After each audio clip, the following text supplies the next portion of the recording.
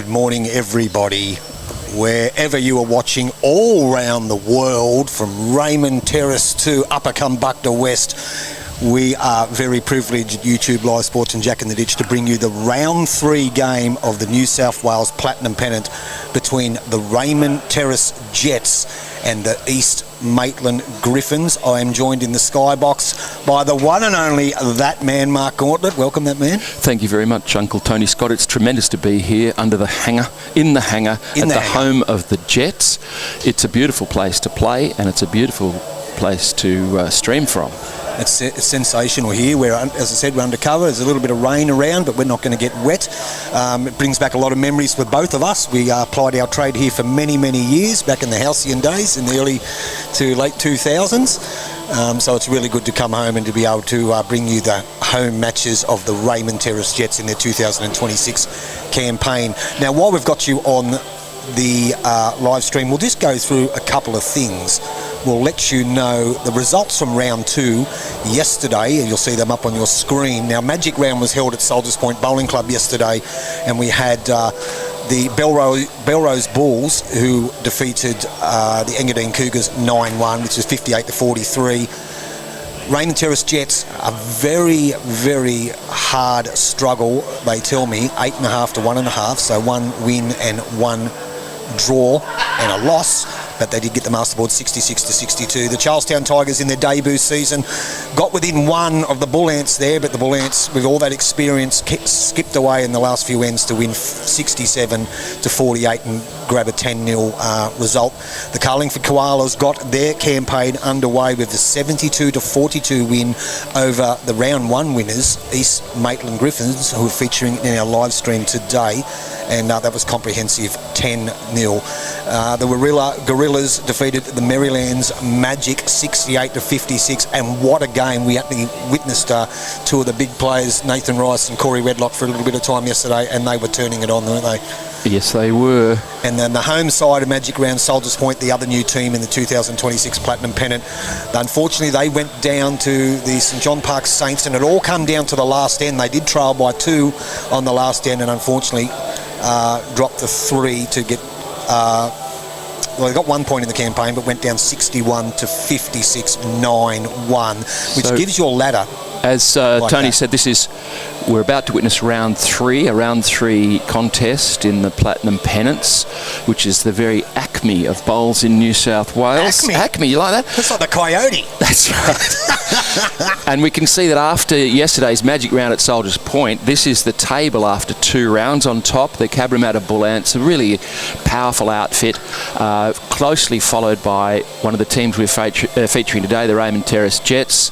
Then another strong outfit, the Wirrallah Gorillas. Maryland's Magic and Belrose Bull, they round out the top 5, and our other team we're featuring today, the Griffins from East Maitland, are running 9th. They'll be looking to get on the board today. Yeah, they had a win in the first round. They defeated Belrose at East Maitland in the Friday night match that was brought to you by YouTube Live Sports. Hello, Mary from Scotland. Always good to have you on board. Smithers, up the Jets. Matthew Bowes will go beast mode. I'm hoping so, matey.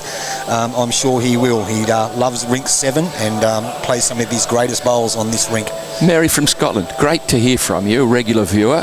So get on board and let us know who's watching, where you're watching from. So the contest we're featuring today is Matthew Bowes from the Jets versus the team skipped by Aaron Hewson. And those teams, we'll just go through them. Yes. So Matthew Bowes, the Jets skipper. His third will be Lennon Scott. The second will be Brendan Stokes, and the lead will be Shannon Giddos. The team from the East Maitland Griffins, Aaron Hewson, the Queenslander, he will be the skipper. Michael Abel, he will be the third. Rod Darcy will be the second, and Barry Mungovern will be the lead. Now, we'll just have a quick look at their squads. If we look at the Jets squad there, you can see there's 12 players in no specific order that are representing the Jets under the hanger today.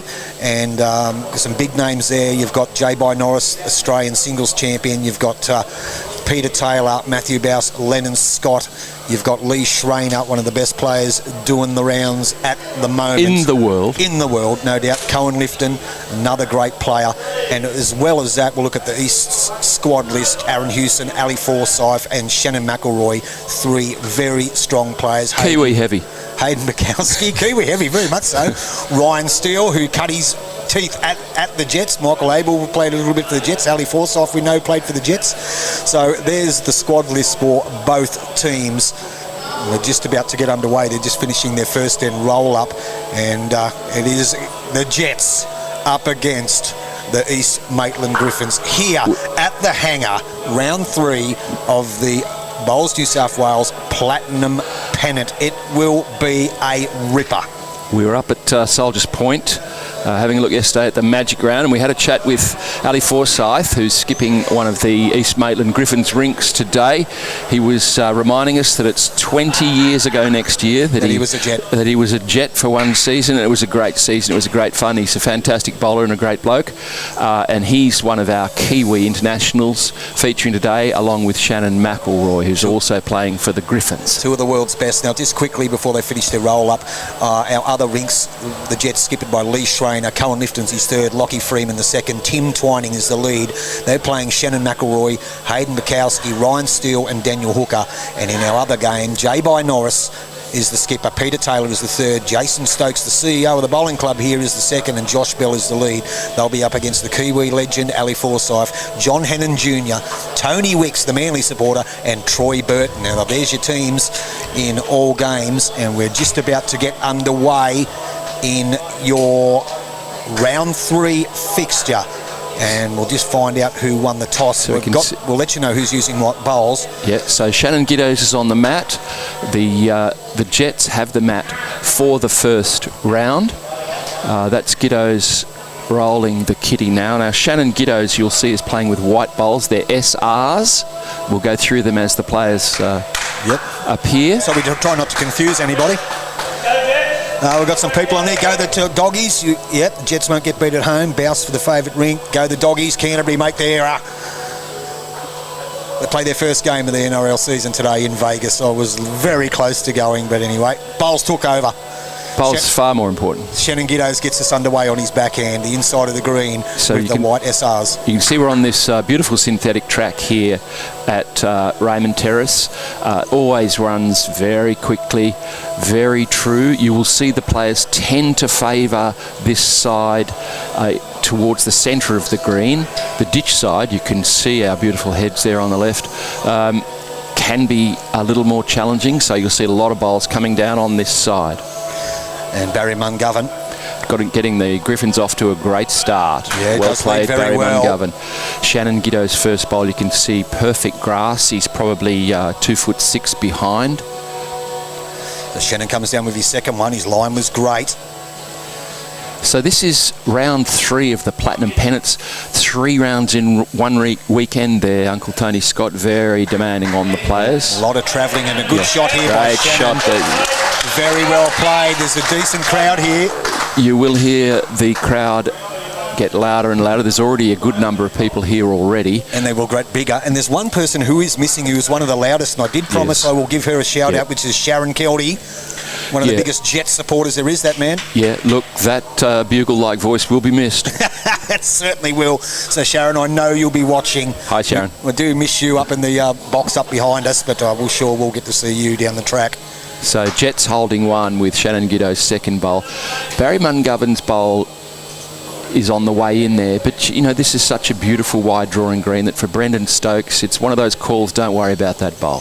Exactly right. You'll see he's taking a very wide line here. The bowl will come back an awful long way. So we've got the Jets from Raymond Terrace, originally so called because we knew the Williamtown RAF base. Correct. And the Griffins, you'll remember the Griffin. It is, of course, the mythical beast. Well, it is called the Labyrinth because Boydie was calling it the Labyrinth on Friday night, and we did give it that name, the Labyrinth. Yep, I'd forgotten our genius on that point. With the Griffin, the mythical beast, with the head of an eagle, the body of a lion, and it represents strength. Great shot here. What a great shot. Rod Darcy from the Griffins. You'll see Rod Darcy's playing with the black and green SGs. And this is Brendan Stokes on the mat again with blue and white dynamics. And Benny Rousell's online. Benny, good to have you. I notice you're back playing here, mate. Your season at Beresfield didn't go any longer, so you come back to the good old Raymond Terrace Jets. Welcome home. They haven't wasted any time getting on here. Rod Darcy trying to repeat the dose. That first bowl, an absolute bomb to draw the shot. It certainly was. Rod Darcy playing with these black and green SGs. And isn't it funny that, man, they're taking so much grass. We already indicated earlier there's a lot of turn on this green. Oh, yeah. And he's just dropped a little bit of weight here. He had beautiful line again. Now, will Bouse attack early here? Draw the shot, I think, was the call. Get some bowls in the head. They've only got one bowl, the white bowl of Shannon Giddo's second shot. Lennon Scott, the nephew of bowl's #1 commentator, Uncle Tony Scott. He is. He's a good boy and loves his bowls, and he's part of the furniture here at the Raymond Terrace Jets, the bowls coordinator, with his skipper Matthew Bouse. He's played a very... Oh, has he got the weight? Can he creep? No. Beautiful line. A mile away. See the hard turn on that bowl. Lennon's playing with an orange and white Optima. Got some hard turn at the end there on that bowl. Excuse me. And we do have Michael Abel, who's the third for the Griffins, and we've already going to notice that he wears the flip-flops. The bowling thong. The bowling thongs. As, look, regular viewers will know I'm not a fan, but there are some bowlers who, for orthopaedic or other medical reasons, do have to wear the thong. I don't know what Michael Abel's reason is. Maybe he just likes the flip-flop. I think it's just comfort. Yep. So he's using the Henselite Cruisers. He said he pulled them out of the ark. And they will take a lot of grass, these things. Yes. She's coming from a good angle here. Has he got the running? Not a mile away. Very good effort. Short. So there's only really the one Raymond Terrace bowl here. It's the second shot, the white bowl directly behind the kitty there. So Matthew Bouse has called Lennon Scott on to this, the right-hander's forehand here on the club side of the ditch. Let's have a look at the line here. So down he comes. We'll just be coming past the skybox now. If you do hear the spraying noise, it's because there's a lot of flies around here, viewers, and I've got the AeroGuard out. They're everywhere. And he hasn't played this too bad. He's just going to duck under, but it's another for bowl effort. In the head. Another one there. And that's not far off third shot. It's just run across the head. Michael Abel will play second. Yep. The blue cruise. The light blue cruise, yep. So old they could well be made out of lignum vitae. The wood that... I thought that was paper mache. The wood that lawn bowls were originally made from. Yeah. So down he comes, Michael Abel. He's going to land inside the Lennon Scott orange bowl. Very Pretty good shot. home. Very, very good shot. Now, do we have any Griffins fans online yet? I see there's a couple of people already calling a Jets win in the chat. Love to hear from some Griffins supporters. Yep. Well, Sammy Wilton's on there. He is a Griffins supporter. Welcome aboard, Sammy. Brother of Josh and Molly. Yes. All... began their bowls careers here. They certainly under did. the hangar, the home of the Jets, Raymond Terrace. So Matthew Bouse on the mat now. Doesn't need to play anything silly too. They've got second shot. It's only one at this stage. He will play the forehand, probably just trying to sit that shot bowl out or back cut that jack to the white one. That belongs to Shannon Giddo's. And the boys are following orders, not standing on the line. It's really good. As much as they want to jump into the head, it's a mighty effort there. Great try. So that's Matthew Bouse's pink XGs. That's his first bowl. And Aaron Hewson walking up the green now. Aaron Hewson, a Queenslander, down representing the East Maitland Griffins. He was a member of the 2025 Australian Fours Championship side. He was. Bring some stats up for him. He represented the Moreton Bay Pirates as a player in BPL 12, and now he's helping coach them, I believe. Yes, he is. He's got a very strong record, 9-time singles champion at Club Pine Rivers. Not bad if he can win one. So down comes Aaron Houston on his forehand. He's holding shot. They'll all be pretty cautious on this. Excuse me. Almost ate that fly. They'll all be pretty cautious on this first end. No need to do anything silly, just finding their range. Aaron was mentioning before he didn't know what to expect on the green. He's never been here before, never played on this green before. Well, he'd be happy, I think, with this surface. This is a very, very good surface to play on. Dear oh dear. Oh, bless you. Thank you, that man. Brings Matthew Bouse back onto the mat. Plays second. As now, the Jets are just the one down. as you say, you don't want to take a chance here with some kind of weighted iffy shot, a dipsy doodle that costs you more. No, so he's playing again the draw on this ditch side. The right-hander's forehander. This one's struggling to come back. Oh, he just had a little wait, that was all. It did come back to the line. Aaron Hewson. Now we're quite lucky, we'll do the scores as we go along. The players do impede the scoreboards at sometimes, so we'll do our best to keep it up to date for you. And the masterboard, which is directly in front of us, which is a bonus. Yes, we'll be guided by the masterboard. We'll do our best to keep up to speed with the individual rink scores. All three rinks still playing their first end. This is a mighty effort to draw another one by Aaron Hewson. 1 to the Griffins. So it is 1 to the Griffins. 1 to the Griffins. 1 to the Griffins. So Barry Mungovan will take the mat.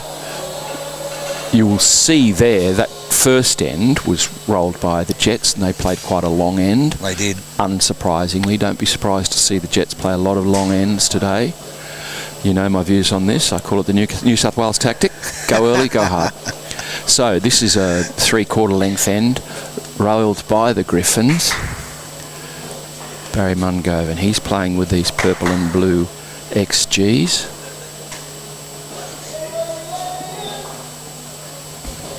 Or medium to 3/4, I suppose we'll call that. The mat's well back. The mat is well back. You see the bowls run on this beautiful surface. Yep, it is a good deck. Very good deck. Here's Shannon Giddos. His first bowl, reminding you that he's playing with the white SRs.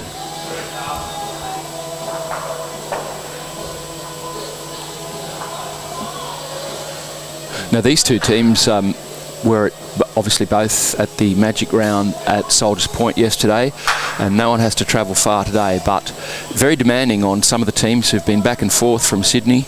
3 rounds of the Platinum Pennants on this first weekend. Yeah, it's been a massive weekend for a lot of these clubs that are travelling massive distances. Friday night games at home, Marilla for example, then up to Soldiers Point yesterday, then back home to Cabramatta for a game today. Yeah. Shannon Giddos on his forehand. But these are top players. You know, this is, I'll remind you, Uncle Tony Scott, this is not the bronze pennant, it's not the silver pennant. It's the Platinum Pennant. Platinum. Think about it. Platinum. Thank you very much. Platinum. Good shot, Shannon Giddos. We haven't got any updated scores on the other two scoreboards yet, viewers, so we'll just do it as we go along, and the players are standing in front of it, and they're more worried about plying their trade rather than flipping the scoreboard over at the moment. It's all right. Well, early days. Early days. We know that the Griffins got 1 on this first end on our featured rink today. Here comes Rod Darcy, who played a clanger to get the shot on the first end. He's just touched Shannon Giddos' bowl in. Brendan Stokes, very much a family affair. Brendan playing on this rink, his father Jason playing second on the far rink. Yep. And we've already talked about the Scott connection. The Scott connection. So Shannon is holding shot. Brendan just sails past, won't go astray. That's a handy bowl there, yeah. It is. While you're holding shot. You will notice too, viewers, that you might notice that just that camera angle at the moment is not right down the centre line. That is because the rink is directly beyond the pole that is holding up the roof. So we couldn't do a lot about that. Rod Darcy. 2 good bowls from Rod Darcy. The first one touched Shannon Giddos' bowl, and that one is just as good as got them a great second. Certainly has. Brendan Stokes looking to, he's got good line again, looking to drop a little bit of weight. So they are holding 1. You see the hard turn at the end of this bowl. He's just struggling to... Just ran on. So, 1 to the Jets. Beth Litvin. She's watching. So obviously related to Cohen. And she's supporting for the Jets. There's a bit of a screamer already. We like that noise. I think that's Beto up behind me. Beth, what's your relation to Cohen? Yep. You're watching from Rosewood in Queensland. Welcome aboard. Cheering on the Jets, as she says. As she would. Here's the bethonged Michael Abel. Flip-flop Abel. On the mat with the Blue Cruise, which were part of an archaeological excavation to find the Blue Cruises. Dr. Livingston dug them up, I think, didn't he? And on that hand too, which is a bit tricky if you played here a few times before, he's getting a lot of turn with those cruisers. A bit of noise going on. So it appears, we will get you the rink scores. I mean, as we said, they're turning over the masterboard before they're turning over the rink scores. So okay, so that's okay. In the game between Shannon McElroy and Lee Schreiner, the East Maitland Griffins picked up 1 on the first end. And we will bring you the score from the far rink as soon as the players get out of the way. So Shannon got a 1. And it was a 1 to the Jets on the far rink. Okay.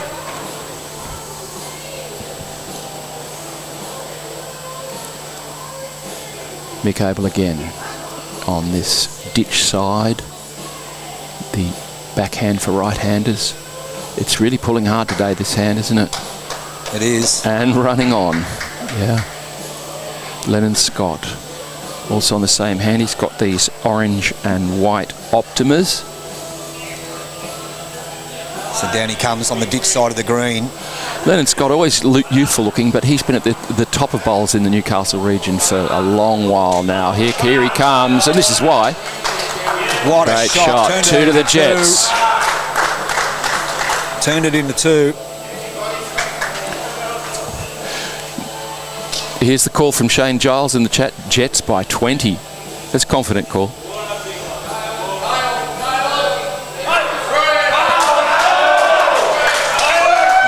Happy. Good shot there by Peter Taylor on the far rink. You can see that in the background. Now on this ring, Aaron Hewson and Michael Abel are talking about the shot here. So it's 2 shots to the Jets, but that green and black bowl, that's third shot, is probably not going anywhere. So it's a question of which hand do you arrive on. Does he play the forehand? And try and get the split. Get the split. Play onto the black and green bowl and split the other 2. So, thank you, Stephen. Oh, he's playing his backhand. So down he comes now. He's close. He gets a shot out of this. Oh, he's played a bomb. Boom, shakalaka. Wow, that is a mighty shot. The frog's out early. Frog's out early. Frog. Thank you, Stephen from Scotland. We love to get the feedback and know that we might actually be, if possible, adding something to the game through the commentary. And once again, viewers, we will remind you that they are actually turning the masterboard over before they do that. Some of them haven't turned the scoreboard yet. Yes. So we'll just do our major game and the masterboard. Great call. Yeah, that's what we'll keep an eye on. That's what you viewers will want. So Matthew Bouse now down on his forehand. Looking to play something similar. Oh, he's close. He's getting a split. Oh, what a shot. Matthew Bouse. 2 at least. To him. Well played, Matthew. The BPL Moama Steamers representative has played a howler. He's not long back from Moama, having played in the Bowls Premier League, and he's returned in very hot form. The skippers look like they're going to have a ding-dong battle here. I think so. Right. Aaron Hewson has switched over to his forehand. This is his green and black bowl in the running here. The white bowl is against him, so he's taken 1 out. Looks to be 1 only to the Jets now, the pink XG of Matty Bouse. Thank you for that beautiful comment there, Shane Giles. 2 great bowls minds commentating. Couldn't ask for a better duo. I'm very humbled and privileged. We love it. We talk 2 great about it all bowls the time. minds. Can we get that on a plaque or something? Yeah, put it at the back of the bowler. Anyway, after a screamer with his first bowl, Matthew Bouse, he'll be playing his second to add to the count. Get their campaign underway. And these are the bonus. The bonus shot. You're holding. This is really important for the skipper to here to double the score if he can. He's coming from the right direction. He looks to have a tiny bit of running maybe. So easy to do on this track. But it is 1 to the Jets. Some cracking bowls already in this game. Yep. As you'd expect. Platinum pennant, did I mention that? Platinum. It's platinum pennant. Not silver. No. Not even gold. It's platinum. It's platinum.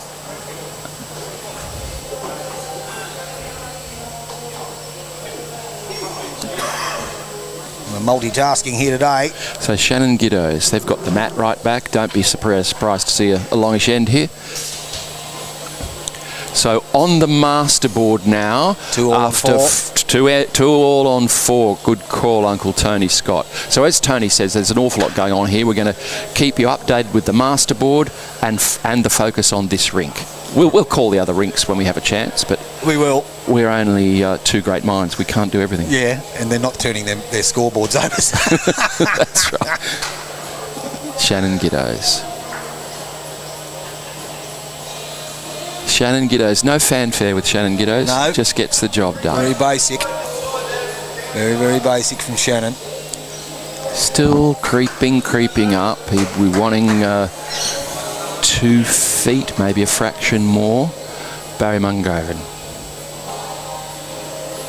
Down on his backhand, Barry, a very, very well-established lead in this area. Gotta love this line, I think. Is he on his way back, that man? It's just going to be a tad short. That'll be the shot. Not by far, though, but it will be one.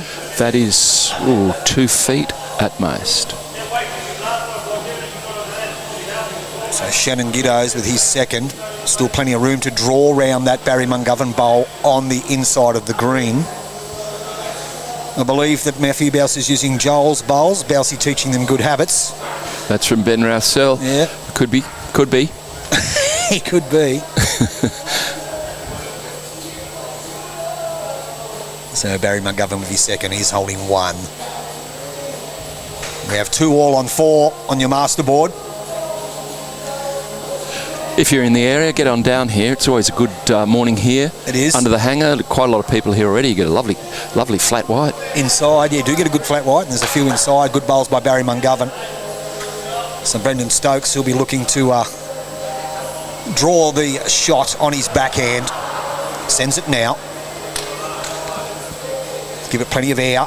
2 down, but plenty of room, as they say. Yep. And if you notice that, man, that the Raymond Terrace Jets have all 99% of the time have opted to play. Look at this for a bowl inside. Oh, he's not. Oh, they've opted to play the inside of the green. Absolutely, yeah. I mean, there's always room to draw around those bowls in that situation where they're 2 foot short, and it is just a slightly more predictable hand. It certainly is. So they are holding 1, possibly 2, the Griffins. Rod Darcy now, who's played a couple of screamers so far in the 2 ends gone. Now we do have an update finally on that other. They've finally fixed their scoreboard over there. Right. Which is 1 all. That's 1 all in the game between Jay Norris and Ali Forsyth, or Albie Fosdyke, as he was known when he played here many years ago with us. It still is. It'll still be Albie to us.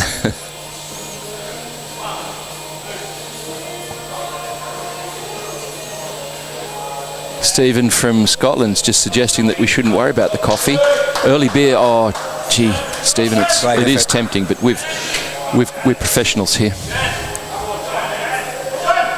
I hope you've got one in front of you at home. There's a Lisa Boykowski, a Griffin supporter. Let's go, yes. Griffin, she says. Her man Hayden is playing on the middle rink, is it? Yes, on that middle rink for Shannon McElroy. Here's Lennon Scott.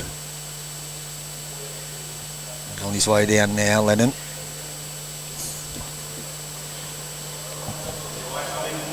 So it's actually pretty tight for shot. It's very deceptive. It is. This bowl on the line behind is the bowl of Brendan Stokes.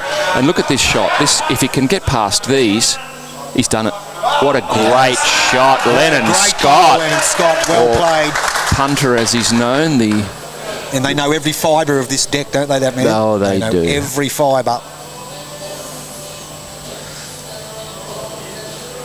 How long has Lee Schreiner been playing for the Jets now? He's skipping for the Jets. His 3rd or 4th year. Yeah, I was just thinking he'd know every blade of plastic on the screen as well. Oh, he would. He certainly would. So Michael Abel with the light blue cruisers now finds himself 1 down, possibly 2. The wide drawing cruise, can it come back from there? He's struggling. He might. Then he go. No, he's starting the hook now. Oh wow! Yeah, they really turn. They do. Oh, they're a great turning bowl. At least one to the Jets. That's a great effort by the flip-flop Abel, the bethonged Michael Abel. And Scott on the mat now. Played a screamer with his first one, did the punter, or Leonard, as I call him. Down on his backhand. Plenty of air. Matthew looks interested. See if we can just get a view of it coming into play now. Here it comes here. He's played Look two at this bombs. for a shot. Wow. Two absolute crackers. Oh, wait, is that Frog? That's got to be Frog. That's got to be Frog, and we'll say great Scott. Great Scott. Two ripping bowls. Boom shakalaka. Well done, Leonard Scott. Really good bowling. Now, the call from Aaron Hewson here is up through those front ones. He's called Michael Abel to play a bit of sexy bender weight. Is that what we're talking about? I think looking at sexy bender. It's minimum sexy bender. It is, and we know how minimum sexy benders play on this sort of green. He's holding his line. I tell you what, he's not a million miles away. Is he very going to go close. straight through? Got the king. Oh, what Got a the great shot. Is That's the a bowl? dead end. It's gone out of bounds. What Big a great bowl by shot Michael from Abel. the bethonged Abel. All in the flip-flops. What a shot. Bowls will go back up the other end. So it's perfect for conditions for bowls here. We're under the cover here at the hangar. It's a very kind temperature. It's a cloudy, slightly drizzly day outside. Yep. Not a breath of breeze. No. You've got a big crowd on hand already, and we're only 2 ends in. There's a lot of noise. A lot of noise here. And on your scoreboards, you'll see the bottom left end of the screen. LS is obviously Lee Schreiner, SM Shannon McElroy, JBN, J by Norris, AF Ali Forsyth. So we've got on the far rink, it is 1-all between J by Norris and Ali Forsyth. And it's now 2-0 on 2. On to Shannon McElroy. Shannon McElroy against Lee Schreiner, the skippers there. Most importantly, on our master board, 4-2. We're updating that now. 4-2 to East Maitland after 6 ends. Get that updated for you. We're doing that right now. So, Shannon Giddo's playing his first bowl after that dead end. Coming in now on this, again, the long end. Beautiful line, a little bit over.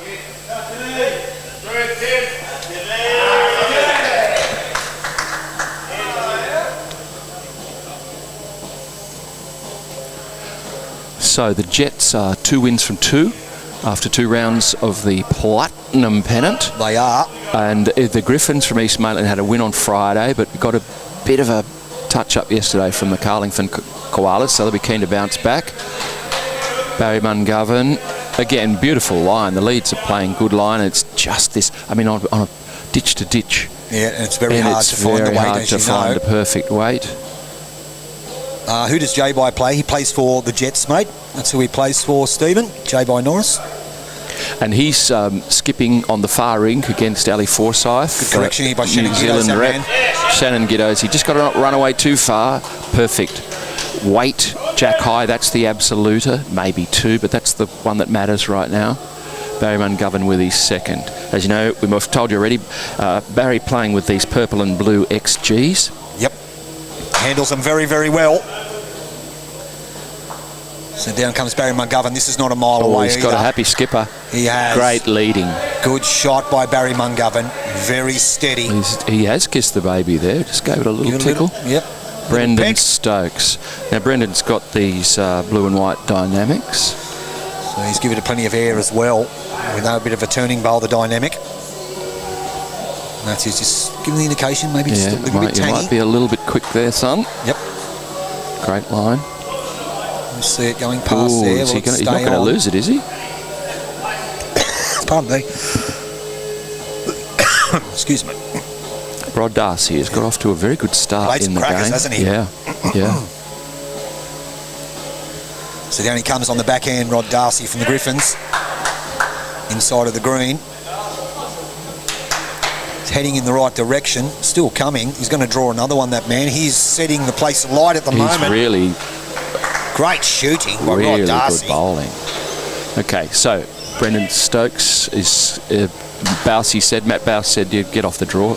Yep. Give us a little bit to get excited about here with your weighted shot. Not a mile She's very away close. if he holds his line. Oh, he's just going to get the spuds on the front one. Yeah.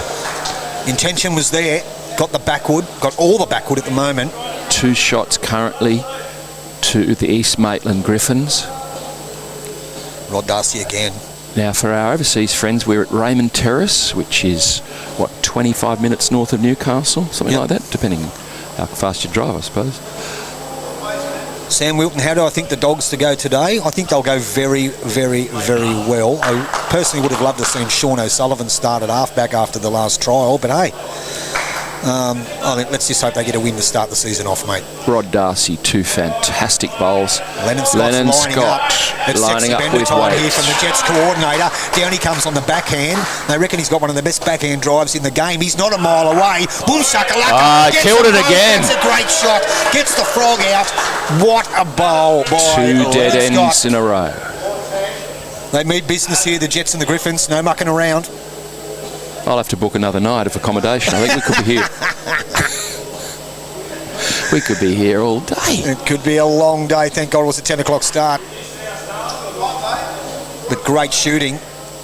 Great draw bowls by the Griffins on that end, and then very effective weighted shot there from Lennon, the punter, Scott. And as you know, that man, and we always talk about when you're playing an artificial surface, we believe there's 2 shots, it's draw or drive. When you play the perhapses or the yard-ons, they're very difficult shots to play on an artificial green. So if you're going to hit it, just hit it.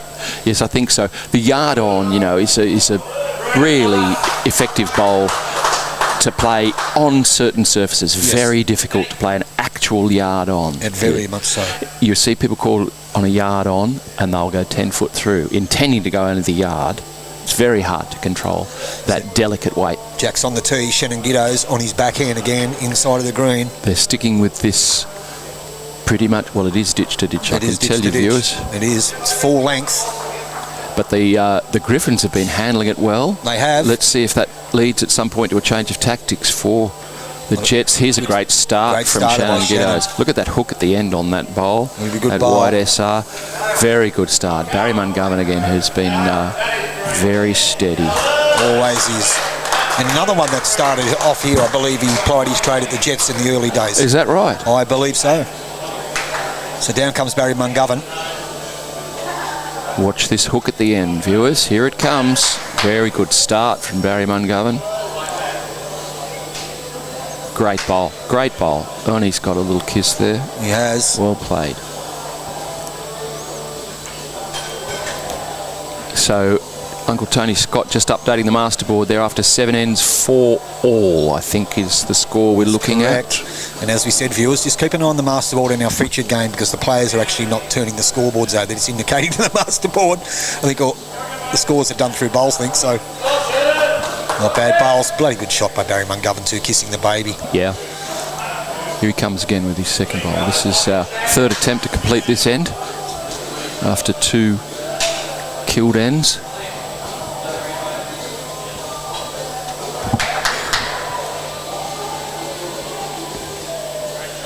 There's the Forest Wombats on board. Good morning, Bowls fans. Barry Mungovan Barry leading Mungovan, like a this is, wow. He's turning it on. He is. Brendan Stokes. Been under the pump a few times when he's got on the mat, young Brendan. He has. But his job is a simple one. Draw me a close one. Looks to be just struggling to find his weight more than anything at the moment. I know that bowl looks a bit wide, but it's going to come back almost to the line. He's just lost that one in the ditch. He has. Rod Darcy. Matthew slams it on the bank. Not happy with it. So Rod Darcy down on his backhand. It's probably Brendan just need to settle down. I know it's early days. Decent crowd. First home game. Featured match. YouTube Live Sports. Mark Gauntlet, that man and myself riding every shot and riding every bowl. Rod Darcy. They've gone nuts, the Griffins. This is great draw bowling from the front end on this rink. The Aaron Hewson skipped rink for the Griffins. Brendan Stokes looking to correct. He probably found himself 2 or 3 down. And look who's up there behind us. Turn around, that man. Young Michael Harris there. Nick Harris, absolute stalwart here at Raymond Terrace. He's just dropped that one a little bit short, Brendan. We spent a lot of happy hours on the green with Mick Harris back in the day. Did. Back in Lightning Ridge a few times, over the US a couple of times. Stephen, again, commenting, frightening bend on the rink considering the straight bowls you play with. Well, some of these players are choosing to play with wider draw bowls than others are using to take advantage of the turn on this green. But this is brilliant bowls by the Griffins. 4 shots. Sensational. 4 close bowls, and you'll see, he's already lining up. Yeah. He's going to whack it again. Could be the 3rd dead end in a row. Down she comes on the backhand. Maybe just a tad wide. Might get the hole. Yeah. Just gone through. Okay, so the Griffins really applying the pressure here. And the thing too is that, man, Shannon Gritto's first 2 bowls were pretty good. Pretty fair bowls for ditch to ditch on a fast turning green. Unfortunately, Brendan Stokes, the first one went in the ditch. His second one dropped a bit short, then Lennon was forced to play weight. Just gone through the gap to the right of screen, but he does have another one, and we know he's pretty deadly. Telbegan to fire up. He's up behind me, Smithers. So Michael Abel, the flip-flop Abel from the Griffins with the Blue Cruisers, down on the backhand. Sends it now. They are holding a Simpsons handful at the moment, the Griffins. Great viewing numbers already for this round 3 game. Live from the hangar. He gets behind here, that man. He's pretty good, isn't he? He's sneaking up. He's going to pass Jack High. Matching that Shannon Giddo's bowl. Very fine effort. Here's Leonard Scott again with this well-known setup for his backhand running shot. Tighter this time, very close to something. May just get a piece. Oh, he's got the other hole. How did he get through that gap is beyond me. Wow. He's got through 2 holes there. That gap was almost impossible to get through. So a fantastic start from the Griffins here, bouncing back after their loss to the Carlingford Koalas yesterday. Yeah, quite comprehensive too. Yes, that was part of the magic round up at Soldiers Point. We're up there. It was a huge day to see all 12 of the Platinum Pennant teams. Not bronze, not gold, not silver. Not silver. No. It was really good. It was a great atmosphere. There was a bevy of supporters. They were everywhere. The corporate box underneath on the club side was chock-a-block. Yes, it was a big day at Soldiers Point. Certainly was. And to the concentration of absolute top-level international bowlers across those 12 teams is amazing. Particularly like we spoke about all the travelling they've got to do since Friday night. So Matthew Bouse, what will he be doing here? His backhand running shot. He's playing the sexy bender shot as well. He's not a mile away. He's not a mile looking away. To contact the kitty. He's got it, and that's our 3rd dead end in a row. That's great shooting by the captain, Matthew Bouse. That deserves the boom shakalaka. 3 dead ends in a row. We're going to put in our dinner orders now, all right? Can someone get over the rectory and book us some accommodation? So they're taking them back again. Big hits.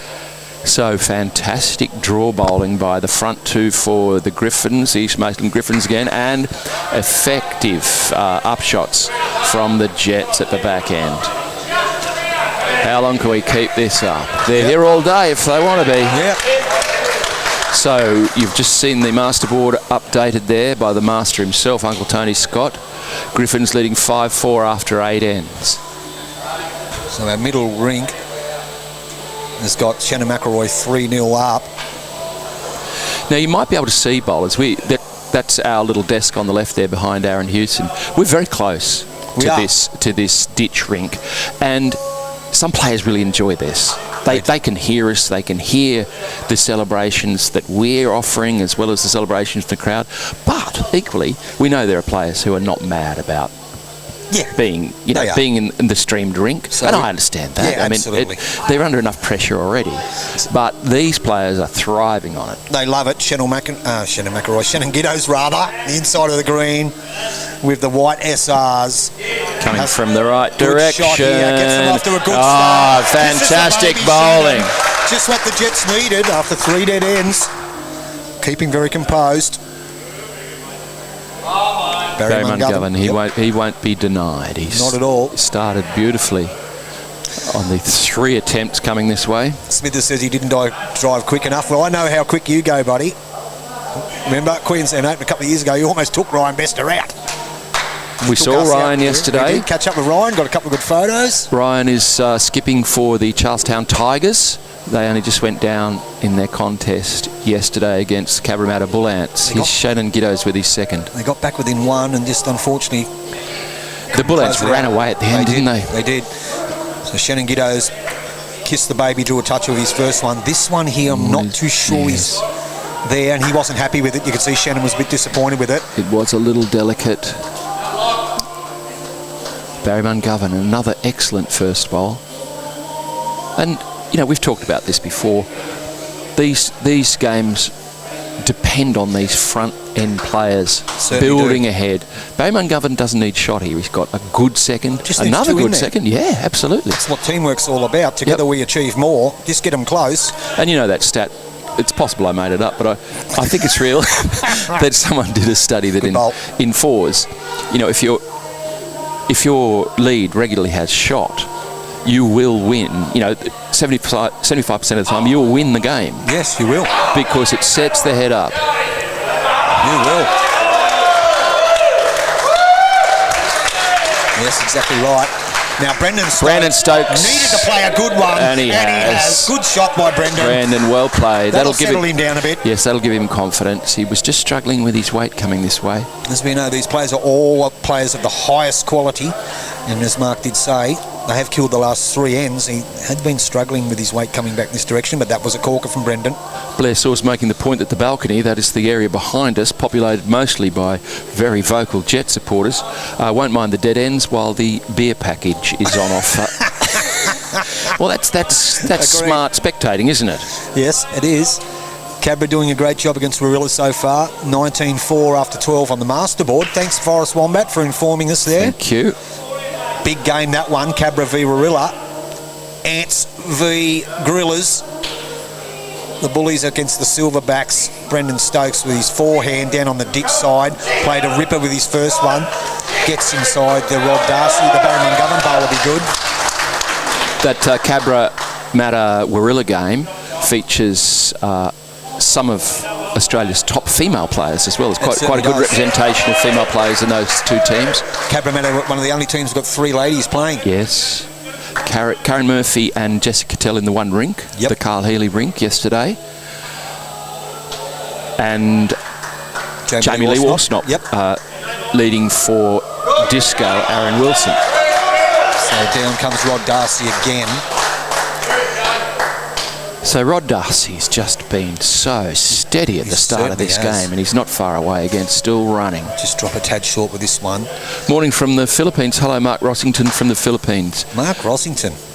Now the Jets jump out to a 9-5 lead, so that's largely due to the J. By Norris rink leading. He picked up the score. Leading 8-1 against the Griffins rink, skipped by Ali Forsyth, otherwise known as Albie Fosdyke. You know, Albie Fosdyke. So we've got a really interesting head on our featured rink here. Lennon Scott on the mat. It's hard to tell who's shot from here. It may well be still the white bowl of Shannon Giddo's. A lot of noise here, as you can tell. Lee Schreiner has played a screamer. Lennon Scott on our featured game on his backhand. Possibly, I think they're holding one with the Shannon Giddo's bowl. Yes, I think it is, but it's a little hard to tell. So the orange and white bowl of Lennon Scott on this beautiful backhand, just looking to sneak in. He's turned over the Rod Darcy bowl, the opposition bowl, but it's another Jets bowl in the head, because they really only had the one bowl, the white bowl of Shannon Giddo's in the head there. They did. So it looks now to be 1-2 East Maitland, with that green and black bowl to the right of the head. And you do have the Brendan Stokes bowl too, which is just to the bottom, say at about 5 o'clock of the jack. So Matthew Bouse, if he plays the forehand side, can touch the jack between the Shannon Giddo's and the Brendan Stokes bowl and make a score. Now I see the Bethonged flip-flop able has been called on this forehand. They're looking to get another bowl in the head. And try and close up shop early. So down comes Michael Abel with the light blue cruisers. Just running past the skybox now. I'll just be stuck out there, that man. Yeah. The trickiest hand on this whole green, really. The ditch side here. It certainly is. You can see Matthew saying to Lennon, just play through your own. If you get the split, you'll turn the the front bowl of Rod Darcy's away, but if he gets onto his own, he turns on the jack, he can make 2 or 3 here. Absolutely right. That's the call. So just between the orange and the green, or turn up the orange, his own bowl. As you can see, the orange there is what Mark's talking about. So Lennon on his backhand. Scotty Began, yes, he is making some noise. He's up behind us there, viewers. So down comes Lennon on his backhand now. Massive viewing numbers with this game. 2 well-supported teams. Very much so. The Jets very much in the running after the first 2 rounds. Just gone past. He's not going to sail. Yeah. It might have been 2 feet heavier than what he wanted. Yeah, he really possibly. only wants to turn the bowl in. Yeah, because you turn it in, it'll turn onto the kitty. Yep. You probably didn't need quite that weight, but that's what we were talking about before with the difficulty on this fast track of playing that weight which is only just over the draw. Absolutely, and you can see if they turn the jack onto the bowl, there's the one to the left at about 7 o'clock does belong to Brendan Stokes of the Jets. So Michael Abel will play his second. His last one just managed to hang on. It's hanging over the lip there. But you can't see what he's got to do. Yeah, his line wasn't bad. He might have pulled this in a fraction, and it will run. This is an interesting shot. It's going to get some This is a very interesting shot. It gets there to the Brendan Stokes bowl. That's an important bowl for the Griffins. Really top shot. Doesn't count, but strategically, as Mark said, that is in a very good home. It splits those 3 bowls up. If Matthew Bouse had just trailed that jack on his forehand back to the line there, he could have been holding 2 in a measure. Now, it may be that Matt Bouse plays the same shot that he was calling Lennon Scott on, which is on the backhand to turn the orange bowl over. Let's see what he decides. Very experienced skipper Matt Bouse, a very good darts player too, I don't really know. He's good cricketer as well. Yeah. So he's coming down on the backhand, still looking to get the turn out of the Lennon Scott orange and white Optima. So he can wriggle between the orange and white and the green directly in front of the kitty. Looks interested. Or turn the orange. Looks interested here. Gets it right. And he has. That's a great shot. He might have made 2. What a fantastic shot. Wow. What a game we've got home. We'll give him the frog. Boom shakalaka, Matthew Bouse. I think he's turned up to play. Matthew Bouse, he's definitely turned up to play. He did turn up without socks. He was rolling up in his flip-flops and he had to get J-By to bring him some. That's a bit forgetful, isn't it? I mean, a little bit forgetful from the bowls coordinator. But he did, yeah. I said, what are you playing in your thongs, mate? Forgot my socks.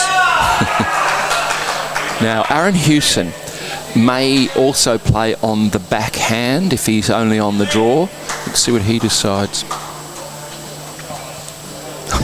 Greg Wright, no, we're not, because that's a Facebook thing, not a YouTube thing, so it's all good, buddy. Forehand, Aaron Hewson has played a bit of a weighted shot here. Oh, he's turned the... Well, it's definitely 2 now. 2 to the Jets. The pink bowl of Matt Bouse, the orange and white bowl of Lennon Scott, and you can see the 3rd and 4th are the green and black bowls of Rod Darcy from the Griffins. So they do hold 2, the Jets. One of our viewers making the point that Bouse, he can bowl. He certainly can. We saw he had a very good outing in the recent Bowls Premier League at Moama. Well. I was talking to him about it this morning. He did play well. They didn't get the chance to defend their title, but he, as he said, he was very modest. He had his moments, but the games I watched, I thought he played pretty good. He did, and he teamed very well with Aaron Sheriff. They're obviously a good, effective combination, the 2 of them together. So, as you'll see in our master board, Jets up 9-5 against the Griffins, and that's largely down to the far rink where J-By Norris for the Jets is leading Ali Forsyth 8-1 at this point. The other game's very close. Stevie guessed both of those bowls are probably the most 2 popular, the XG and the Optima. Yeah, probably the XG would be the most played with bowl. That's a Hence Light bowl. Is it CCIB TV? Evening, lads. Good evening to you, my friend. Bowling in the UK, are you? Tell us more about your bowls in the UK. We'd love to hear from our overseas stay on here. Spectators. Not quite. So Aaron Hewson, as you can see, that man still does have the backwood. I reckon he'll be attacking again. He's on his forehand again. The Pine Rivers legend. Playing something similar, a weighted shot. He's played really solid weight here. He looks to have pulled it, but if he can get the edge of that... Oh, and he's killed another one. There's 4 in a row. 4 deadens in a row. All right, well, I'm ordering dinner. I'm definitely ordering dinner. Well, Cowboy said he can do anything. Cowboy, you said you could help us out any way you can. Any chance of booking us some accommodation? We think we're here all night, Cowboy. I can give you the credit card. We need to book some accommodation, mate. I think we'll be in till after dark. I think you might be right. So we've got Cowboy here who's very kindly offered to assist us during the course of the game. And an interesting thing that's happened, that man, they haven't taken the bowls back. So viewers, what we've seen with the 3 dead ends, that they've returned the bowls and played back towards the old swimming pool end. This time they've said no, keep them where they are. Again though, it's ditch to ditch. It is. And this is clearly the tactic that the Bouse Rink has gone out with. Shannon Giddos. And they wanted to change it up too because, as I said, the last 4 ends have been killed. I think it's 2 apiece. Yep. 3-1. And Shannon Giddos with his first one. Beautiful line. He's gone 5 feet past. And we do apologise to viewers. We can't show you that full thing because there's just not enough room behind the rink to be able to put that camera up because the post holding up the roof. But we can. But we can make it. We can make do. Well, you get a word picture. Word picture. Yeah, I like that word picture. Here's Barry Mungovern now. He's running across the head here, and this bowl will run away a long way. He had pretty good weight. That's his first loose bowl, Barry Mungovern. He's been playing very, very well. So Shannon Giddos on his forehand again. Sends it down. I'll try and get this one for you. Better bowl by Shannon. Might still scoop across though. Oh, he got a bit of a funny sort of stand up there, but it is shot. Waits in very, very good. Our friends at CCIBC TV expressing their affection for Ali Forsyth, it looks like. Oh, really? They love an alb. So down on the forehand, Barry Mungovern. He's a little tight again. It will run away, but it's not a bad bowl. I'm calling that a bowl in the head. So Brendan Stokes. Brendan Stokes, who was struggling the first couple of ends, but he's found his range now. Yep, he did play a corker on that last end. Now he's got to hold up. This is going to do a lot of turning, viewers. It is. They do hold up there right at the death, if you notice. He's going to turn right at the end here. He's a good shot, yeah. Well played, Brendan Stokes, that's 2. He'll be happy with that, that he got away with that. Here's Rod Darcy, who's been the player of the contest so far. I agree. Playing great bowls.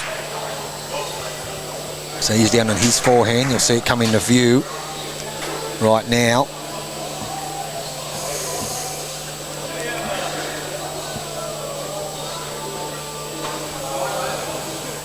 Another good bowl by Rod Darcy. Yep. Just snuck past. It looks, it's close to shot. It is. We won't try and call that. It's very deceptive on the screen. Brendan Stokes with his second. Let's go now, Brendan Stokes. These are dynamics. They are. I think he's got better grass too, that man. Yeah, I don't mind the look of this line. Not a mile away here. What's his weight like? It's so weird. It's pretty good. Matthews pointing to the target. This has got to be close. Oh, Great shot, Brendan Stokes. Yeah, 2 good bowls. Shot. Impeccable weight by the young fellow. Oh, yeah, he's back. Gives me such pleasure to watch bowls turn on the screen. It does. When you get a feel for this green, it's a joy to play on. It certainly is. We played a lot of our Premier League games back in the day on the other green, if you remember. I do remember that, yeah. So Rod Darcy. Another good shot from Rod Darcy, boy. It's going to run out of the... So it's still 1 with the Brendan Stokes bowl. So it'll bring Lennon Scott onto the mat. Makes his way up now. A follow-up from our friends in the UK explaining that that great bowler, Ali Forsyth, was much loved and was playing for the Melbourne Extreme. Yep. Yes. He didn't play. We spoke to him about it yesterday. He was in Malaysia. That's why he couldn't play this year in the BPL. He was over in Malaysia. He did coach the Moreton Bay Pirates the year before. Yep. And he's played a lot of bowls in Victoria now. He has. Ali Forsyth. At the Clayton Club. That's right. So down on his forehand comes Lennon Scott. I like this line. Not a mile away. I like this line. Very close. Sits on that. He's got a little tickle. That hasn't hurt them, has it? He's just touched the Brendan Stokes bowl directly behind the kitty. So we're under the Jets. And his bowl is behind too with the Shannon Giddos bowl, so they've got the back covered. Now, onto the mat will come Michael Flip-Flop Abel. And they've got probably 2 seconds. I don't know that they'll be doing anything silly here, but let's see what they think. So Michael Abel. I think another bowl in the head is what they'll be after here. You with me on that one, Uncle? I think you're right. Yep, I think that's what they need. I'll just update that masterboard for you very soon. So he's got the cruisers out there where they make the pies. He's given it plenty of deck. He's not a mile away, that man. What's his weight like? Maybe a bit tangy. Just sneaking past. Beautiful line for that shot. Yeah, he's just gone past 4 feet. He has. I see Mark Rossington in the chat making the point that he, and it must have been a relative of his, beat the Stokes father and Luke son. Rossington, yeah. Luke beat the Stokes combination from the Jets here 2 years in a row, and their father and son. Mark and Luke. Anybody else like to advertise a victory they've had? So Lennon Scott down with his second one. So we're just going to 9-7 now. 9-7. We're updating that momentarily. The Jets in front 9-7 after 10 ends.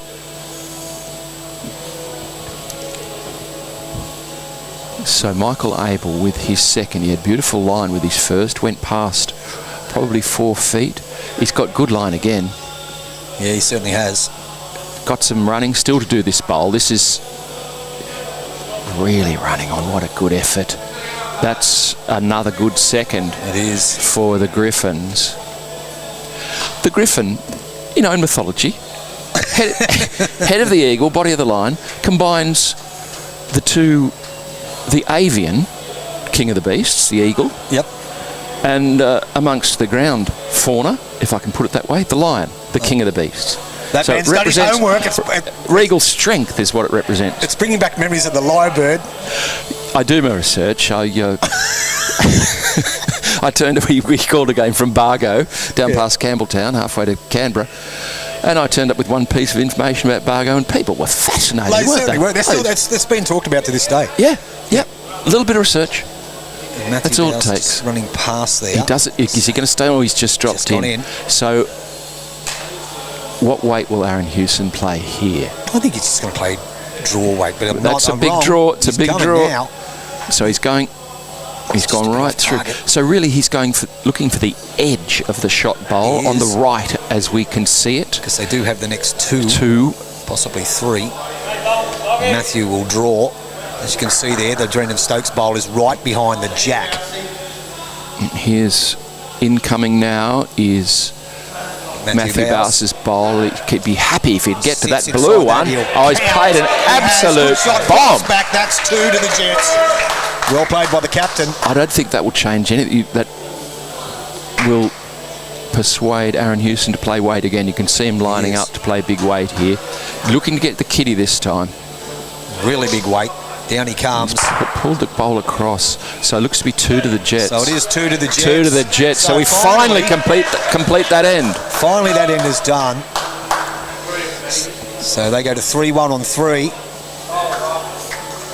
3-1 on 3 to the Jets on our featured game. I just, as my Matty Bouse was walking back to place his foot for Shannon Giddos, I saw him saying to someone, "It is flying." Oh, it looks like it's flying, doesn't it? It's really running on this screen. What would we say, 17 seconds? That's pretty quick. Got the call there from Lennon Scott, 2 shots. Give us a smile. You can see him walking down there. He's on the athlete's food. He's having a snake. He's got a snake. What about the red frogs? Bring out the red frog. Bring it back. Keep the energy up.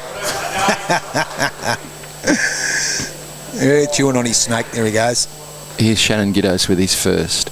So this is another very long end. It's not absolutely ditch to ditch, but not far off, and that's a pretty handy starter from Shannon Giddos. Started well again. Barry McGovern, though, been leading just as good. 3-1 on 3 in your feature game, 11-7 to the Jets on the masterboard.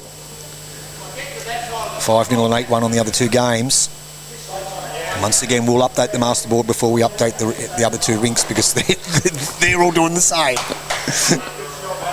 We're pretty confident with our masterboard. Yeah, we are. And we're confident with the score on this rink. Good shot by Barry Mungovern. Oh, it's come back beautifully, that bowl. Well played, Barry Mungovern. Geez, playing a steady game. Yeah, and so is Rod Darcy the second. So Yes. when Barry's getting him close, or if he's just missing out on shot, Rod Darcy is playing the big one to add them to the head. You do know about 3 or 4 ends in a row there that they built fantastic heads with their front two. And it's interesting, we finally completed the third end after it was killed, what, so 4 times? 4 times. And we'll see whether that changes the rhythm of the game at all. Yeah. Because slow it down a tad. East Maitland were really dominating up front in those ends. They were. So Barry Mungovern with his second bowl. First one's a crack up. See, Shannon just got the edge of it and turned it back beyond the jack, but It was either a clanger or a cracker. It was a clacker. a clacker. Yeah, that's it. Here's Barry Mungovern, and he's dropped a little bit of weight. His first one is a beauty. Brendan Stokes. Draw close. Build me ahead is what Matt Bouse is saying. Oh dear, you can see Brendan's not happy there.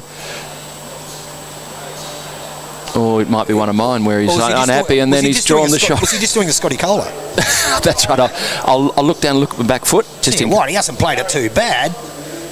Keeps running. He's disappointed with that. Wow. Another great second. Good bowl. Yep. So best on ground at the moment, Rod Darcy. Down on his backhand. They are holding one. Hello, Kel. Very good.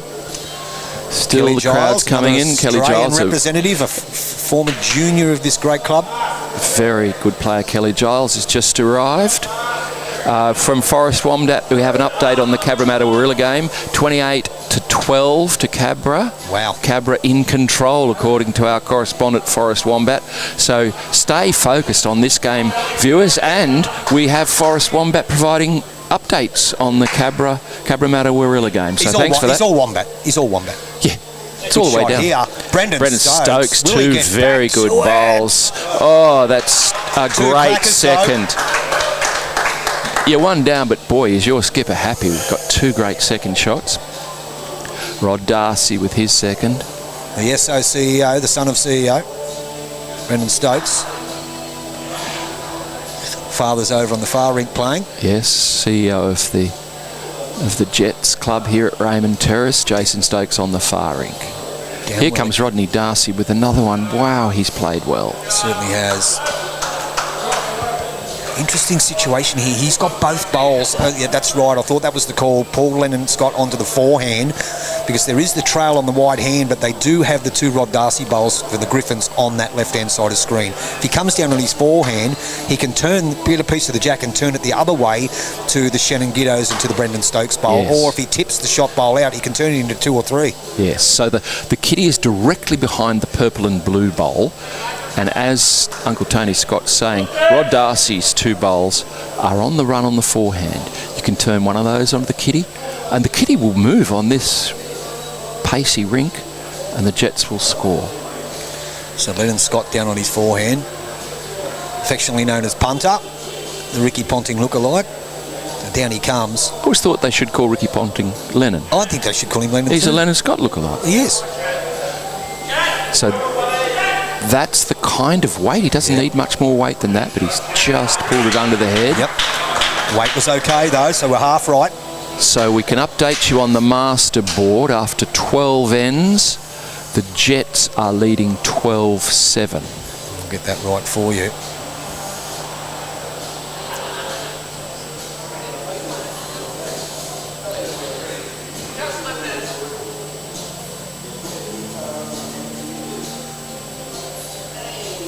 Said we'll just keep that masterboard up to date. Players are not in a hurry to turn their scoreboards over, but that's okay. They're a little focused on the game. They are. Mick Abel with his, they're a sky blue cruise. You don't see many sets of these around now. No, you don't. A few of them in museums, but you don't see many on the green. I think you're right. Now, that is a good home where, so as we were saying, turning the bowl was the call there. Turn that green bowl into the head. It's against you, but it will contact the kitty, and we've got bowls waiting, which is why Michael Abel's bowl that's finished just to the right of the head there is actually in a good spot for the Griffins. He's a chance here, that man. If he holds holds this line, he's just, even if he gets a turn out of the Brendan Stokes bowl, the front one, and he's just gone under. Oh, it's another catcher for the Jets. It is. So the Griffins holding 1. So down on his backhand comes Mabel. Flip-flop Mabel. Give it plenty of territory again. We know these cruise things, they turn on a 5-cent piece, these things. Look at it come now. Did Michael Abel play for a little while here? He did. He did, I thought he did, He was a Jet. He also played at back at the Furnace for the May West Steelers. He did. Yeah, with his mate Daniel Hill, who's now the bowls coordinator at Charlestown Tigers. So at the end of this, when this end's completed, we'll have a quick look at the scoreboards and get them updated for you. Good call. So, only one down, Matt Bouse. It's not the end of the world. Of course, if the players update them first. Anyway, down on the forehand, Matthew Bouse. Doesn't spend a lot of time on the mat, Matthew Bouse. One of those players that gets the ball away pretty quickly. He's just this, it's going to turn away. It is. I think the weight's pretty effective. He hasn't made it any easier for himself by pushing that Rod Darcy bowl into that hole that he was trying to use. But it is only the one shot to that man, so the positives, it is only the one. Yep. And so I imagine Aaron Hughes is going to be drawing on his backhand. I don't see a lot else on. Hard to make two, but... Yeah, I think you're right. Yes, he's lining up on his backhand. You see the master board just been updated there by the man who can do everything at once, Tony Scott. Oh, multitasker. So we've got the Jets leading 12-9 after 13 ends. So here's Aaron Houston's first bowl. Not a million miles away, I've got to tell you. Could he draw another one? Tell you what, he's close here. Oh, that's a great effort. Okay, does Matthew Bouse attack this? Here's the question. Or does he just try and dread draw it on the backhand? It is. I think there's a bit dangerous. There's a danger playing weight because you can see to the left of the kitty a big group of Griffins bowl, East Maitland bowls, and you wouldn't want to squirt it out there if things go wrong playing weight. I think he's staying on his forehand. Yes. So he's playing a little more weight. He's playing a bit more direct, isn't he? Yep. He's playing through that front pack. Now he's not a mile away. Can you get the Brendan Stokes ball at the front here? One touch. What's happened? There. They're having a look. One to the Griffins. Wow. Very fine effort. And that could have gone anywhere. You saw the Brendan Stokes blue and white ball pushed onto the kitty. There was a bit of rattling around, and in the end they said one of the Griffins. So Aaron Houston, is he going to play this? If they're holding one, would he play on the forehand and turn the Brendan Stokes bowl out? Is it worth it? Yeah, look, that is debatable. Not too sure. You'd have to be very, very careful, wouldn't you? Yeah, you would. Look, you're probably better off just taking the one. He's come up with his bowl, so that's an indication he might take the one. So you can see what they're looking at there, at the Rod Darcy bowl on the forehand. And if you're under that, to turn out the Brendan Stokes blue and white bowl. Yep. So is he going to play it? Is he going to play? He might be one of those ones where he plays it, but he doesn't try that hard. Or one of those ones where he walks up the other end and he just says, "I'm not playing it." Yeah, I just wanted to... just want to walk past the skybox. That's right. Aaron Houston, Queenslander, here representing the East Maitland Griffins. A lot of chat going on. Things are heating up here under the hangar. Always a lot of Jet supporters when they're at home. So he's playing this on the forehand. So down comes Aaron Houston holding one. Giving himself a bit of air. Is he just on the draw? I think he is just on the draw. Maybe you're trying to turn the Rod Darcy. Yeah, look, why not? How's he looking? Oh, gee, he did have a go. Great effort. Yeah, great effort. Was. One to the Griffins. It's one to the Griffins. 3-2 on 4 on your featured match.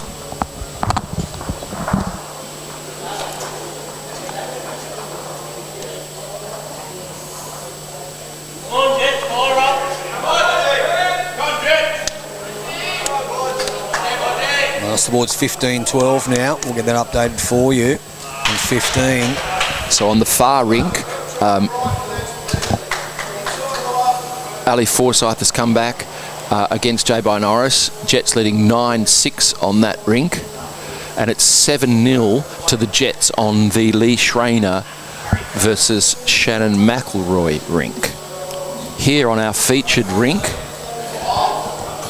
Can't see how many ends that far one's played. Here on our featured rink, the Jets leading 3-2. They've only played 4 ends, but we've watched 8 ends. Nearly 8 ends. Sharon Keldy's got on board. Hello, Sharon. We can hear your voice. I can imagine your voice now behind us. She says, bad luck, Matt Bouse, on that last bowl that he played, and it was a great effort. Where are you, Sharon? Let us know where you are. You're much missed here at the hangar. I know you love to support the Jets. So our bowls, our leads have played 1 bowl each, both very good starters. Here's Barry Mungovern with his second. And a shorter end too, that man.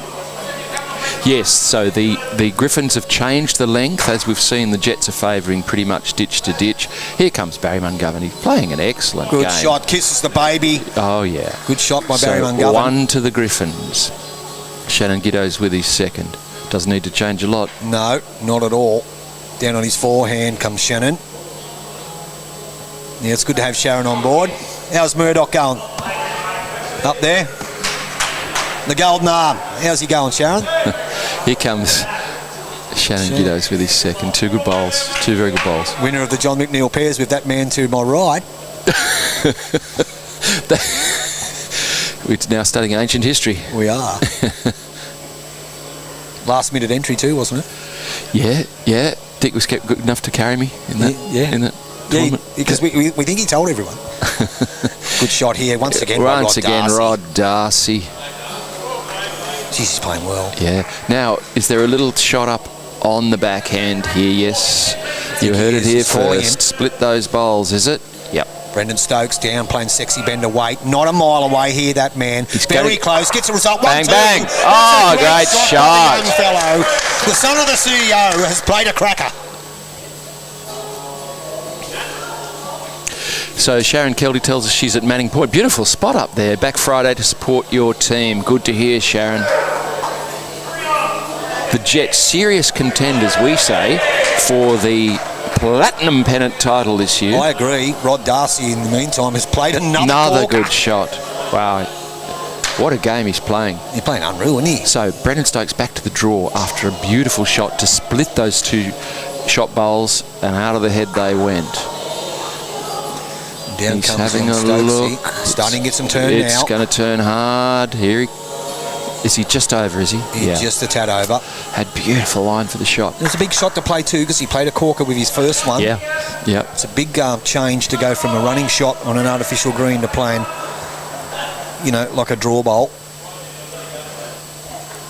So Michael Abel, the bethonged one. Flip-flop Mabel. Back. Viewing numbers for this game are incredible. Keep it up, viewers. Jump on. Michael Abel playing with the heritage-listed Blue Cruisers. He certainly is. Yeah. They've been archived. So down he comes on the forehand as flip-flop Mabel, Michael Abel from the Griffins. He's coming from the right direction, I tell you. They got a beautiful line, those bowls. He's played an absolute bomb. That's the number 1. But there's plenty of room for Lennon Scott to sit on that.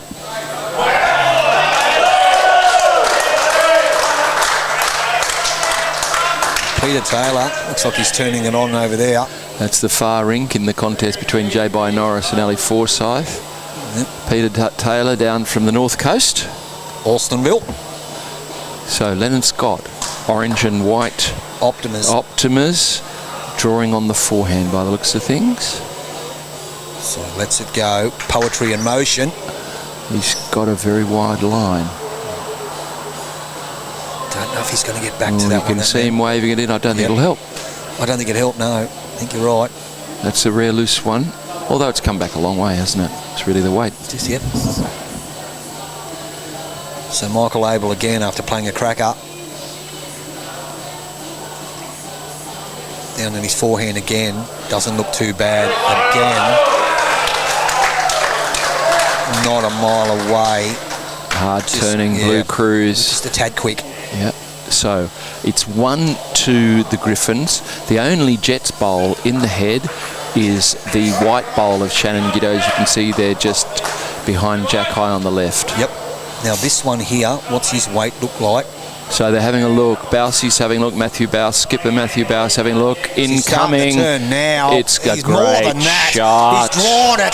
That is a great bowl. That is an excellent Under bowl. all sorts of pressure, he deserves the boom shakalaka frog. Boom Great shot by the Jets coordinator.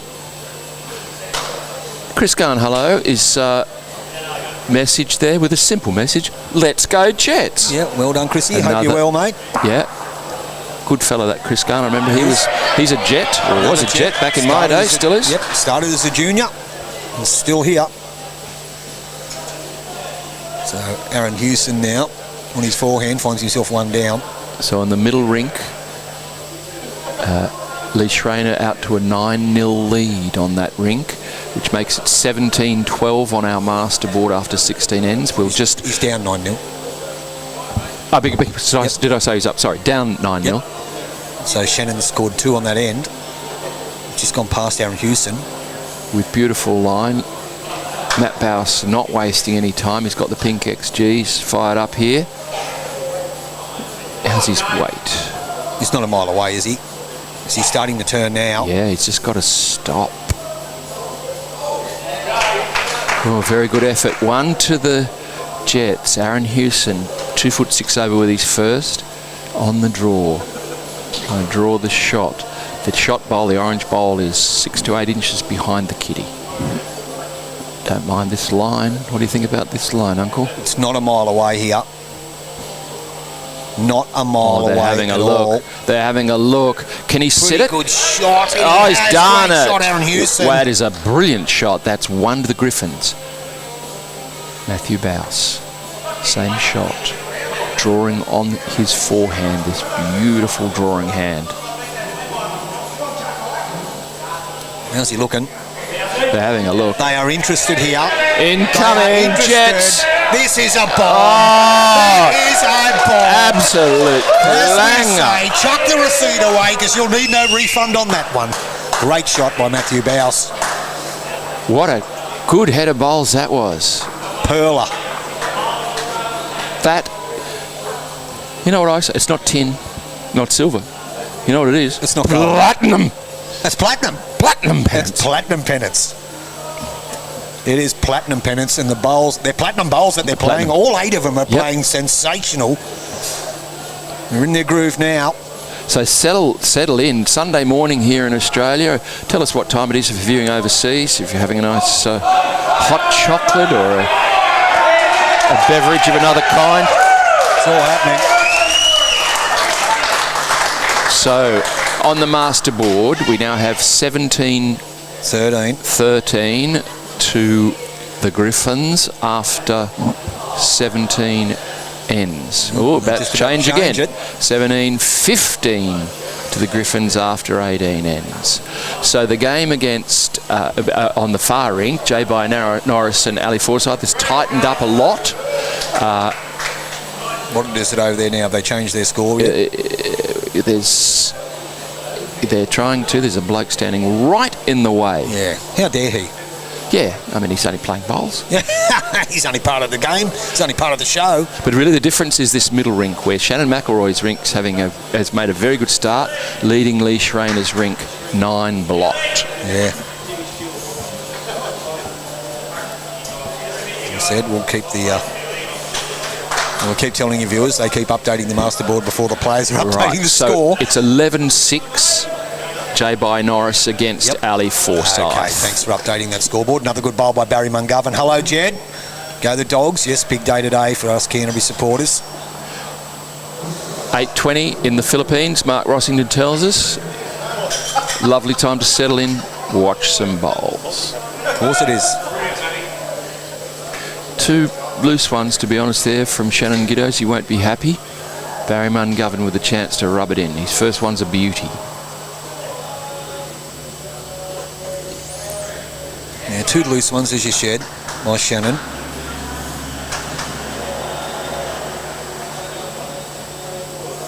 Barry Mungovern coming from the right direction, I will tell you that for nothing.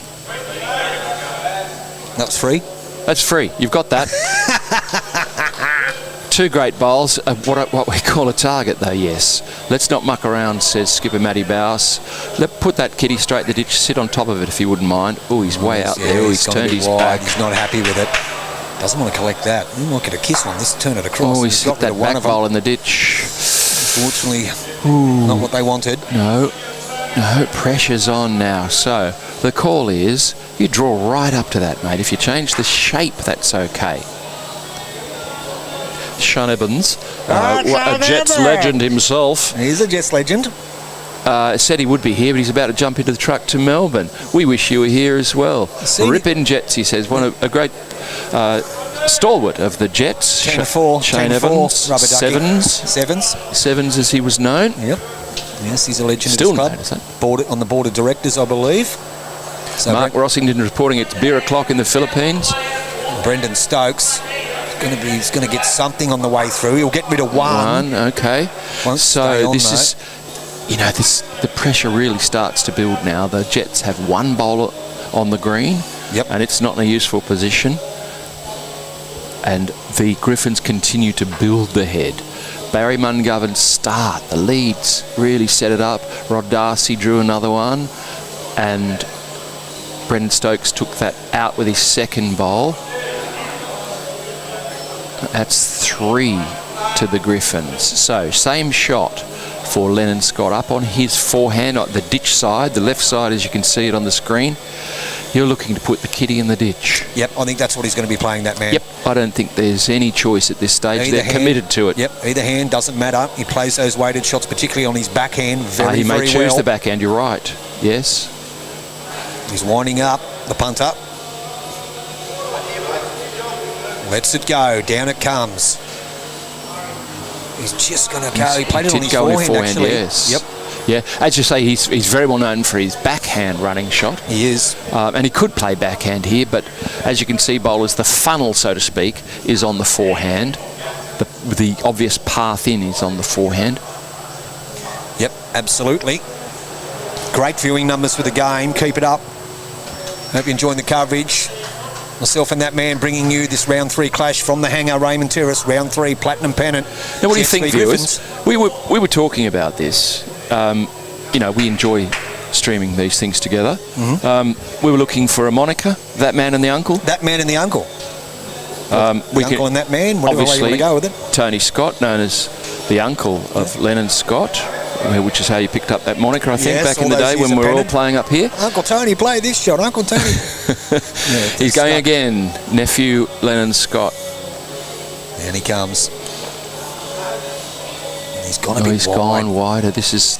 can he use this? He's got another one out, so that he took out the first of Mick Abel's bowls. That's 3 to I don't think it's going to change the shot. It won't change the shot. They're committed to that now. So, flip-flop Mabel comes down on his forehand. He wasn't happy out of the hand. He's tugged it across. I mean, ideally, for the Griffins, they do want to change the shape of the head to take away that obvious funnel. They're 3 to the Griffin. He wouldn't be happy with that one, Michael Abel. He had the opportunity to add another to the count. He didn't have to be that close to the jack to do it. That's right. Yep. So happy wedding anniversary to my brother and sister-in-law, Trevor and Faye. 47 years married today. What? 47 years? She's a very patient woman. Absolutely. I hope you're doing well. I know they'll be sitting at home all wearing their Bulldogs jumpers. The other nephew, he's over there actually in Vegas. So Matt Bowes, he played an absolute bomb on the draw last end to draw the shot. Here, he's playing sexy bend away. He is. It's Dipsy Doodle type of weight. It's hanging out. Can it come back? It's coming back all right. It's coming back. Get off this front bowl. He's got a result here. One out. Not so quite. 2 to the Griffins. On, though. That doesn't make it any easier for the Jets. The bowl that they could use coming in, he's taken out. Yep. But it is only 2 down. That is the bonus. Aaron Houston. So, add to the score, preferably 18 inches behind, I would say. Young Marky and the Uncles, says Shane Evans. Sevens would be a moniker for our team. Young Marky. I got a bit of that, didn't I? Yep. I can tell the viewers the story of how that name came along a bit later on. Aaron Houston, in the meantime, doesn't want to fatten the target, but just want to add to the count. And he's going to probably run away. So Matthew Bouse now has a chance to draw on that forehand. Yes, he does. Yep. And he was asking, are those balls counting? You know, because they're an awful long way away. But if we're 3 or 4 down, I really do have to draw. If we're only 2 down, maybe I still play weight. So he's going to play the wide hand, probably a wise decision, on his backhand. Down he comes. Yeah. Give it plenty of territory as well. This, to viewers who are new to our stream today, there might look like an unusual decision in that Barry Mungovern, the opposition lead bowl, is in the way. But this is the kind of hand for drawing, and it's a very good effort. Can he get second shot? Oh, it kept running, Will it fall in? Not quite. Might still be 2. Hard to tell from here. It is. Let's have a look on Aaron Hewson. Lets his go. He has plenty of room to draw a counter. There's the head there, viewers. So down it comes now, Aaron Hewson. Once again, he's given it plenty of paddock. Yep. Young Marky and the uncle, yes, that's what Shane Evans thinks, as you did mention. Now, I think this one's close to counting. This is a counter coming in. I think this may be 3. Very, very good shot. Is it 2 or 3? Let's have a look. Okay. So 2. Definitely 2. They've got 3 fingers So up, 3 to the Griffins. That's a really big pickup. It's triple horns to the Griffins. They pick up a 3. That was a head that went sour for the Jets from the start. So they'll be looking to bounce back from that. So we've got on the master board 20-16 on 20 with the East Maitland Griffins in front. 20-16 on 20. It's a very tight contest here this morning. Beautiful Sunday morning in beautiful Raymond Terrace. Yep, always a good place.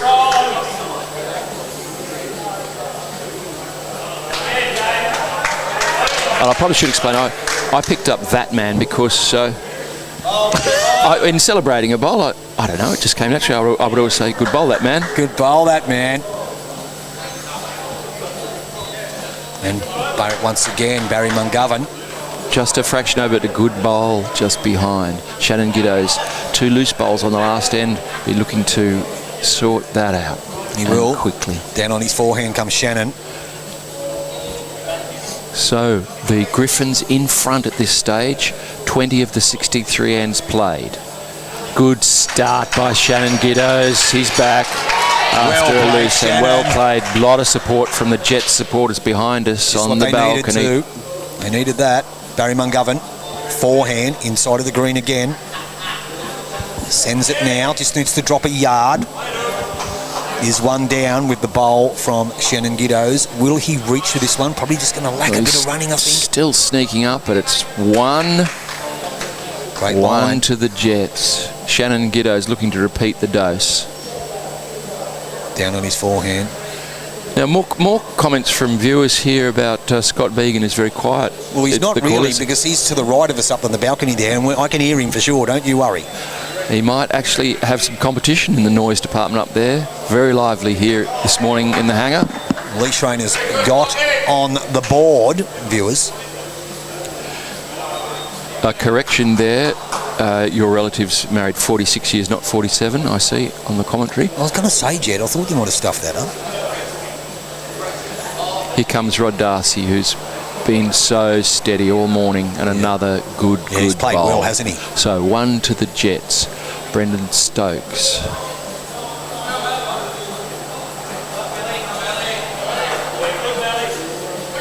So Brendan Stokes now. He's not really happy with that one. Well, it's starting to come, but he's just that little bit over. Line was pretty good in the end.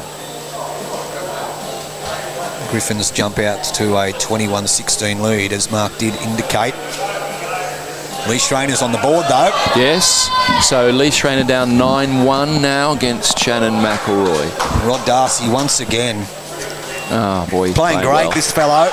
Just ran through. Probably still 1 to the Jets, though. Very steady play in the second position there from Rod Darcy again.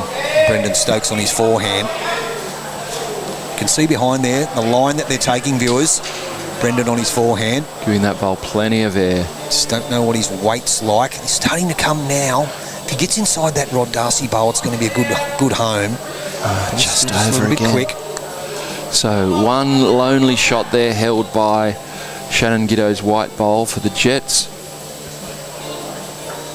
Narelle, there's my sister, Lennon's mum, 40 years Uncle Known, so she was the one who made 46, yeah. 46, sorry, yep, you are right. I did think when Jed said that he was wrong, because I knew it was a month after you.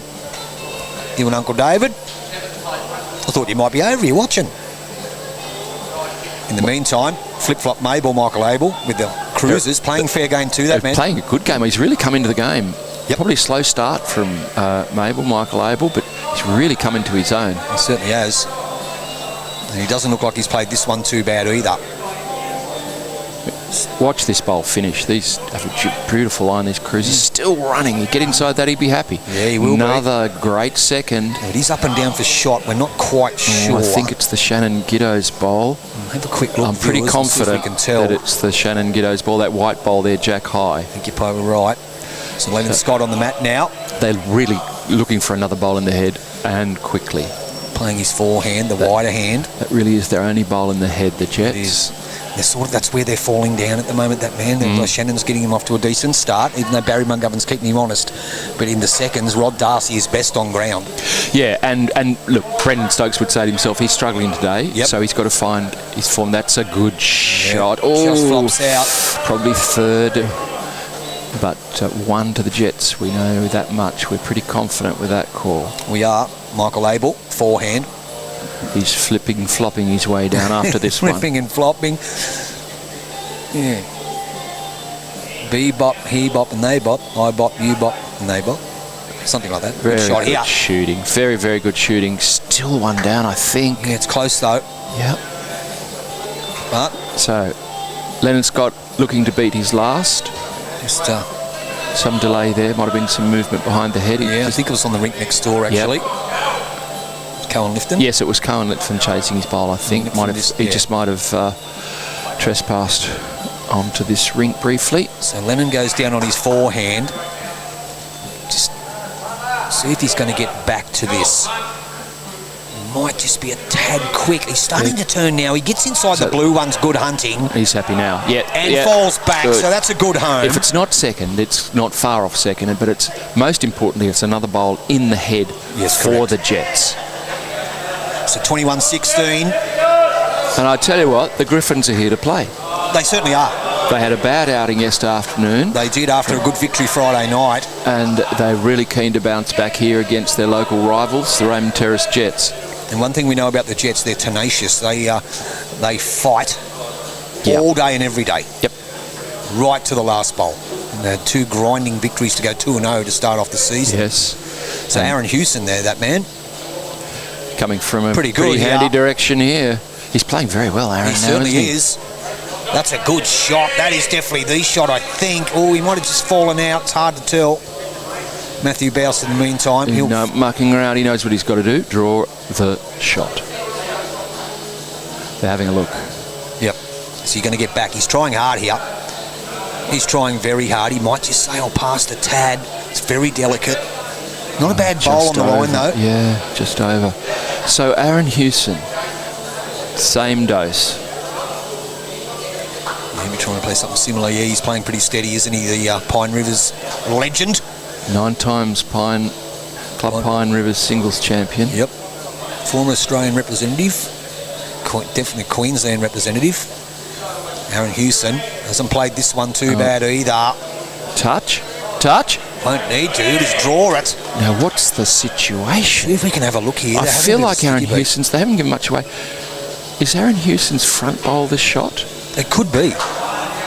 Yeah, they're not saying much, are they? If you look at their viewers, we think it's the grey bowl that belongs to Aaron Hewson that is possibly the shot there.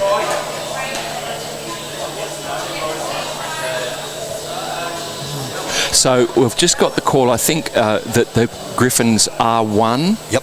So Barry Mungovern just gave me a little wink there. Yep. So the front light purple bowl of Aaron Hewson is shot, we think. Now, Matthew Bouse looks like he's in the area with this one. So he drew a bomb the last end coming this way. Can he do it again? Can he finish? Is he there? He's not going to make the running. Oh, mighty effort. So we'll get an indication what it is. No, he's not giving away yet. It is 2. 2 to the Griffins. 2. So they're both of Aaron Hewson's bowls counted. They did. Wow, great skippers shots. I thought they only had 1 with the front one, but it's 2 So that will take them out to a 7-4 lead. And 23-16 on the masterboard in favour of the Griffins. 7-4 on 7. Get this right for our viewers. So we'll get this rink score updated and then we'll do the masterboard. So 22 ends on our masterboard. As we said, we're doing the masterboard first here, viewers, because the players are not updating the scoreboard. They're just going straight to the masterboard. So that's okay. So we'll keep you updated. That's all that matters. So 23-16 after 22 ends. Yeah. We'll get an update on the other rinks as they flip them over.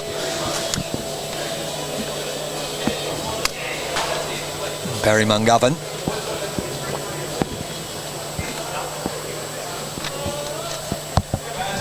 So as you can Pretty see, good starter again, that man. Kisses the baby. Barry Mungovern. Beautiful bowling. The Aaron Hewson skipped rink for the Griffins here, favouring this length, which is, it's still medium to 3/4, but it's definitely shorter than what the length that the Jets rink is favouring. It is. So must be a good pick up there, I would say, from the Jets by the sounds of things. We'll get an indication. Lee Schreiner has picked up. Oh, they're still turning. He's picked up a 4. 9-5 on that middle rink. So Shannon McElroy's still ahead, but he was leading 9-0. And the Jets are back in it now, 9-5 on that rink. On the far rink, 11-7 to the Jets. That's the J. By Norris skipped rink against Ali Forsyth for the Griffins. Overall, 23-20 now on our masterboard. So they are updating their scoreboards now, which is good. So we'll get our masterboard updated for you. Another excellent bowl by Barry Mungovern. Yeah, playing pretty steady, isn't he? Isn't he playing great? We do bang on about it, but it's up front. Absolutely. And setting that's their what's head happening up at the moment. I mean, Aaron Hewson, the skipper, played 2 great bowls last end, but it's being won up front. There's a good shot for second shot by Shannon Giddos. Good what bowl. An Well played, bowl. Shannon Giddos from the Jets. They definitely needed that. They need to start getting some foundation. They need to start building this head in the front with the front 2 players. Correct. Rod Darcy on the mat, player of the match so far. Now they've switched over to the forehand. He would be happy if they could just turn this kiddie round the corner. Gee, I talked Rod Darcy up Ali at the wrong time. He's picked up a couple there as well, I think. Okay. 24-20 to the Griffins on the masterboard. One it was. So Rod Darcy's played his first loose bowl as soon as I celebrated how well he's done. You're not alone. We'll get our masterboard up for you. 24-20 on 24. Brendan Stokes, that's not bad, that's better. It's a very good effort. I mean, that really is the kind of weight that he was being called on, which was on that forehand, take the place of the shot bowl, trail the kiddie. And just be thereabouts, because that's, you're going to build the head, just be thereabouts. Rod Darcy with his second, looking to correct on his first loose bowl. Here he comes, I'll tell you what. Oh, he's touched it. That's a good shot. How good's this guy playing that, wow. man? Wow. Playing pretty well.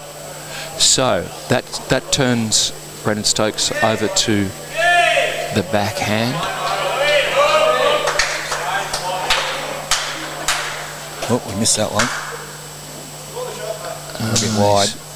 A bit of frustration there for Brendan Stokes. He's a really good player and he's just not having his best day. Yep, correct. I'll just update that Ali Forsyth score. It's actually, they just changed it. It is 11-8, not 11-7. Yeah, they got one there. Yep. So I think we're up to date now. Masterboard's up to date. Right, so 24 of 63 ends played overall. Griffins leading 24-20. 7-4 to the Griffins on our featured rink here. What a contest we're seeing. It's going pretty good, isn't it? I might need a flat white or something. We might have to get 2 flat whites. We'll get the Cowboy onto it. Our lovely man Cowboy here is doing the running for us. We want 2 flat whites. How many sugars? If you wouldn't mind, 2 flat whites, no sugar. 2 sugars. Large. I'll have a large. Mark will have a small. So the small is no sugar. Small, no sugar. Large is 2. Thank you, guys. Hopefully you didn't mind us putting our order in live on air. So as you say, Cowboy has kindly offered to assist us today so that we don't have to go running in and out of the bar. And he's getting us a coffee. We're very, very grateful. Here comes Lennon Scott. Played this one. Will he get back to the line? Just get inside the Michael Abel bowl. So 1 to the Griffins. It's a pretty fine effort. flip-flop able with the heritage listed cruisers. Down to his forehand. Looking to draw another one. Aaron Hewson is interested. He is. Oh, he's just got onto Shannon Giddo's bowl. I think Aaron Hewson liked it more than that, and it just... He hasn't played many loose ones, Michael Abel, No, either. He's been pretty steady. But he's had a good platform, that man. He's had Barry McGovern and Rod Darcy in particular have just been setting the platform for him. Yeah. And it's putting, like, when Lennon Scott gets on the mat, he's been under immense pressure. Yes, he has. And thank you, Terry Stokes, for the kind words in the comments. We do our best. So Lennon Scott's playing under this front one now, and the sad fact is he's well under it. He is. Heads down, not happy with it. It's going to go out of bounds too, I think. Yep. Yes, it has.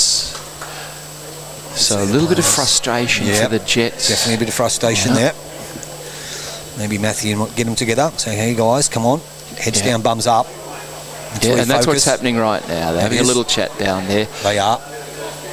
Yeah. And I don't know whether you could see there Matt Bouse saying to Brendan Stokes, doesn't have to be shot, just build me. Just build the head, just build the foundation, that's right. And it's difficult because, everybody's trying their hardest, just some days it doesn't come together. Yeah, of course.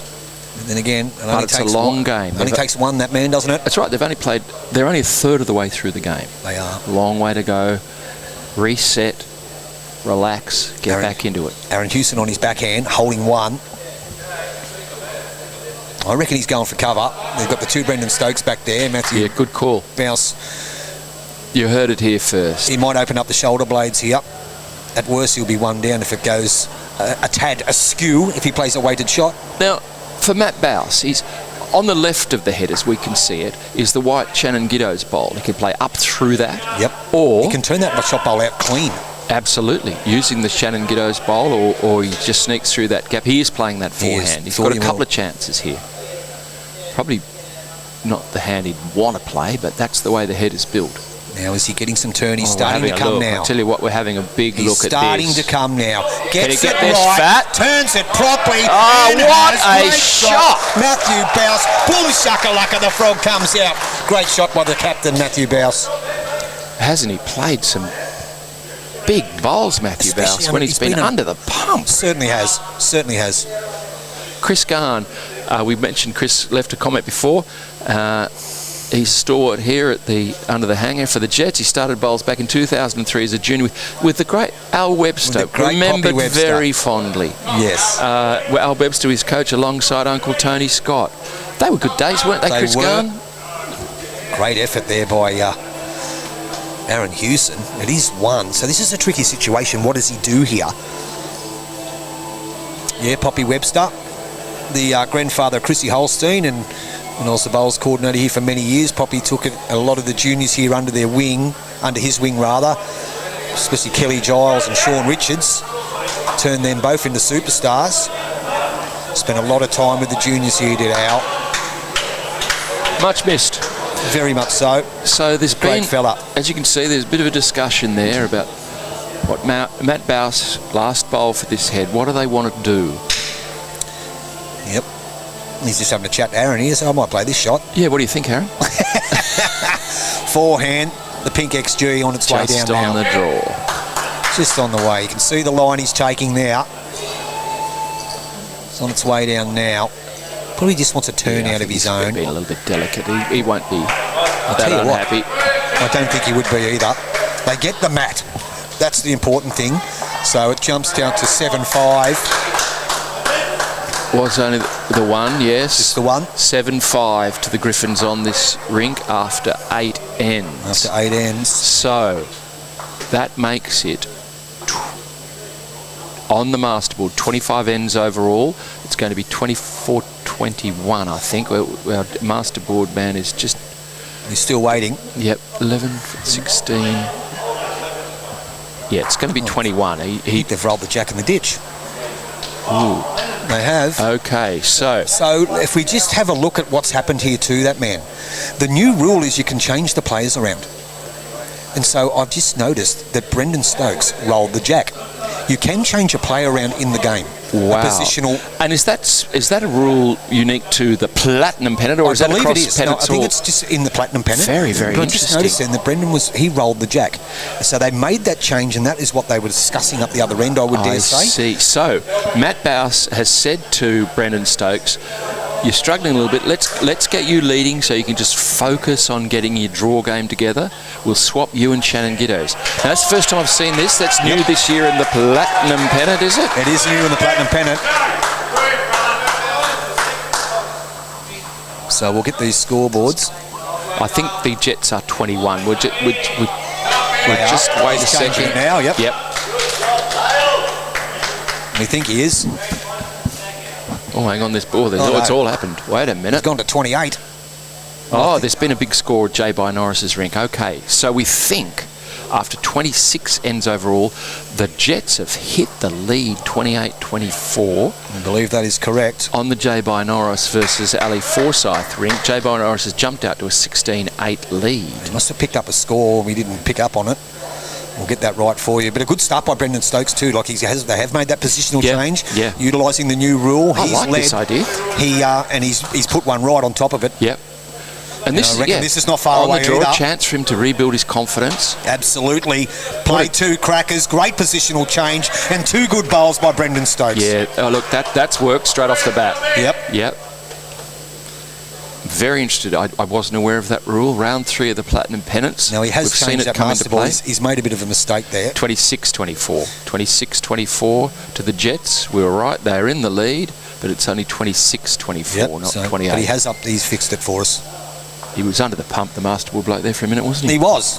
Oh, Dale Phillips. Flies are back. Let's get rid of them. So, 2 good shots here to the Jets. Shannon Giddos now in the second position. Playing second with his white SRs.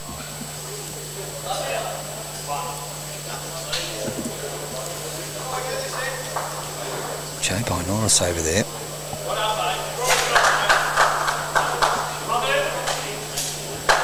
Obviously picked up a decent score. That is a very good home behind the head for Shannon Giddos. It's 10-5 in the middle rink now too. I noticed that, and it is a good bowl by Shannon. Right, so 26-25 on the master board. It's all happening here under the hanger. It is. Bowlers. Rod Darcy once again, though, that man. And he comes. Wow, what a game he's having. That he has drawn the shot. He's playing brilliant. Oh, he's just touched the kitty to the opposition. What a great, great bowl. Yeah, how good's he going? So, from our position, it looks that the Brendan Stokes back bowl is now touching the kitty, and I'm pretty confident it is shot. So, great bowl by Rod Darcy. He just touched the kitty to Brendan Stokes' bowl. 1 to the Jets, we think. Here comes Shannon Giddos. The ball still running. They're having a look. Close here. Oh, my Lord. 2 to the Jets. Wow. The positional change has worked a treat. I'm hoping the error guard does the same thing. Oh, God. Oh, dear. I've got it in my mouth now. Yeah, me too. That's tasty. That goes good with a fly. Yeah, you won't find any flies on my tongue. So down comes Rod Darcy. And how good's this guy playing? Yeah. So this is a great head developing here. He's pumping up the Barry Mungovern bowl. Is that going to... Oh, gee, that could have changed everything. He nearly sat it out. Matt Bowes having a look. We think it's to the Jets. Look at the head, viewers. Yeah. Incredible. Look at this head. Unreal. So the call from Matt Bowes is that we can't control what's going to happen here in a way, but draw another bowl in on your backhand, young punter Lennon Scott. Yep. Doesn't matter what happens. As long as it sits on that pack, they'd be happy with that. They'd be very happy to get one in there. It's just going to be a tad short. Yeah, on this slightly trickier ditch side. I can't recall him playing many bowls on this side of the green coming in this direction too. No, so. quite right. Yep. So Michael Abel heading back up the green now. There he is. Hayden Bukowski wanders over. Good teammate from the adjoining rink. Here's your bowl. Flip-flop, Mabel. Yep. Play us give a it cracker, a flip, son. give it a flop. Fix it up. Play us a cracker, son. So Michael Abel now down on his backhand. Oh, here's Cowboy, who has done a fantastic job. Thank We you, are so Cowboy. grateful. They've got to get the rib caps because these things are Oh, that's okay. They're all right. all good. Thank you very much, mate. We appreciate it. Thanks So for your we've been looked hospitality. after. We are. If you thought we were chirpy before, we're having a coffee, we'll be even more chirpy. We've got a few. Lennon Scott again Lennon on his Scott with back his end. second. Yep. So just looking to correct on his first. Beautiful controlled delivery that the punter has. And he's got Regular viewers would be surprised that I haven't already banged on about delivery today. One of my no, favourite one of your topics. favourite things. It is. But I'll wind up. The point I'd make about Good. a really good shot. Oh dear, that's a good bowl. Now, does that help the Griffins? That's another bowl they can use, yeah. Well, he's still got him playing on the other hand, so... No, he's on his... Did he say that he's playing the backhand? He is Yeah, playing the but backhand. He's playing weight.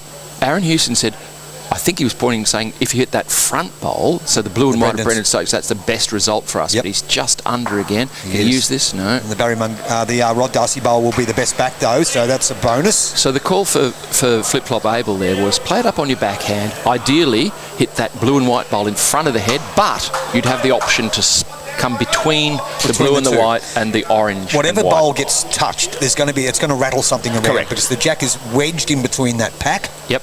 And we think it's 2 to the Jets. And remember, viewers, we did tell you that they made the positional change at the start of the end. Brendan Stokes went back from second to lead, and Shannon Giddos has gone to second, and it's worked a treat to start off with. Now, I can say, without fear of contradiction, they do a very good coffee here.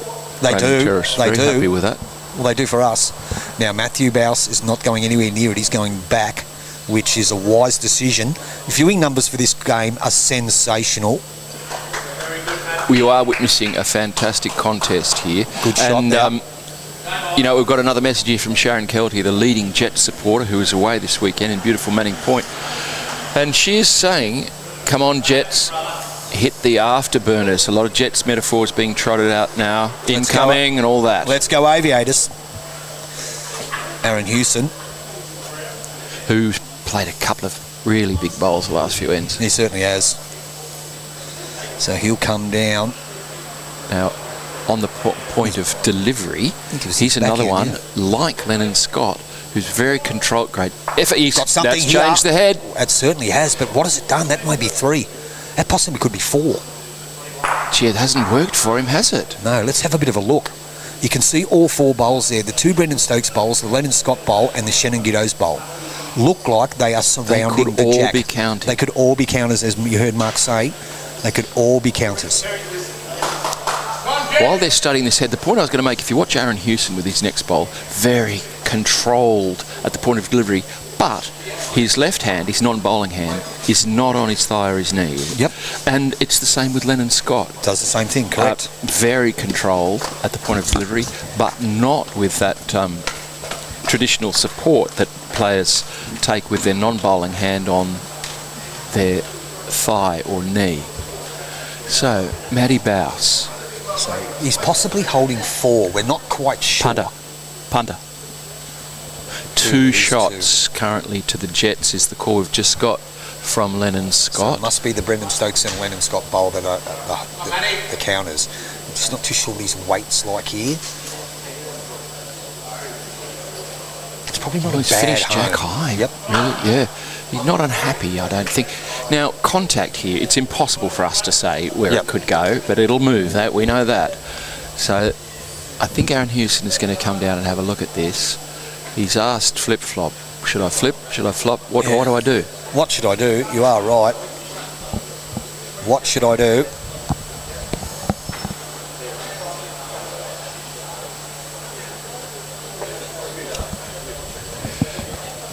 And if it's hit with big weight, there's every chance it could go out, but it could just rattle around and, it could be a bit of a lottery. So they've got some thinking to do about what's the best shot here. Yeah. It's got very quiet here. It has got quite, it's got very music's tense, gone off. actually. It's got very tense. The music's gone off. There's not much chatter at the moment.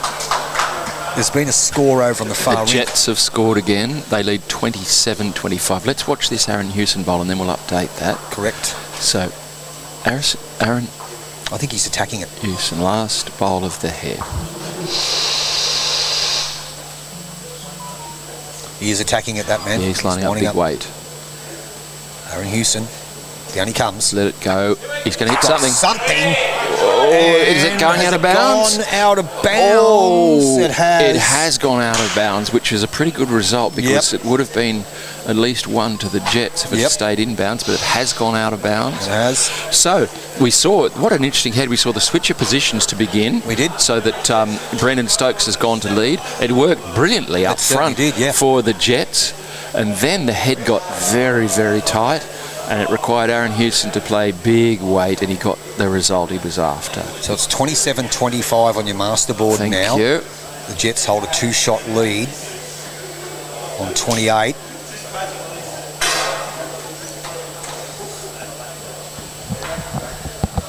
Just see which rink scored that. And it's gone in the ditch again. He's rolled that jack in the ditch again.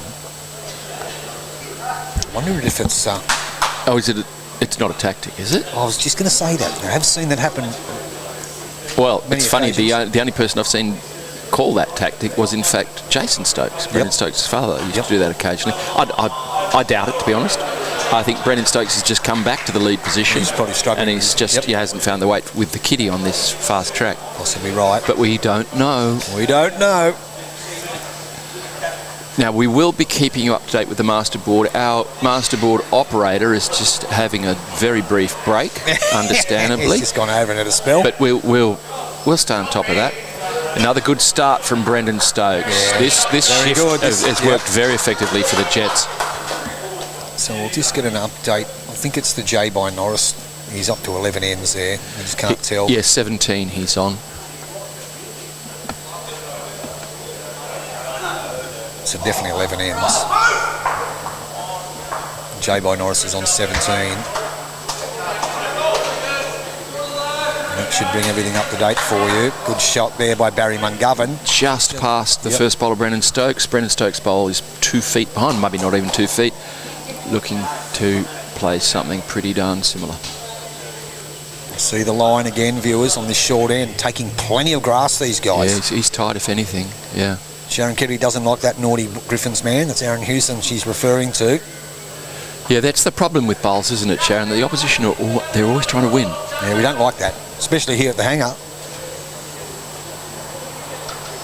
The viewing numbers were sensational for this game.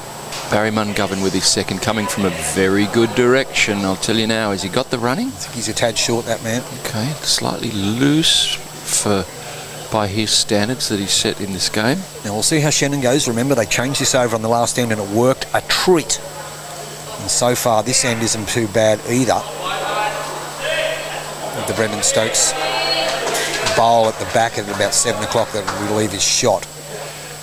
Shannon's starting to kid now. How close is he, that man? Bowl is just running through, but if you turn hard, it's going to count. That's going to be a counter. And that bowl is about 2 feet behind on the line. Rod Darcy, who's been playing some great draw bowls. Best on ground. He's playing fantastic. Down on his backhand is Rod Darcy.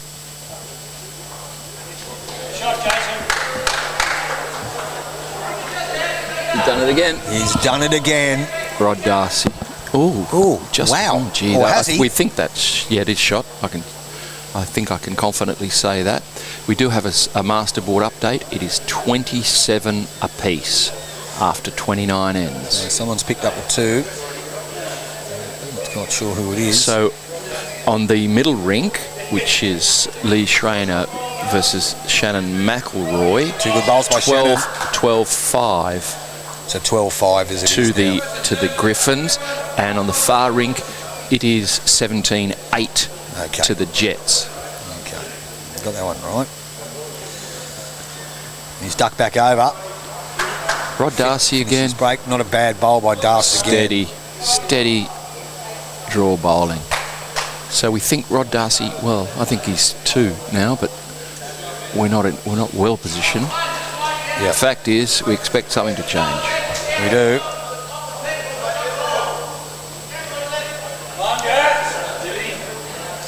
Very bit quiet. Lennon Scott here.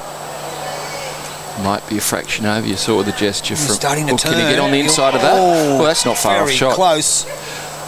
Those bowls nearly 2 feet away. I'll show you viewers what the head. There's the head there. Yeah. Now, it's very deceptive. That makes it look like Lennon Scott's orange bowl is shot. It may be, but it's in a contest with about 3 others. Yeah. Michael Abel. Sharon gets very cranky with him, she said. Well, with the opposition for playing well. Yeah. I'm the same. Yeah. Oh, yeah. I know that. Cut that out. What right have you got to draw a shot? Now, Michael Abel's probably a bit wide with this one. Matthew Bouse has clapped early and he's onto it. Come on, Lennon, here's your chance. Nail it. Jump on it, Lennon. And Lennon Scott hasn't wasted any time. He's on the mat ready to go. And his backhand. With his orange and white Optimus. Here he comes. On his way down now, give it plenty of territory here on the inside of the green. We know there's a lot of turn. You can hear the cheers in the crowd. Come on, punter. Here it comes. Oh, he's waving it in. Still Matt coming. Bowes, oh, he's not quite there. White line was sensational. Gee, nobody's shot, as they say. Now we're under the beautiful cover here. Yep. In the hangar here at Raymond Terrace. But I'll tell you outside, there's a light cloud cover, and it is starting to warm up. Do you feel that? I can. And Michael Abel in the meantime, he's starting to warm up as well, that man. He said, let there be no doubt. Yes, about shot. Very good shot. Gone very quiet again, but I'll tell you what, he'll raise the roof from Matthew Bouse if he comes down in forehand, sits that bowl, trails that jack. Or he's got 3 options on the forehand. He sits the bowl clean, he turns the orange bowl onto the jack, or he trails the jack to the right to make $1 million. Or draw it on the backhand. Or draw it on the backhand. Yeah, well, there's all them options. But he's on the forehand, you're right. Actually, that is the Rod Darcy that bowled in there, so it's probably not going to... As ever, he doesn't waste much time, Matt Bowes. So down it comes.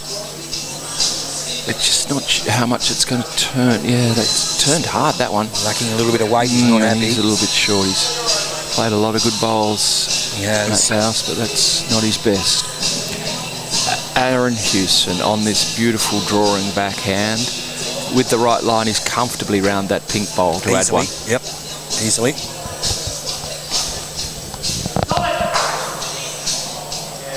I'll tell you what, he's pretty close. He's very close. How good's this guy playing? Nice work. Now, does Matthew Bouse attack this? I think he doesn't have any option to. I can't see that there's any option. He can play up through the orange bowl of Lennon Scott and hope that he gets the right angle on it. Rattle it around. 27 apiece on 29 on your master board.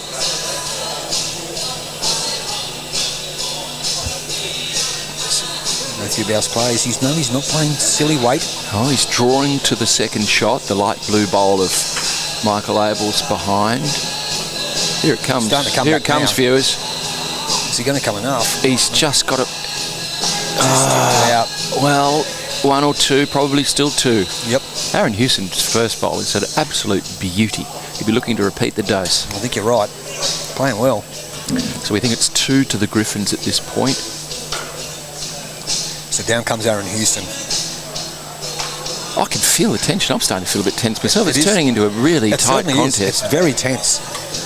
It's very tense, and I think it's tense because the Jets are not firing like the crowd expected them to fire. Yes. And turned another one. Oh, that's onto the Lennon Scott bowl. So it is 2. 2 to the Griffins. So they jump out to 9-5 on our TV ring. 9-5 on 9. 9-5 on 9. I think you might be. I think there were some Jets supporters turned up today and thought we're going to really romp home here. Yep. But they didn't tell the Griffins that. No. 29-27 on our master board. 30 ends.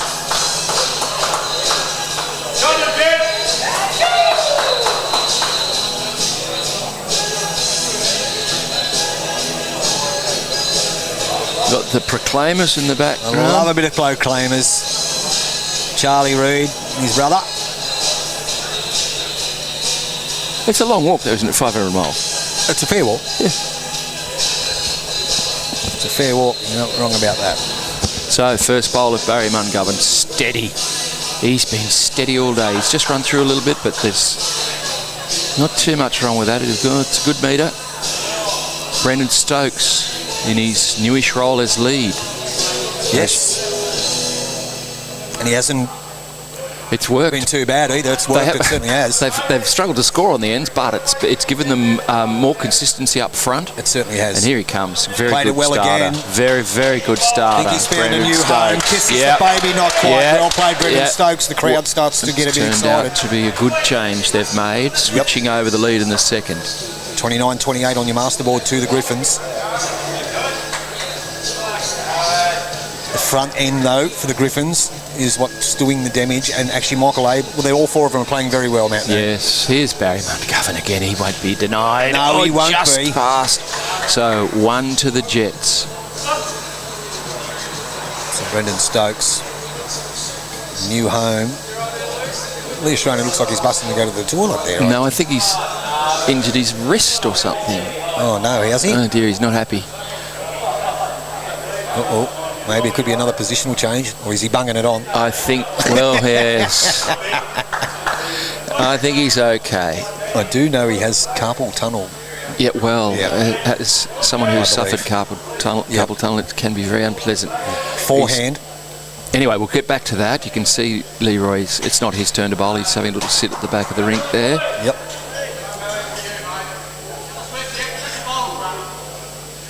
So, Rod Darcy. Wow. Just got a miss. Gee, steady up front, the Griffins. Absolutely. So, Shannon Giddo's looking to add. 9-5 to the Griffins on your TV game. In your live stream game, YouTube Live Sports, you want the best coverage in the game, it's quite simple. You better be live in it. Forehand, Shannon Giddo's. Holding 1, the Jets. Good starter by Brendan Stokes. As Mark has alluded to, since they made the positional change, they haven't won the last 2 ends since then, but they've played better. Oh, yeah. Steady, good handy bowl there from Shannon Giddo's. Now, it's very tight on the masterboard. East Maitland Griffins are leading on 2 rinks. The rink that's making the difference is the far one where J-By Norris is leading 18-8 against Ali Forsyth. Okay, so we'll update that. Shannon Giddo's again. 18-8. Shannon Giddo's first bowl finished 2 feet behind on the line. He's played with good air, good grass again. They're having a look, clapping it in. Close here, Shannon Giddo's. Great shot, Shannon Giddo's. 2 beauties to the Jets. That's it. And the most important thing is that 2 beauties from the front 2 in the opposite position of what they started the game. Correct. If you want platinum bowls and platinum analysis, you're in the right place. Yeah, Tony Scott. No silver, no bronze, no gold. What is it? Bauxite. Platinum. That's platinum. No, not even any tin. Zinc. Nothing. It's all platinum. So Michael Abel now onto the mat with the Cruisers. Doing some good things with the Cruisers. Yeah. Let's change that camera for a second.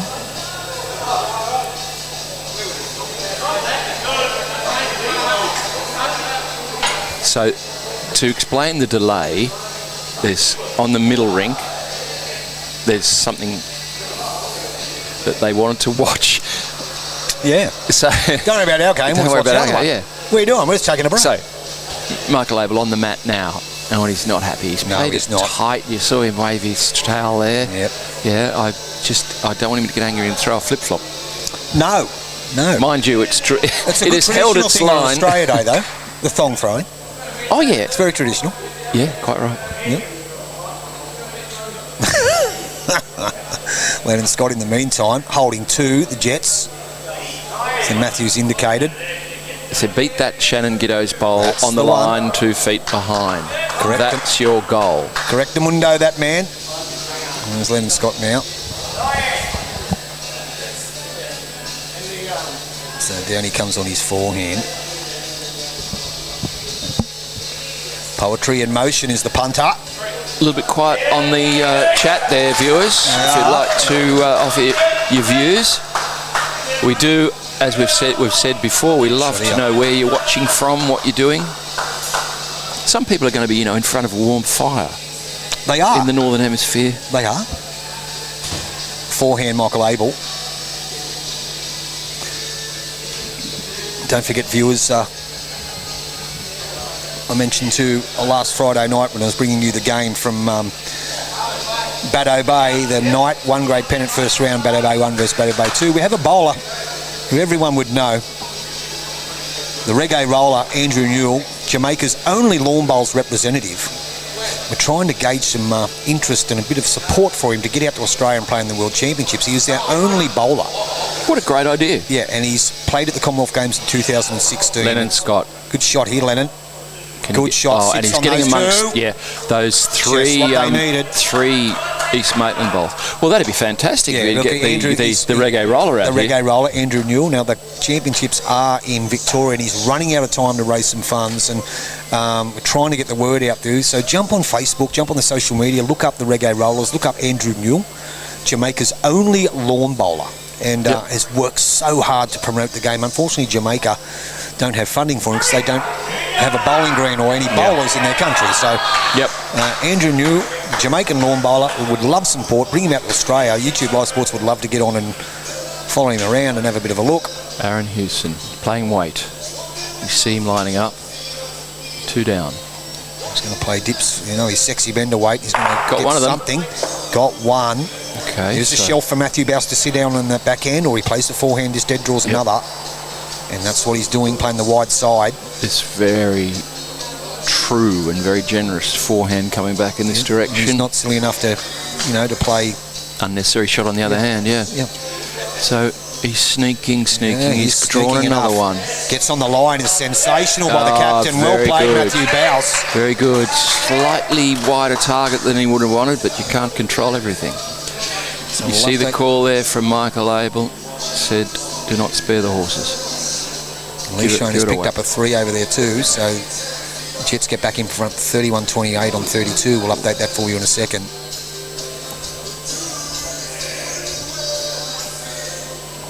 Down he comes again. He's missed it. He's got 1. So it is 1, and Matthew Bouse has a bonus shot here.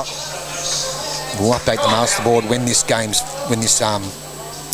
bowl's finished. But they do hold 1, the Jets. Has a chance to go to 9-7. At the moment, 9-6.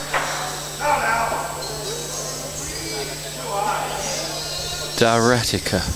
Comment, I consider Platinum to be the fairest of the terrace. Fairest of the terrace. Yeah, that's good work, isn't it? That is very good work. Matt Bouse. Thank you and good night. Yeah, he's here all week. Try the veal. Just going to drop. Is he going to count? Don't think he's made it, has he? Don't think he has. No, it is only 1. Now, we've got more exciting bowls coming next Friday night. Is it Uncle Tony Scott? We do. Where are we then? We are at Charlestown.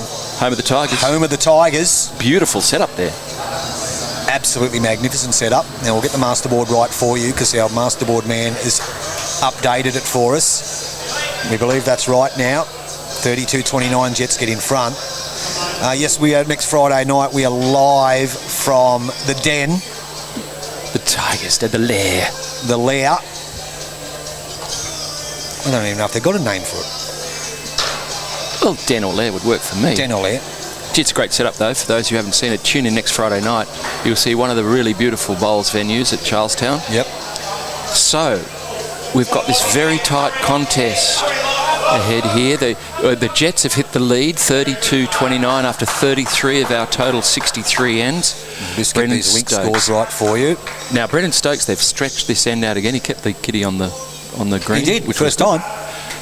Barry Mungovern will not be denied. No.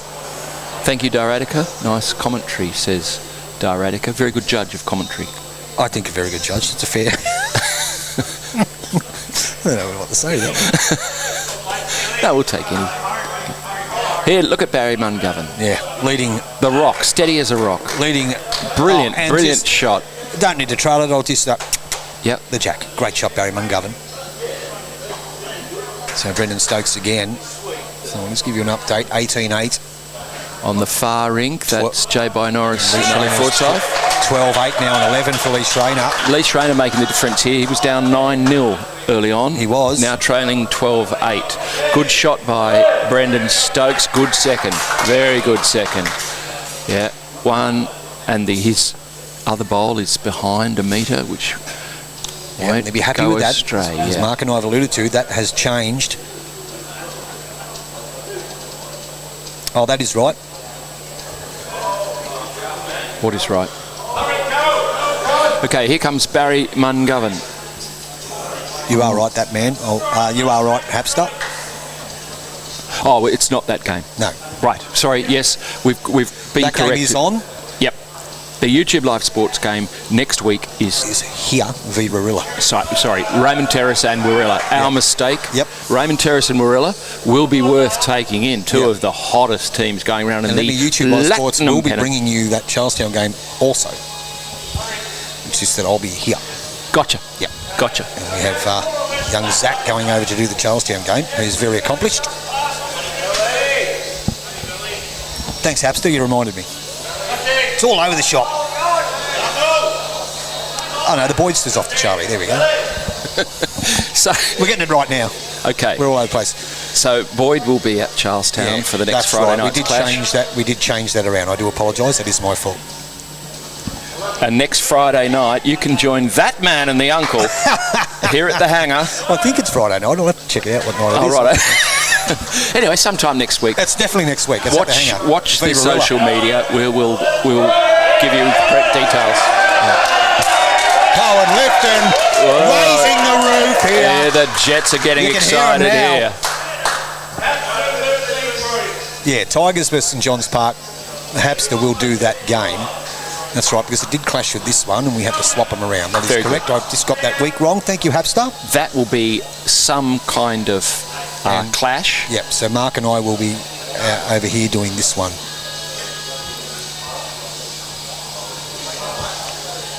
Lucky I put the bill in already. Forehand, going to be a bit short. Rod Darcy, that's the worst bowl he's played. Yeah. Worst bowl he's played. Yeah. Yep. He's been so steady, Rod Darcy. He has. Okay, this brings Lennon Scott to the mat. We've got the Griffins holding one with the Barry Mungovern, the purple bowl there. You can see right on the kitty. Anyway, look, change that. We will make sure well in advance that you know where YouTube Live Sports will be. Yeah, I've got a million games to cover next week. They're all on different days, so it's okay. There's going to be no drama. Thank you, Hapster. And viewers, Facebook is a good place to check the details of next week's games and what YouTube Live Sports will be streaming when and where. So Charlestown Tigers v St John's Park at Charlestown at 6 o'clock next Friday night. Raymond Terrace versus Warilla at Raymond Terrace at 6 o'clock. Wow. Next Friday night. Wow, what a contest that'll be. And then on the Saturday,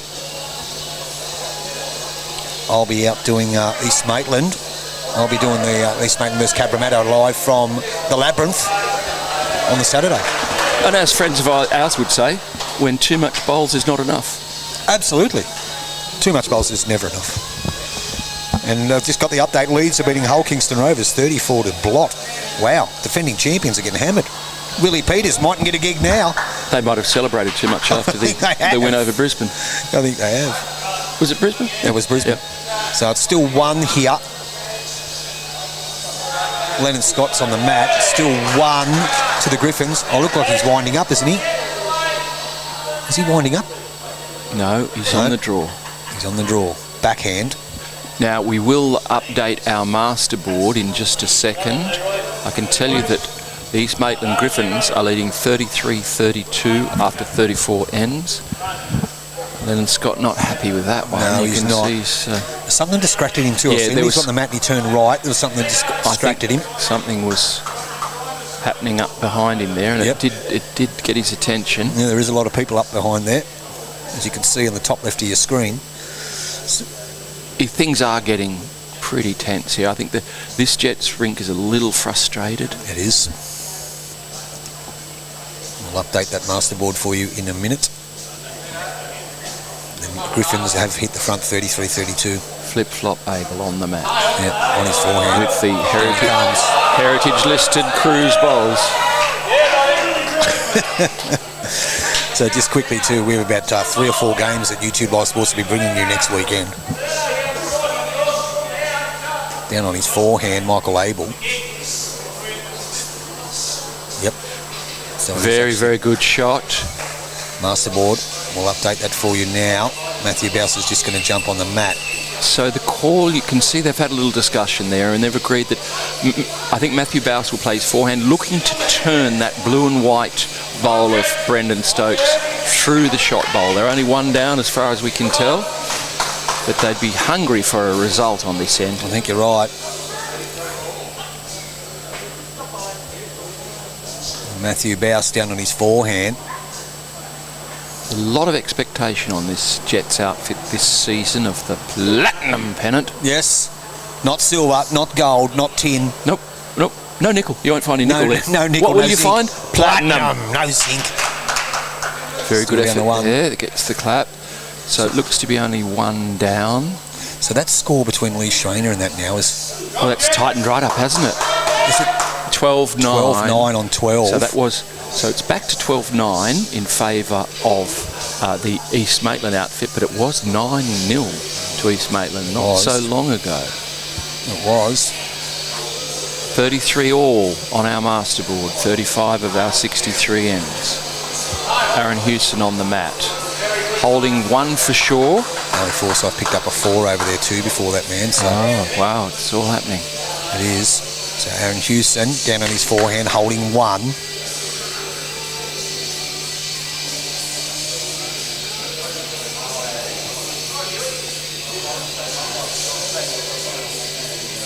Sharon Kelty up in Manning Point getting very nervous for her Jets. She said she might have to crack a bottle to ease her nerves. And look, I say, Sharon, any excuse. You still haven't told me how Murdoch's going. It's lunchtime, Sharon. Yeah, if you want to get have one a in drink, you're on holidays, have a drink. 12.19. No time like the present, Sharon. Maybe she meant a second bottle. I don't know. Oh, yes. Is it a Moscato? Prosecco? What is your tipple? Wine-wise? Oh, wine. I like a white wine. I like a Riesling. Likes a Riesling? Mark, Yep. Gauntlet, you heard it here first, Sharon. Yeah. Mark likes a Riesling. There's your head viewers. They are 1, the Griffins. You like some kind of bubbly wine, don't you? Yeah, Moscato. Moscato. Absolutely disgusting. Love but it. anyway. Good luck to you. Love a good Moscato. The Barry McGovern bowl is shot. Matthew Bouse will be looking to try and turn it out. He's looking for some turn here. It's just a bit quick. The way it's going to hold that up all the way. So 1 for sure.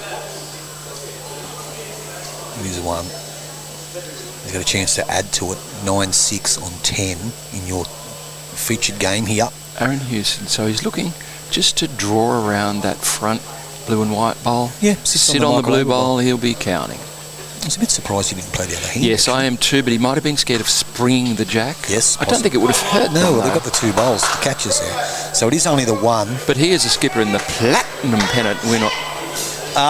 Yeah, Hapster. So the comment there from Hapster Boyd is that it's really passion pop, the drink. It is. I'll give you too much information, Hapster. He's supposed to be my mate. Retro everything Sell for me you, up the isn't it? river. Okay, so we got a very tense affair in front of us unfolding here. Okay, so our masterboard's 34-33. The Griffins hit the front now. Updating that now. So Barry McGovern's rolled the kitty, and they've started to roll a longer end. So the Jets' tactic from the start was to roll a long end, but they couldn't get on top doing that. And now the opposition's got onto that. And who can blame them? Just want to give a shout out to Dale Phillips over there, our masterboard guy. He's one step ahead of every rink. He's got the scores up before the rinks even changed. He hasn't missed a thing, has he? No, hasn't missed a thing. Chance here for Brendan Stokes to nail it. Yeah, Barry McGovern's first bowl was excellent weight, but just across the head. And you can see on a pacey turning green like this, you miss your line by a little bit, you'll miss the destination by a long way. You certainly will. Coming from the right direction, just running. He has gone past it. It's a pretty solid start, though. Not bad, though. Yep, they wouldn't be too disappointed with that. I'd be over the moon with that. He's leading okay. He's leading very well. Yeah. So we have a development on the masterboard, 34 all. Wow. On 37 ends. So total 63 ends to be played. 34 all. 37. As I said, good old Dale. Good correction from Raymond Govern still tight, but that's a good bowl in the head. Yep, it is. Brennan Stokes, if he can drop 18 inches here off his last bowl, one happy skipper. Even a touch down the line is not going to hurt him from the young Jet, son of the CEO, Brendan Stokes, down on his forehand. Does he take... Oh, he's still coming. Look at this bowl run on. Still, yeah, wow. He wouldn't be too happy with that one. It's on the rare occasion when Barry Mungovern has been loose, they haven't been able to capitalise on it. It's true. Yep. True. They haven't been able to capitalise on it. Platinum analysis, right here. Platinum analysis, not zinc, not tin, not gold, not silver. Platinum analysis here. It's only platinum analysis here. That's all there is. Platinum analysis.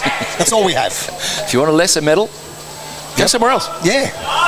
Great shot, Rodney Darcy. Oh, mate, having a blinder. Well, it's like back in the Little Athletics days. You always used to get that orange ticket that just said competed.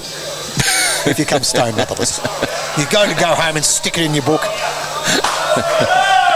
I was one of those kids that always had a book full of orange tickets. And I kept turning up every week. Good on you. Down he comes, Shannon Giddos. Shannon Giddos, he's got to not run too far away. He's tight. Can he stand up to the jack? He certainly has. Well, it's a mighty effort, boy. Yeah. Good shot. So as you know, if the stars are out here today, including some of the players on the rink we're watching, Matt Bowes, for example, on the next rink, Lee Schreiner, Shannon McElroy over the other side, Ali Forsyth, J.B. Norris.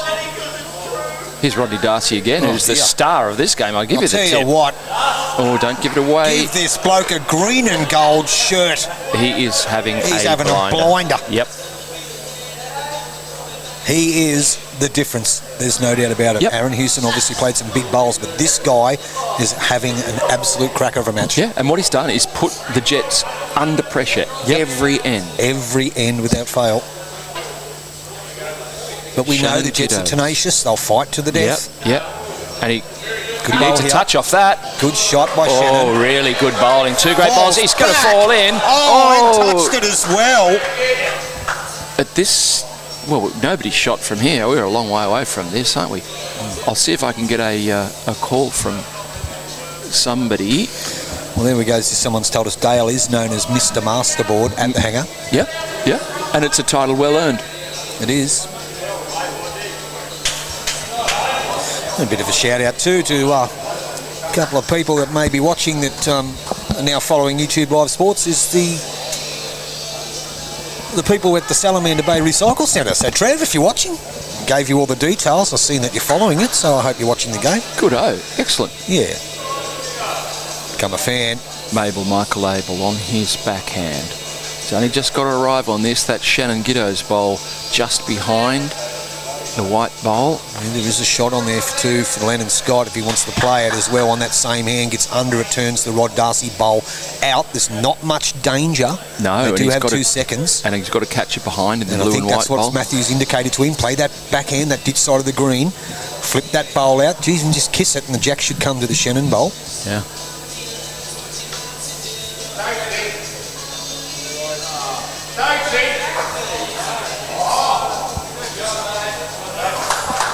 Okay, Lennon Scott had these orange and white Optimus for a while now, and he can use them. Yep, certainly can. So down he comes on his backhand, just walking past us, standing in front of us now. Will he hold? He's just going to be hard to pick the line. Very much. I love that weight. Weight was great. Yep. Willing and able is the call from Ben Jeffrey. Took you 3 comments to get it out, Ben, but we'll take it. Willing and able. Hope you're doing all right, Benny. Great viewing numbers for this match. I hope you're enjoying it as much as we are. 34 all on your master board. So we're more than halfway through, and it is tight. Very much so. So Michael Abel with his second. He was just over with his first. He was. Playing a fair game. Again, I think his weight's going to beat him. I think you're right. But it's going to a good home because something may well happen to this head. That shot on so we Lennon spoke about. Scott, difficult shot to just arrive on the Rod Darcy green and black bowl, take its place seems to be the call. So down he comes on his backhand, is Lennon. Coming up past us now. He's Better out. line here too. How much Better weight has he line. got? How much? Yeah, weight's going to hold him, is it? Quick. Yeah.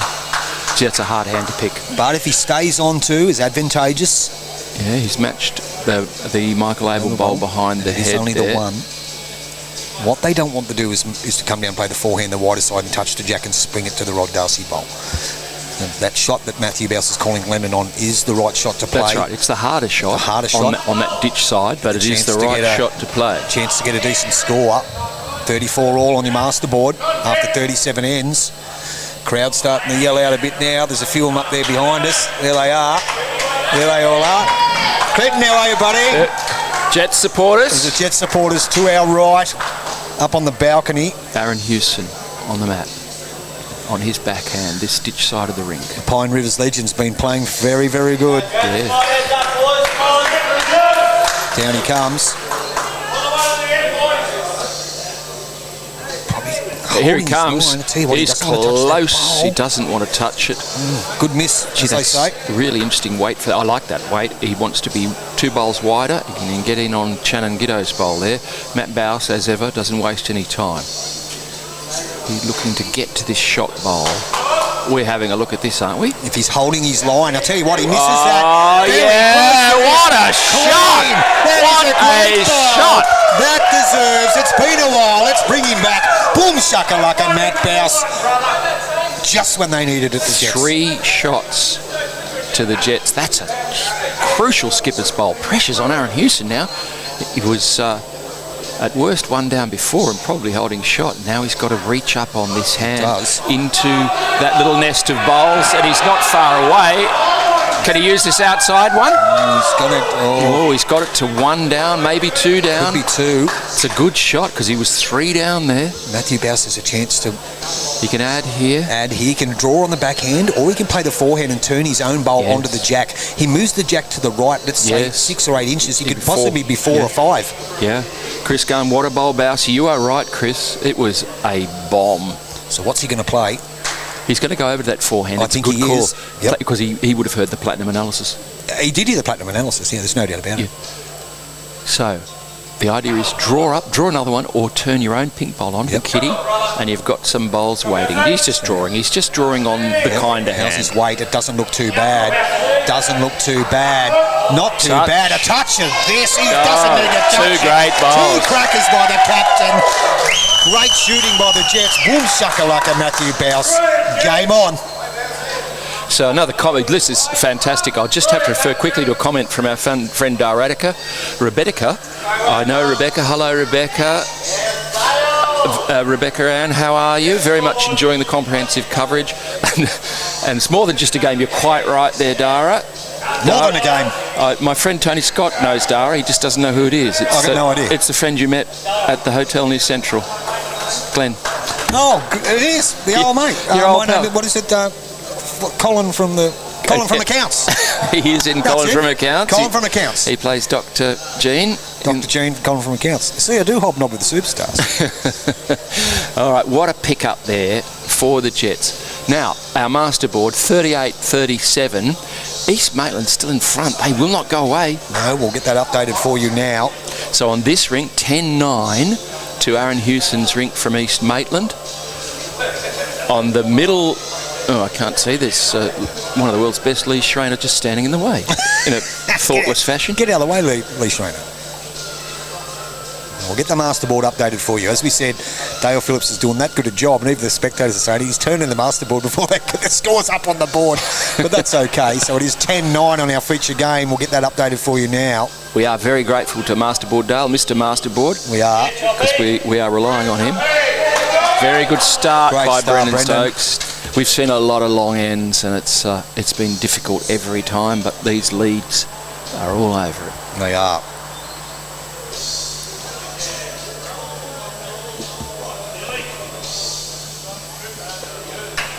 So down comes Barry Mungovern. 90% of the Leeds bowls are on that inside of the green. Good start again by Barry. So let's give you an update. What's the J. by Norris one? 19-12 To J. to by. the Jets, yes, after 14 ends. And we will update you on the middle rink as soon as they get out of the way. Yeah.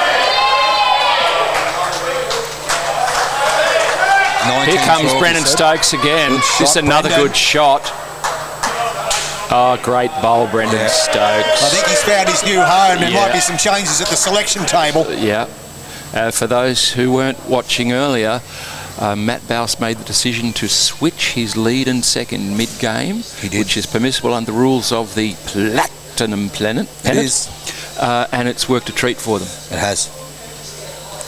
Barry Mungovern hasn't been put off by anything, though. He's been playing such steady lead bowls. Look at this. He's great been pretty bowling. good. Yeah, great bowls. On a green that is absolutely flying. Yeah, it's running a treat. It is really quick. Just got to drop the bowl onto the green and it'll run all the way.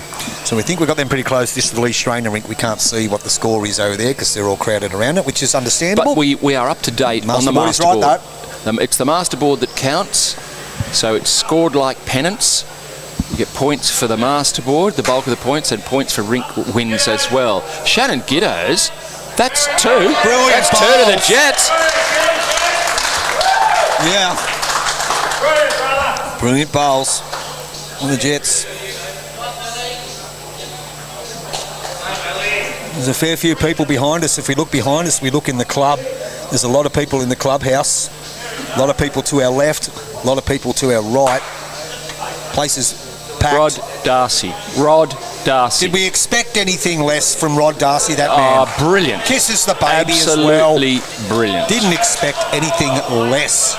So the call from Matt Bouse to Shannon Giddos is arrive on that shot bowl, push it through. You might push it onto the kitty. You can get the kitty. It's Brendan Stokes' bowl waiting at the bottom of the screen there. Yep. I'm getting a little excited about this game, Uncle. I'm right into it. I wouldn't have known. I wouldn't have known. Great effort here by Shannon Giddos. Shannon Giddos, who's wasted no money on razors. No. That's quite a beard he's got happening.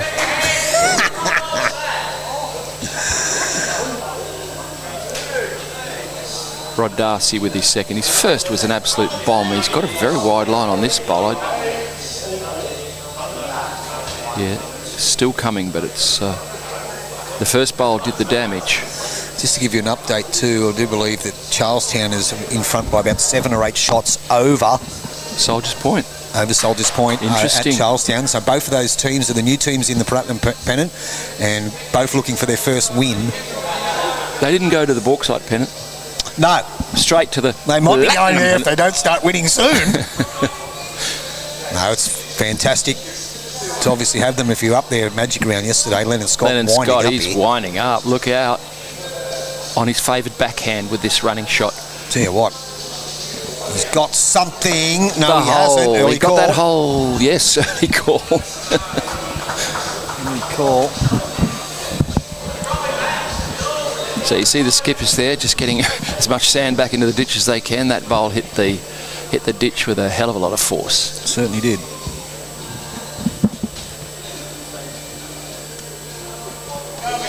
So 39-37 on the masterboard to the East Maitland Griffins after 40 of 63 total ends. 3 games of 21 ends each.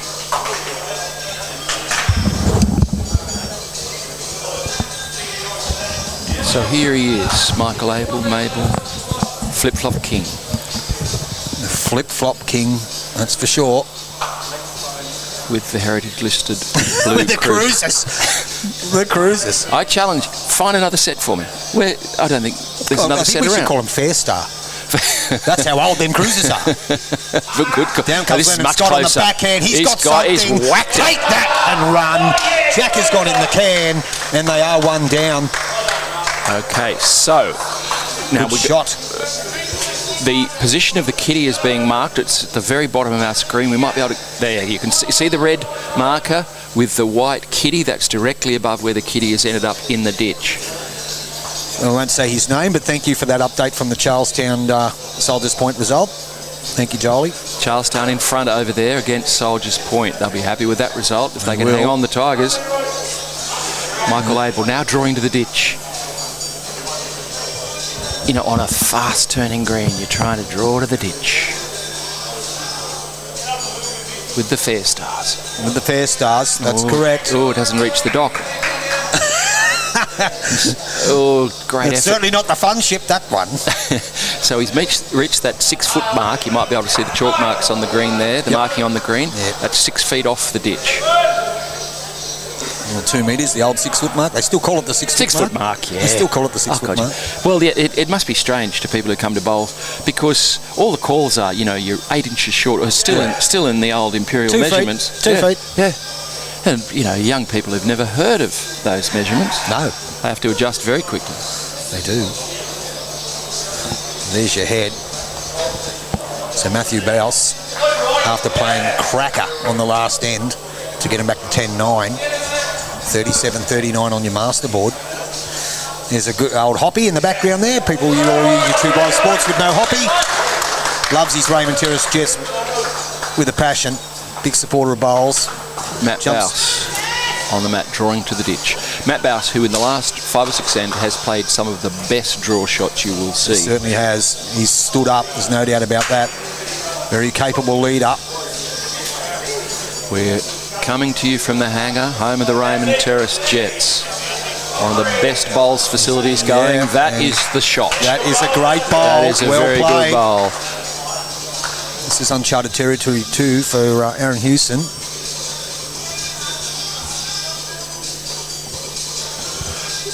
So, 39-37 on the masterboard at the moment to the Griffins. Yes, we'll get it updated for you in a That pink second. bowl bottom right is the shot. Aaron Hewson sneaking. Oh, he got a little ride there. Oh, That's, he did. Ooh, they're having a look. No, we think no one's jumping up and down. We'll update that masterboard for you 39-38. on 41.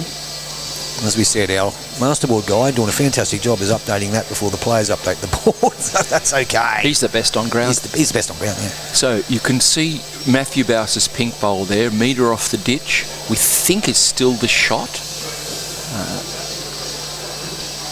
He would, you know, if he can add 2 feet, fantastic, but you obviously don't want to end up in the ditch. No, you don't. You can see Matthew Bowse following it down now. Here it comes. We'll just try and click it as it comes into sight. Now, Tell you what, if he stays on, he has. That'll That do is a bomb. What a great shot. now viewers, we're getting some questions about the rink scores. We are doing our absolute best. But we can't see them Please half the go time. by the masterboard. Correct.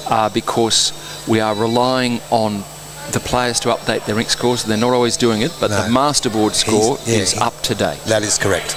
And I can confirm now that Aaron in the game, Hewson. J by Norris against Ali Forsyth, J by Norris is leading 19-13. And we'll update that one because there's only 2 bowls to come in this end. Yep. So stick with us. But the masterboard is the masterboard for a reason. It's the one that counts. So that's right. And we're up to date moment by moment with that one. So they're measuring here. So see the measures going on to Scott Bowse's pink bowl to the kitty in the ditch. So the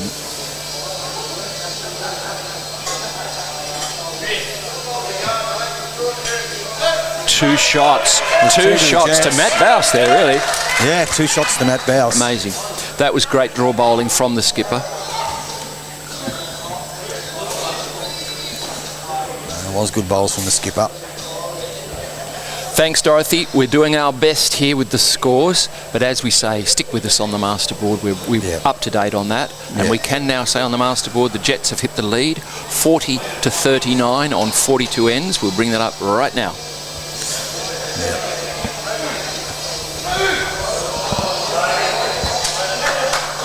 So we're going T to T again here by the looks of things. Yes, we've seen nothing like a short end on this green, on this rink rather. Not at all. So Brendan Stokes. So our masterboard is 43 ends. 40 all now. Brendan Stokes, here it comes. Watch this bowl turn at the end. A great start. Ditch to ditch, that's a pretty solid start. 40 all, not 48-40. We'll fix that one. That's So, Brennan Stokes has finished 18 inches behind, just out of shot at the moment. We're just getting those scores right for you. Yep. Comes Barry Mungovern. Not to be denied ever. Great bowling, Barry Mungovern. Yeah, wow. Playing great. What a game. Here we go. There you go. You can see the two lead bowls now. Uncle Tony Scott working flat out, operating everything here. All over it. Terry Stokes says, bring it home, Jets. They'll be keen to. We might have mentioned earlier, their first 2 rounds, hard-fought wins, but this is a team that just digs in. Yeah, correct. But so do the Griffins. So this is going to be a great finish. Yep. So Barry Mungovern second. Brennan Stokes' bowl just finished just behind and a bit to the left, out of shot at the moment. Barry Mungovern with his second. He wouldn't want to... it's probably a good thing to miss.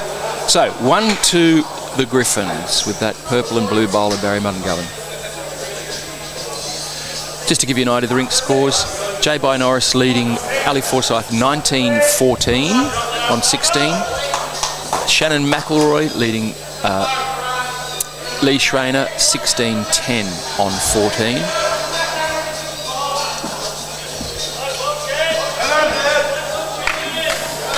Great bowl by Shannon Giddos. He hasn't got the shot, but what a great bowl. So those rink scores should be updated for you. We do apologise, viewers, but it's not much we can do about it because, as we said, the master board attendant is doing a fantastic job, and he's updating the master board before they update the scoreboards.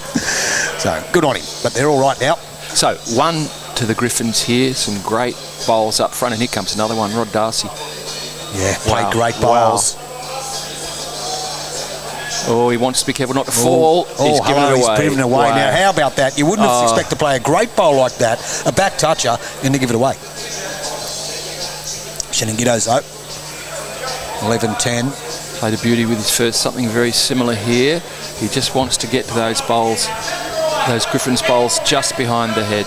Down on his forehand.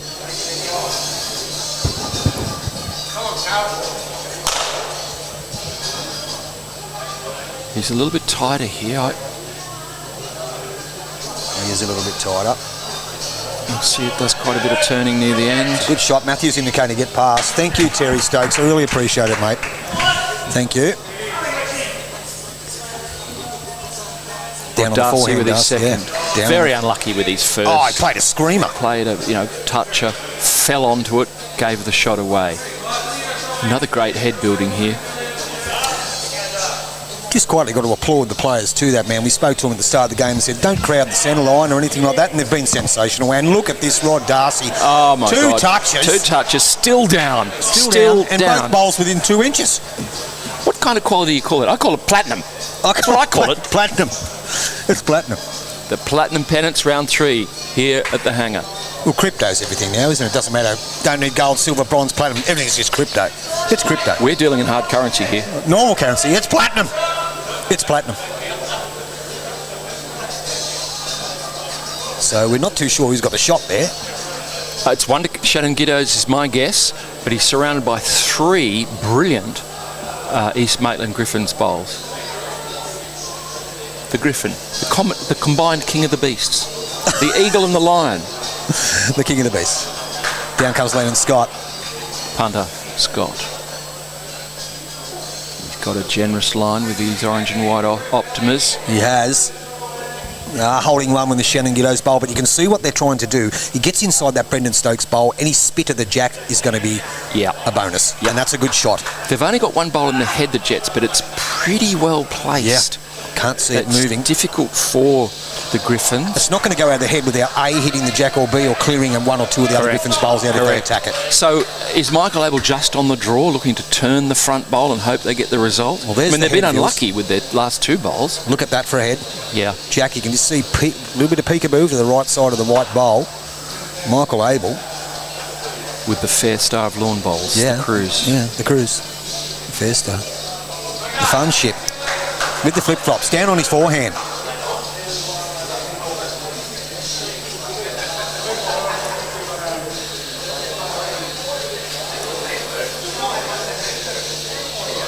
How's he looking? He had great weight for that shot. He did. Yeah, just fraction wide. And, at the point of delivery, that's, an inch, half an inch difference in the line. If that. If that. It is a sensational head. You are right, Beto. You were sitting up behind me. Have you moved? Oh, we've got people here who are sending messages as well. Yeah. Oh, I see. Here comes Lennon Scott. Let's have a look. Can he sit that back bowl? Can he do it? Close to it, but it's a pretty good home. They've definitely got... He's definitely made shot out of it. Well, they're holding one for sure, aren't they? Yeah. So the white bowl of Shannon Giddos is shot for the Jets. The masterboard score is correct. As we speak, it's tight, 40 all. Michael Abel with his second. Now he corrected his line slightly, overcorrected. Yeah, he has. Weight. He hasn't played many loose ones either, Fair Star. He's played well. It was always a reliable ship, the Fair Star. Apparently so. Cruiser, yeah. Apparently so. The Fair Star, the fun ship.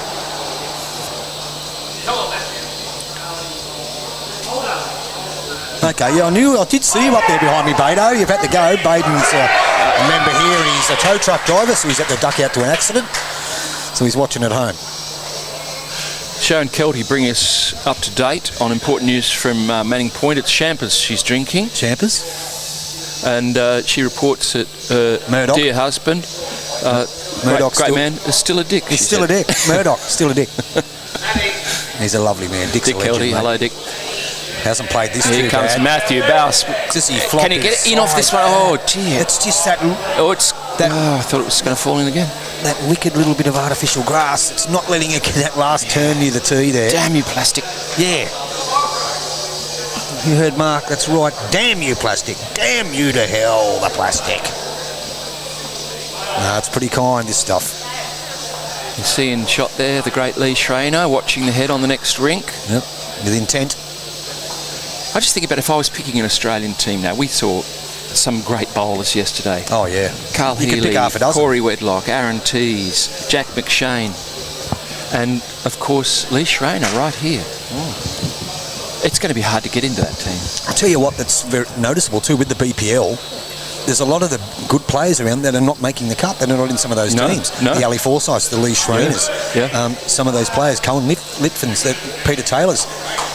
Aaron Hewson playing reaching weight, so he wants to change this head. Will it stand up? Will it turn? It's standing up all right. Actually, it's really wide. Boy, that probably had more weight than...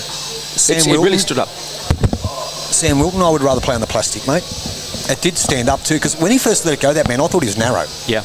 And then it stood up all the way. It stood up. So the question from Sam Wilton is, would you rather play on synthetic or grass, or synthetic, carpet or grass? There may be three options there. Well, if it's a nice grass green, that is always the best to play on, no doubt about it, but the synthetic would be the next best. Yeah. For me, anyway. The problem with that, you can't always get your grass green to order, can you? It's hard work. Hard work getting them right. Forehand Matthew Bouse, though, holding one with the Shannon Giddos bowl. I would play on this green any day. Yeah, me too. Yeah, love this. It's probably just going to duck away. He's going to duck. Look at the turn on that. John Caddow, let's go Griffins. His young fellow, it's Kobe, isn't it? Goes all right too. So, is he going to try he's trying weight again? I think he's taken a little bit of weight off, has he? Yep. Well, obviously. But then he's kept the similar line. Now what? Oh, this is going to go straight as well. Look at that. That's amazing. Yeah, wow.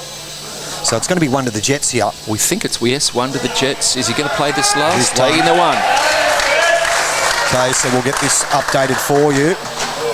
Oh, Aaron Hewson not happy. Captured there, assaulting the mat. So they're just updating that score. So it's 14 ends gone in that one. Right, there's some action to report on our master board. We'll get this one. So let's score. East Maitland lead 45-42 on 46 ends.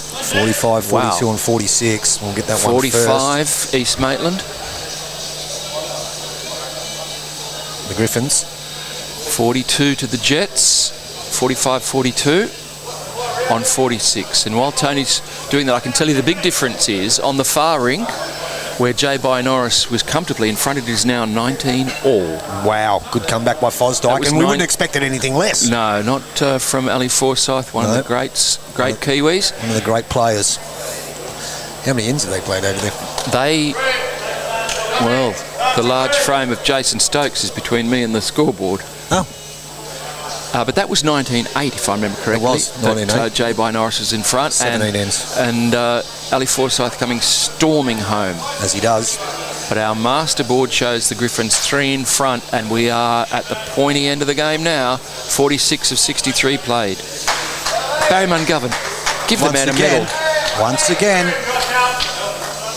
So we've got a report here online that Cabra are doing an absolute number on Warilla. Cabra's leading overall by nearly 30. Wow.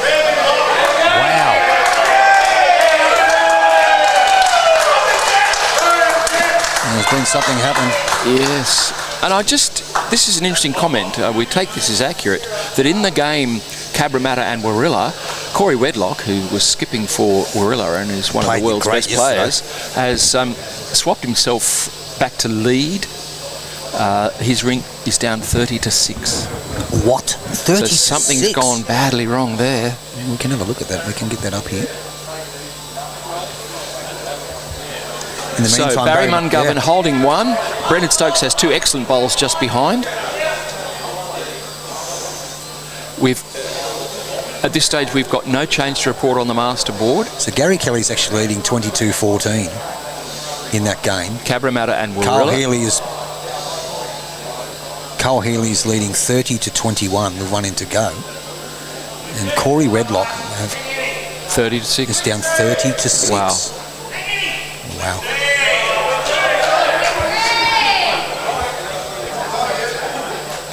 Who's Corey Wedlock's rink playing? Aaron Wilson. Aaron Wilson, yeah. Well, if Disco Wilson is on, there'll be some magic happening there. Absolutely hard to beat. So it's still 1 to Barry Mungovern here on your featured rink. Here comes Rod Darcy, who's been best on ground. But he and Barry Mungovern up front for the Griffins. Look at this. They've been brilliant, haven't they? They really have. Beth Litvin's chiming in. Let's go Jets. They really need to get those back burners happening now. Afterburners. What's the metaphor I want? Afterburner. Afterburner. So Shannon Giddo's down on his backhand, inside of the green, the wider side of the green. Down he comes. They're having a really close look. They are looking interested here. Thank you, Len Scott, who remembered to move out of the way. Yes. Incoming. Not quite, but a great bowl regardless. Makes that shelf just a little bit longer to be able to sit on.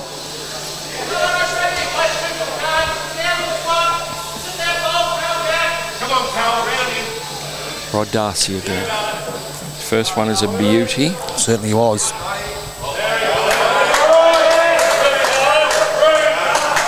So down comes Rod Darcy again, played sensational line most of the day. He's not far away again. He might just struggle for a little bit of weight. Just going to duck off. A little bit of weight. Bit of sun poking through there, that man. That yes, warmth. Got a bit sunny up here at the terrace. There's Matthew Bouse just calling Lennon. There's that shelf, as we spoke about. It is a little bit wider. He plays the backhand. He can come down, get movement of Jack back to the 2 Brendan Stokes and Shannon Giddo's bowls. He can come off the white one of Shannon Giddo's. Could be a game changer. The shot bowl, the green and black of Rodney Darcy or the kitty itself. So few chances just arriving on the backhand. So the punter.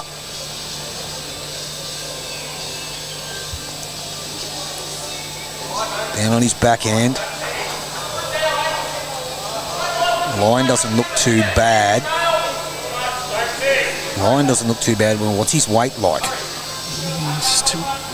Is he struggling for a yard of weight? Oh, he wasn't struggling by much. Maybe a foot. Yeah. Yeah, just a foot of weight. So you can see the call there from Aaron Hewson. He said, a bowl out here between the Barry Mungovern bowl on the right of the head and the 2 blue and white bowls of Brendan Stokes. You'll cover that area for us. Yeah. Thank you.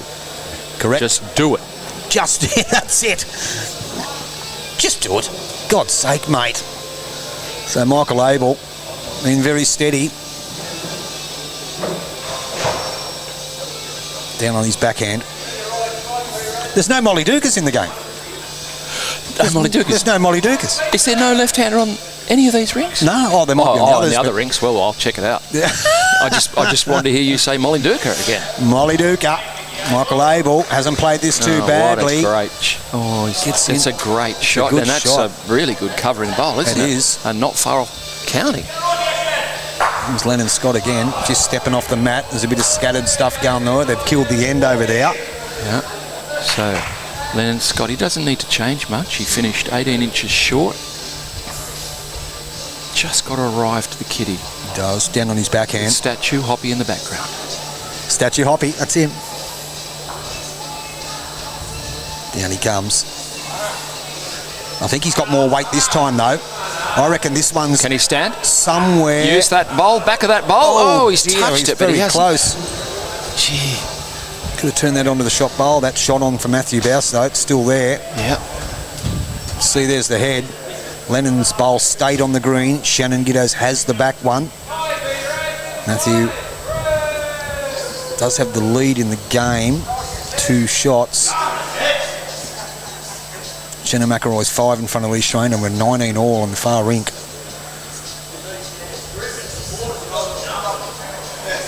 To Michael Abel again.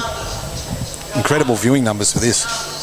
And no wonder. Some of the biggest. Yeah, no wonder. It's been one hell of a game. Michael Abel down on his backhand. He's heading in the right direction, I believe. They look interested. Having a look. Just going to pop into our screen now. 2 good bowls. 2 great bowls. Yeah, 2 crackers. By the flip-flop. Yeah, he's played very, very well. Yep. Played well. But not many better than this man who, at the moment, Matthew Bouse. Yes, he's been incredible. He's leading them. He has really been kept them in the game. Yeah, absolutely. Yep. If the reason that the Jets are still in it on this rink, it's down to this man. Yep, absolutely right. Come on, you Jets!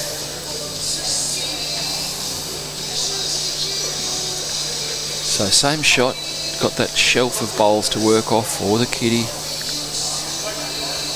He's given us plenty of territory. Yeah, sure has. Starting the hook back now.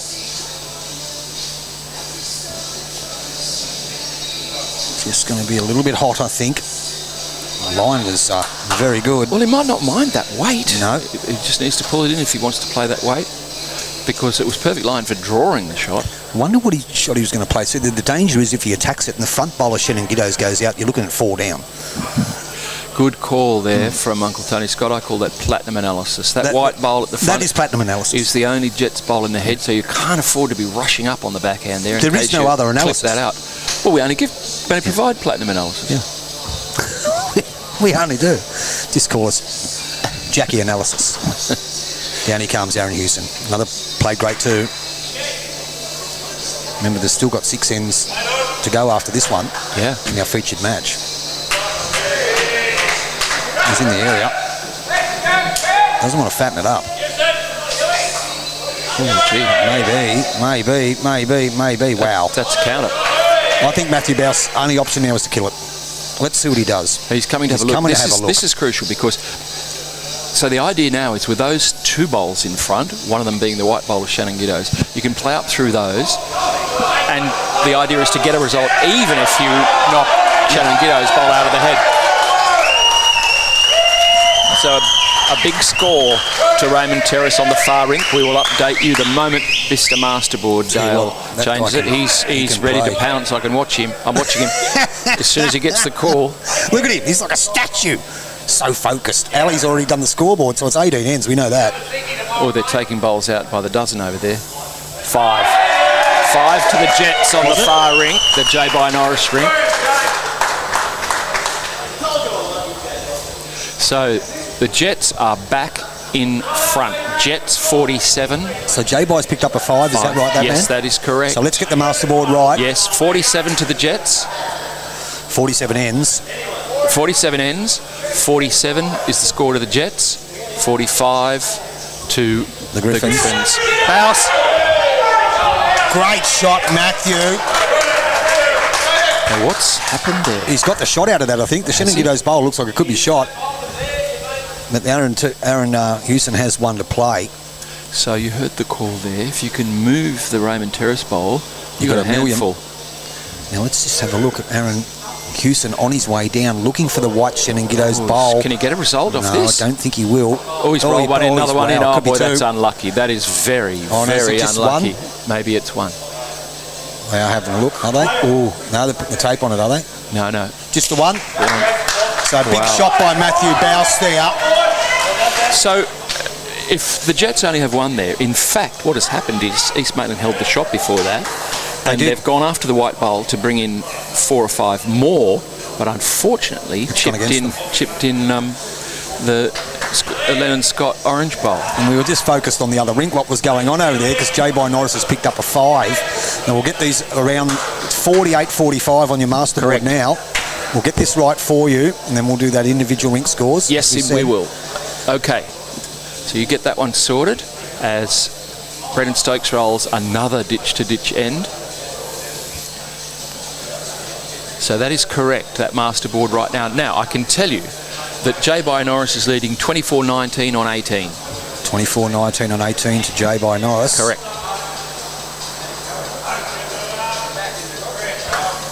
Great start by Brendan Stokes. Brilliant. What we say it was, that man? 24-19 to J. By Norris on 18 ends. On 18 ends. Good starter by Brendan Stokes. Playing good in the lead position since they swapped over. In the middle rink. 11-16. 11-16. That one's still the same. On 15, you're good with that. And the Matthew Bouse rink is 13-10 on 15, is that correct? I can't see the 13. Yes, it is, correct. Right, we think we're up to date. I think we're up to date. Thank you, Dale. Mr. Masterboard, Dale. He's all over it. He's so reliable. He's too reliable. Now, we'll just adjust this. Tony Scotty's the master.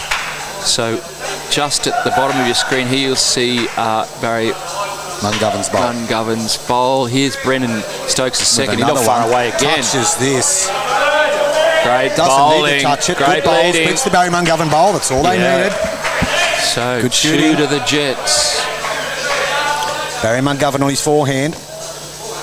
He won't die wondering, no. Oh, he's been so steady. He has.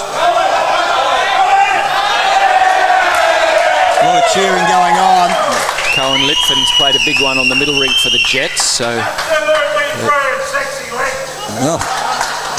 you would have heard the call there from the crowd. You wanted Scotty Began, you just got him. Shannon Giddo's in the meantime. Jets holding 2. Crucial time now for the game. And they've snuck back in front, across the board. They did a bit of scoring. There's the 2 shot bowls of Brendan Stokes. You'll see this one come into play. The Jackets, it's a long end, and camera doesn't go any further back than what we've got because of the bowl. But anyway, Shannon Giddo's. Good weight. Yep. Just running across the head of fraction. That counts. It does. And 3 to the Jets. Yep. And it's not easy to draw on a full-length end. But if anybody unless you're this guy, man of the match. Oh, for sure. Played very well. We will try 2 at the end of the game to get some of the players to come and have a quick chat with us. We spoke to Ali yesterday, who Mark and I have known for a long, long time, and Lennon. They'll come over and give a summary of what they thought about the game. Hopefully they're in a good mood. And he's just dropped that one a little bit short, Das. Shannon again. Looking to add. Excuse me. I will say, though, I think the turning point in the game was the positional change. Yes, agreed. There's no doubt about that. So what happened was, I can't remember which end it was, but at middle of the game, Matt Bouse swapped his lead and second, and it's turned it around for them. Shannon Giddo's gets a touch in this. If he gets a touch on that, just sailed past, but good hunting. 3 or 4, they might be a fair way away, but that word pressure comes into it. Doesn't it? Let's see how Rod Darcy responds. Down on his forehand. He's been very steady. He certainly has. Down comes Darcy. Played fair. He looks pretty confident with it. Looks pretty happy with it. That's coming from a good direction, isn't it? It certainly is. It certainly is, that man. That's coming better than a good direction. He'll draw the shot. Wow. Well done, Rod Darcy. He played so well. Still plenty of room, though. Then Scott will head to the... he'll head up. There's a lot of... Barry Mungovern will even hand him his bowl, the opposition. That's sportsmanship right there. Absolutely. Do you know what level of sportsmanship that is? Platinum level. That's platinum level. I wouldn't expect to be any other level here. Shannon's next door in a running shot. There's a lot of hubbub around the club now. It's coming down to the bit of noise. The end of this very tight contest. Struggling to hear ourselves think here. Lennon Scott on this can't see it. Beautiful forehand. Full length. You'll see it coming into top shot. left of your screen. There it comes. Here we go. I don't think great line. Great line. He's a little bit over, is he? A little bit quick. It won't hurt. That's Barry McGovern's bowl that he's just arriving on now. One at this stage is not going to be a problem. And they've got everything at the back there. So much for his hand injuries. He's all over it. Lee Schreiner just played a bomb on the middle rink. We'll keep you updated on those scores as they come to us. We will. The masterboard score is correct at this stage. It is. Jets in front by 3 overall. Michael Abel in the meantime. Fair start.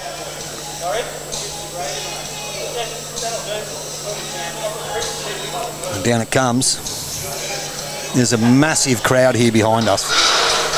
To our left, to our right, and in the club, there is a lot of people here. Michael Abel, great line. He's a little bit over. It's going to be a tad quick, I think. Yep. As you can see, he might have been intentional. Not too sure. Lennon Scott's let his go. We're about to update our masterboard. The Jets have jumped out to a 5-shot lead.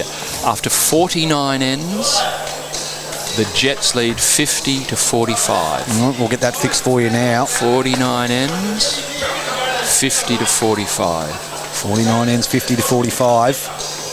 We've said it before, both these teams are gritty. They will fight to the end.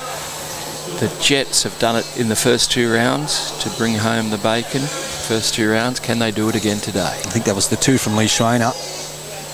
So Lee Schreiner's rink 16-13 to East Maitland. So Lee Schreiner's picked up a 2. Yep. On 16 ends. On our rink, Michael Abel with his second bowl.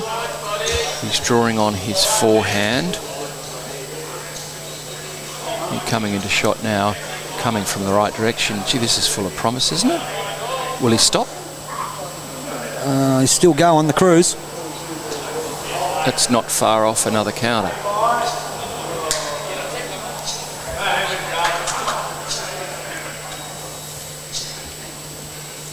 So the Griffins holding at least 1 on this rink. I don't think that's too far out of the count, that light blue cruise. Yeah. I'm not too sure. I think the Brendan Stokes bowl may be second shot. But that's anyway, there's a few to come yet. Very good guide for Matt Bouse. Beat that pale blue cruise. Absolutely. He's got plenty of room to draw. So how many did they get then? The far rink? Far rink. The Jets have scored again. They've scored 2. 52-45. Gee, this is the biggest margin we've seen on the masterboard. Jets by 7. Long way to go. Matthew Bouse. We'll be updating that momentarily, viewers. Matt Bouse looks to be running a little bit. Just a bit hot. That's just an ounce of weight out of the hand will make that difference on this fast green. Masterboard is correct, viewers. As I said, we just can't see the fast scoreboard because, as you can appreciate, they all get pretty excited and they stand in front of the boards.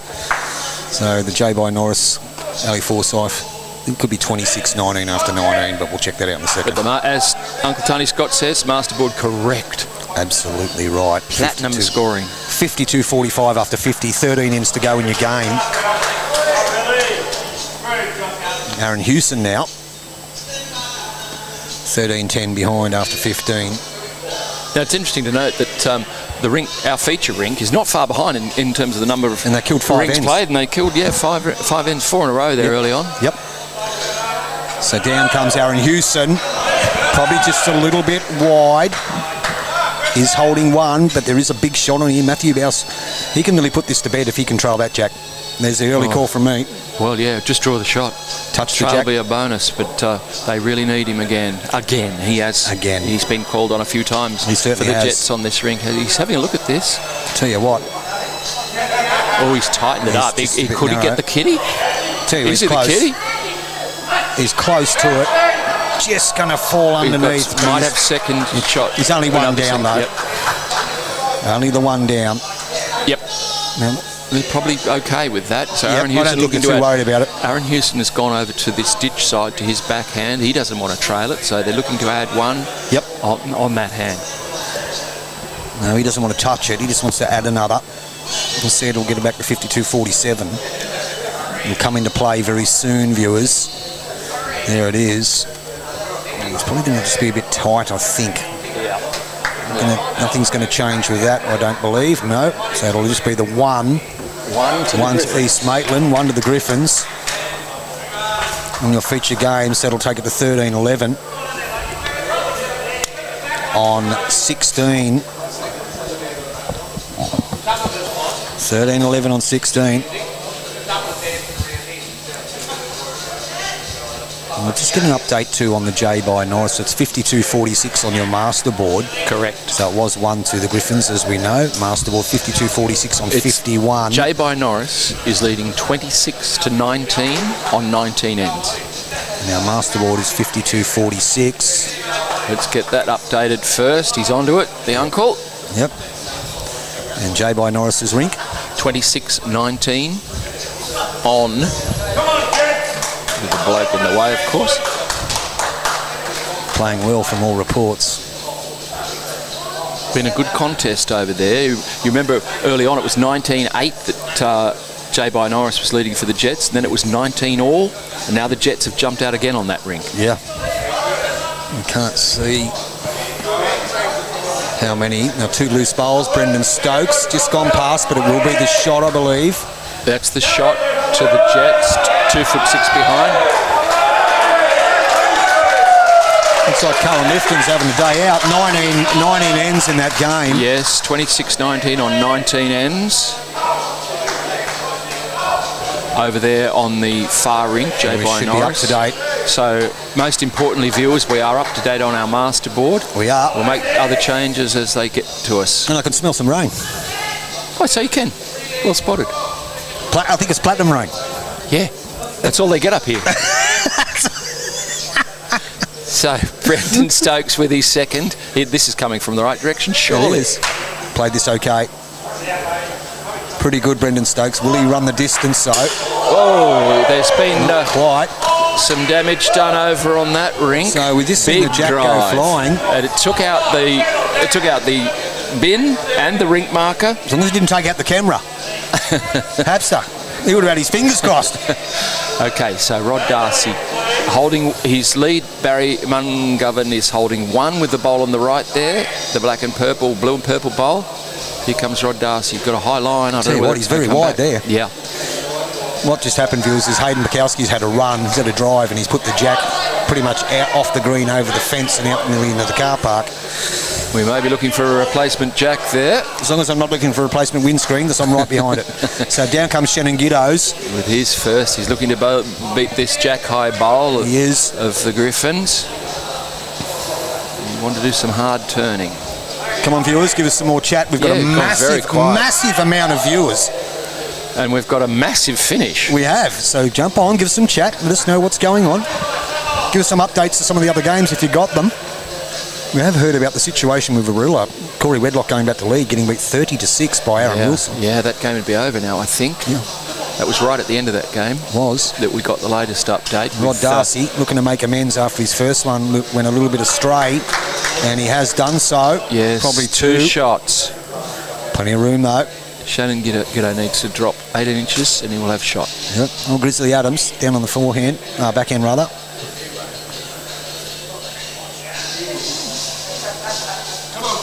Now, I'll tell you what, how's his weight? We don't. No, his weight short. You heard Matthew indicate. Come on, mate. Need you to get up. Yep. Need you to get up. Oh, these are vital bowls, aren't they? Absolutely. Especially when the end next door, Hayden Bukowski's killed it. And then that would have given him a bit of an adrenaline rush. Start again. There's Lennon looking up in the air. It's very tense here. People bending their legs, stretching, doing a bit of everything. Yep. Good coverage, lads. Thank you very much, mates. Mark and I believe that we do a fair job. Come on, Josh. Mike Label. Josh Glanville there. You're listening to That Man and the Uncle on YouTube Live Sports. Live to you from the Platinum Pennant. Platinum Pennant at the hangar. Raymond Terrace Bowling Club. Here comes Mickey Abel. Hasn't played it too badly. Fair Star about to dock near the kitty. He is. That circular key. Now, Lennon has the option. Does he play that backhand? Plenty of room to draw. We know it turns a lot with forehands open. The call he got from Matt Bowes was draw on the backhand. Play the wide side. As I said, they know every inch of plastic, these boys. They're here every day.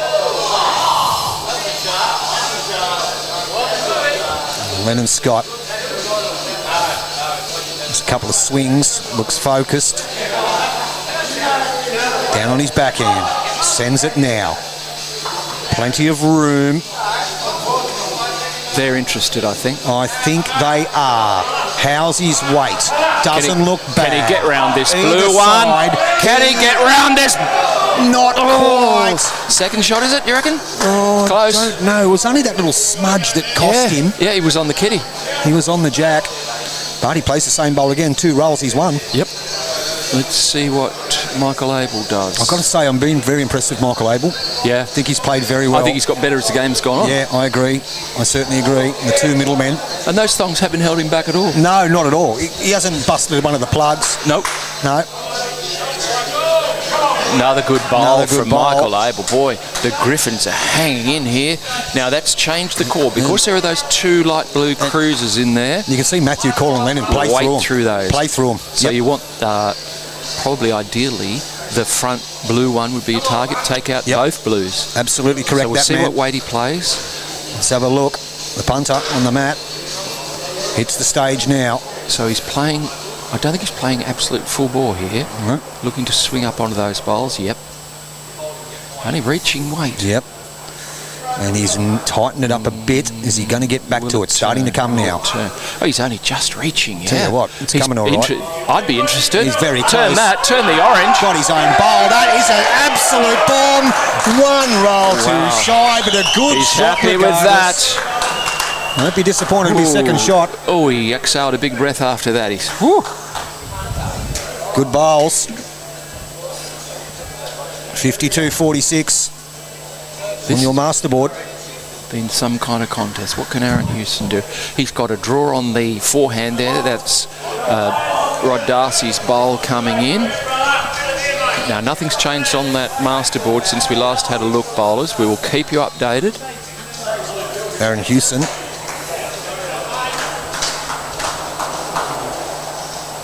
On his forehand. Sends it now. On its way. There's a big hole there, as you can see. Plenty of room. Plenty of room to draw there. Not a mile away either. And has he drawn the shot? He has. He's gone through that hole. He has. Any touch on the kitty would have been right, or sit on the blue one. Actually, I didn't think he was going to go that far. No.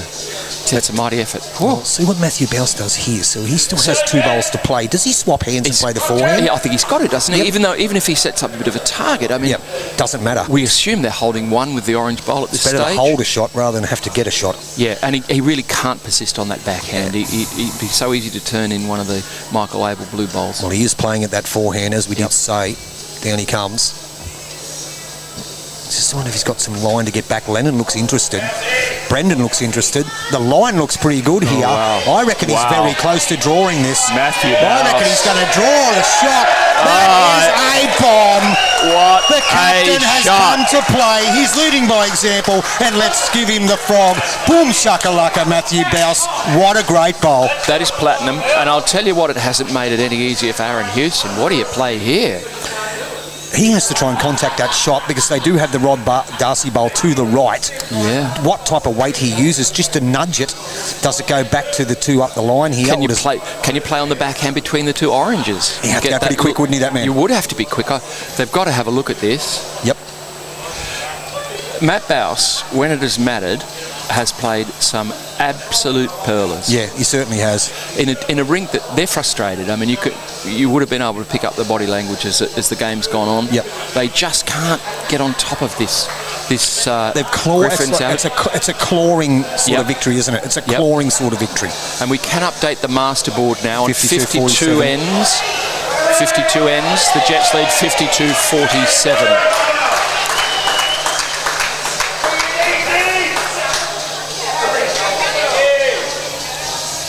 All right, Aaron Hewson, what's he going to play? Is he lining up on the... So here he comes down on his backhand. He's I playing like quick. this shot a lot. If he can find even... Well, he could still get a result. He has got a result. He's got one. One. Okay. We think he's got one with that... the back bowl that belongs to Barry Mungovern bowl. I think you're right, almost that man. directly behind the kitty. Now, that bowl, he may have 2 second shots here. So let's just get down masterboard. Oh no, we'll wait till Matthew Bowes plays his bowl. That is up to date, the masterboard. We are right. The masterboard's good. We'll have to update the rink scores as soon as we can. So, Matthew Bowes down 1 as far as we can see here. He could play a miracle and get this bowl out, which I think he's trying. I think he's trying as well. Up under the head, on the backhand. He's very wide. Anything's possible. Not over. Ooh, no, nothing's changed, I don't think. I think it's only one. 1 to the Griffins. 1 is the signal. Is 1 to the Griffins. Okay, so we'll get these scores updated for you. So, Mr. Masterboard Dale is onto it, and we can confirm 53 ends overall. All right, so let's get the masterboard, then we'll get the rink scores for you. Okay, 53 ends overall. Uncle Tony Scott's making that change as we speak. 53. Yep. Jets, 52. Jets 52. So we've got that one right. And East Maitland, 48. Only 4 shots in it. 10 ends to go across the 3 rinks. Okay, wow. so we'll get the scores right. Bowes is 13. Houston is 12. Yes. Bowes is 13. And they've played 17. Yes. On the middle ring. Very loud here. 16-13. Who's the middle ring? Shannon McElroy versus Lee Schreiner. Yes. Is they've just stood in front of it. 16-13. Wait a minute. I've already got 16-13. Okay. So nothing. No update there. Ali Forsyth's rink's a different score though. Yep. 26-20, I believe. Okay. A bit loose there by Brendan Stokes. Yeah. Yeah. Just can't quite see that one there. It's 20 ends. We know that one. There's 20 ends. So they're on their last end. Masterboard is correct, viewers. That's all you have to worry about. 48-52. So across the 3 rinks, we've got 10 ends to go. One of the rinks is about to finish. So it looks like Charlestown Tigers 7 in front with 2 ends to go. Up against the Soldiers Point Soldiers. 2 good bowls by Barry Mungovern. Barry Mungovern, steady as today. Yep. Brendan Stokes ran through with his first. He's got to... You're going to play a big one, son. This is the end to play it on. He's just waiting for Lee Schreiner to get his bowl away on the neighbouring rink, and now he's ready to go. Take your time, young man. Reset, breathe. Okay, so Brendan Very Stokes. tense, Arnie Rell. It is very tense. Close affair. Brendan Stokes, though, is he reaching? I'll tell you what, he's still coming. Still coming. Just not enough. Won't be too happy with those two. Especially when you've got this man coming on the mat after you. He's waiting also. So what's happening is the middle rink are playing this hand straight into the face of Rod Darcy. So he's just waiting till Shannon McElroy's bowl comes into view here. So it's one of the Jets there. So it'll be 16-14 on 17. So one of the Jets in that game. Lee Schreiner's game. Lee Schreiner against 16-14 on 17. Question from our friend 4 down 1 up. What speed is the green? I said I thought it was about 17. It is really quick. It is extremely really quick. 16-14 on 17.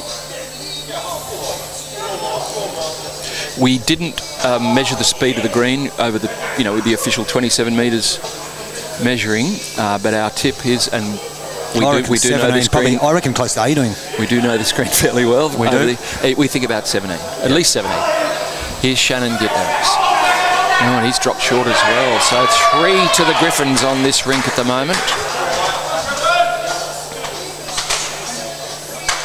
Yep. These are the times you've got to nail it. So 53-48. Jets by 5 overall. So down on the forehand comes Rod Darcy, who Mark and I both agree is man of the match by a mile. Man of the match. Oh, yeah, I think Matthew Bowsers wouldn't be that far behind him just with the savers, but Rod Darcy just for sheer consistency. Yeah, he's been really, really good. And it's a role that gets overlooked. He has set up the head for the Griffins end after end. He certainly has. And that's required then Matt Bowes to play the big ones to get the Jets out of trouble. Can Showdown Giddo's correct? He needs to run. They badly need a bowl in the head. Still coming. That's not Still far coming. off shot. It's not far off shot at all. Whew. Another sigh of relief for the Jets there. 4 down, 1 up. It is quick. Green. And we're here to tell you 17 seconds is really quick. You hear bowlers all over the place saying, I played on a green. It was 20 seconds. And I say this. Bullshit. This is a seriously quick green. There's a lot of noise here, viewers. There's a lot of noise. A lot of people here supporting the Jets. There's people to our left. There's people to our right. The club is packed inside, right in the fishbowl behind us. Michael Abel down on his forehand, though. So we think it's 1 to the Jets with that lonely white bowl of Shannon Giddo's there in front of the kitty. But look at the 4. Here comes Michael Abel. If he gets the kitty here, they could hold 5. They got him. Yes, they could. He's just going to slip under, but that's the idea. And that's probably that is the shot. Could be the shot. I'm pretty sure that is the shot. So Lennon's got the choice. He can play either hand here. So massive numbers, guys. I can understand why the viewing numbers are here are sensational. You're sitting on the edge of your seats. You're biting your bowls cloths. You're doing everything. It's a nail biter. And we wouldn't expect it to be anyway because it's not silver, it's not gold. What is it? It's not tin, it's platinum. That's what we expect in the platinum. Wouldn't expect anything else in the platinum. Lennon Scott needs to draw the shot. Forehand. Down he comes. Leif Selby's just killed the end of all reports. Charlestown Tigers are in front. Now, this doesn't look too bad. What's his weight like? He's starting to come now. On, yeah. I'm going to back this in. I reckon it's the shot. Great Scott. We'll take that. That's 1. What a great bowl. That will give him the boom shakalaka frog. I just say this, it runs in the family. It runs in the family. After his dad. No, after his uncle brought him on. So that's such an important Who was brought bowl on for by the his Jets. dad down on the forehand. Now look at the importance of Barry Mungovern's bowl behind the head here because any touch. Yep. That's a big score over there, I think. Gets a smudge off that. Not quite. Ooh, 1 to the Jets. Ooh, but he has given and room. He's opened it up there, which gives East Maitland a look at that kitty. And the call there is something similar to Lennon Scott. Don't be afraid yourself to poke it round the corner. No, just not a at all. touch. Because if you're going to move the jack, you're going to go with it if it's starting to slow up in the pace. You're not going to get the edge of it and go flying past it and just nick the jack. You're going to dead draw weight. You're going to stick with it. At the back end for this rink, Lennon Scott and Matt Bowes have had to pull out some huge bowls. They have, rather. Lennon lets it go. Down on his forehand. Plenty of territory too. Matthew looks interested. Composing himself. Weight doesn't look too bad again, that man. And if he does just happen to go past, I don't think it's a problem. I don't think it's a problem at I all. think that's a very, very good home. Because there are 5 Griffins bowls in a group there just to the right of the head.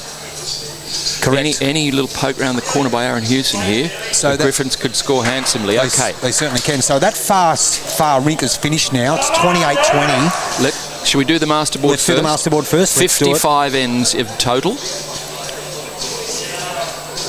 55 ends in total. Here we go, viewers. And the Jets, 55 shots. Yep. And the East Maitland Griffins, 48. So it's back out to a 7-shot lead overall, right at this pointy end of the game. They're watching the Aaron Hewson bowl here. He might just slip past it. Boy, he hasn't missed by much. I'll tell you what. If he'd got the side of that's man, 5 or 6. Would you change hands here if you were Matthew Bowes? I probably would. I'd probably play the ditch side of the green, trying to get in that funnel to cut that shot off. Or even sit in that group of 5. Yep, just sit I think I would. He doesn't want to play that hand. Nope. It's a much more challenging hand. But No, he's going to stay, I think. He just says, all right, I'll just draw one. Well, that's why he's confidence. Out there and we're here. Yep. Down on his forehand. Bouncy. So, draw the shot or just tuck it around the corner 2 inches would be fantastic. They're having a look. It got the little early clap there from Lennon Scott. I tell you what, his weight's pretty good here, isn't it? Oh, he's going to a very good home. Weight yeah, gets go the to that purple one. Very good. Good shot. Very good. Nothing wrong with that. Aaron Hewson.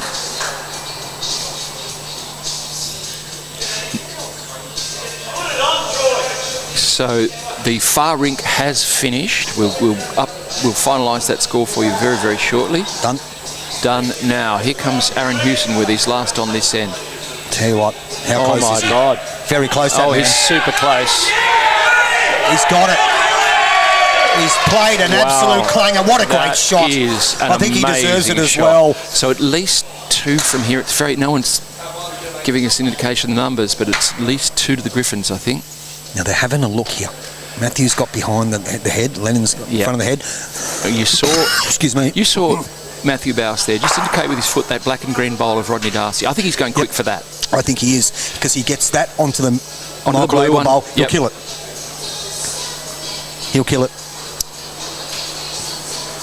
Or he could play lesser weight on the hand, but that's much harder. He may go quick for that bunch of bowls. He had a good look. Let's see what I think does. it's a really good shot because it contacts the front one of that group. Yep. Down he comes. He's gone quick. He's got some sort of result. In, off. Oh dear! He scored a few. Beautiful shot. That is an absolute bomb. They workshopped it. They had the think tank. They discussed it, and they played it exactly the way they said. No, wait a minute. Lennon was claiming 3 there. Lennon Scott. Michael Abel said, "Hey, if you want 3, you measure." What a great bowl, though. A great decision. Yep, they workshopped it. They spoke about it. Yep, and played it exactly like they said. So that's a brilliant shot and a great read of the head. Yep. The easiest shot for us is to contact a bowl which is roughly jack high, 18 inches away, and it will spear across. Out go the opposition. Is it 3?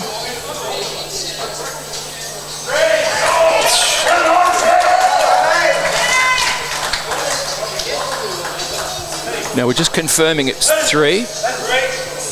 3 to the Jets.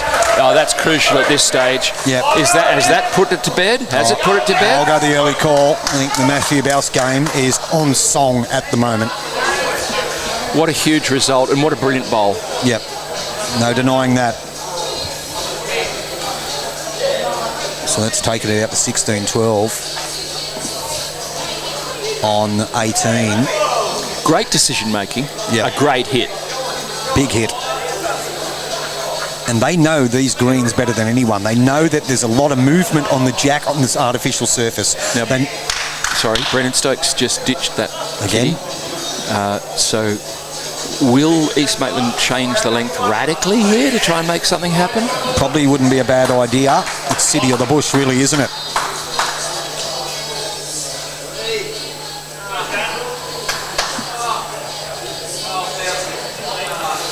I think they have. So you can see Aaron Hewson walked well up the green there. Let's shorten this up. Probably that kiddie ran a little bit past him.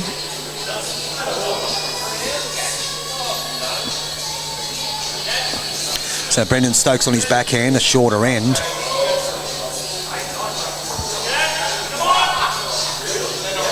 On its way down.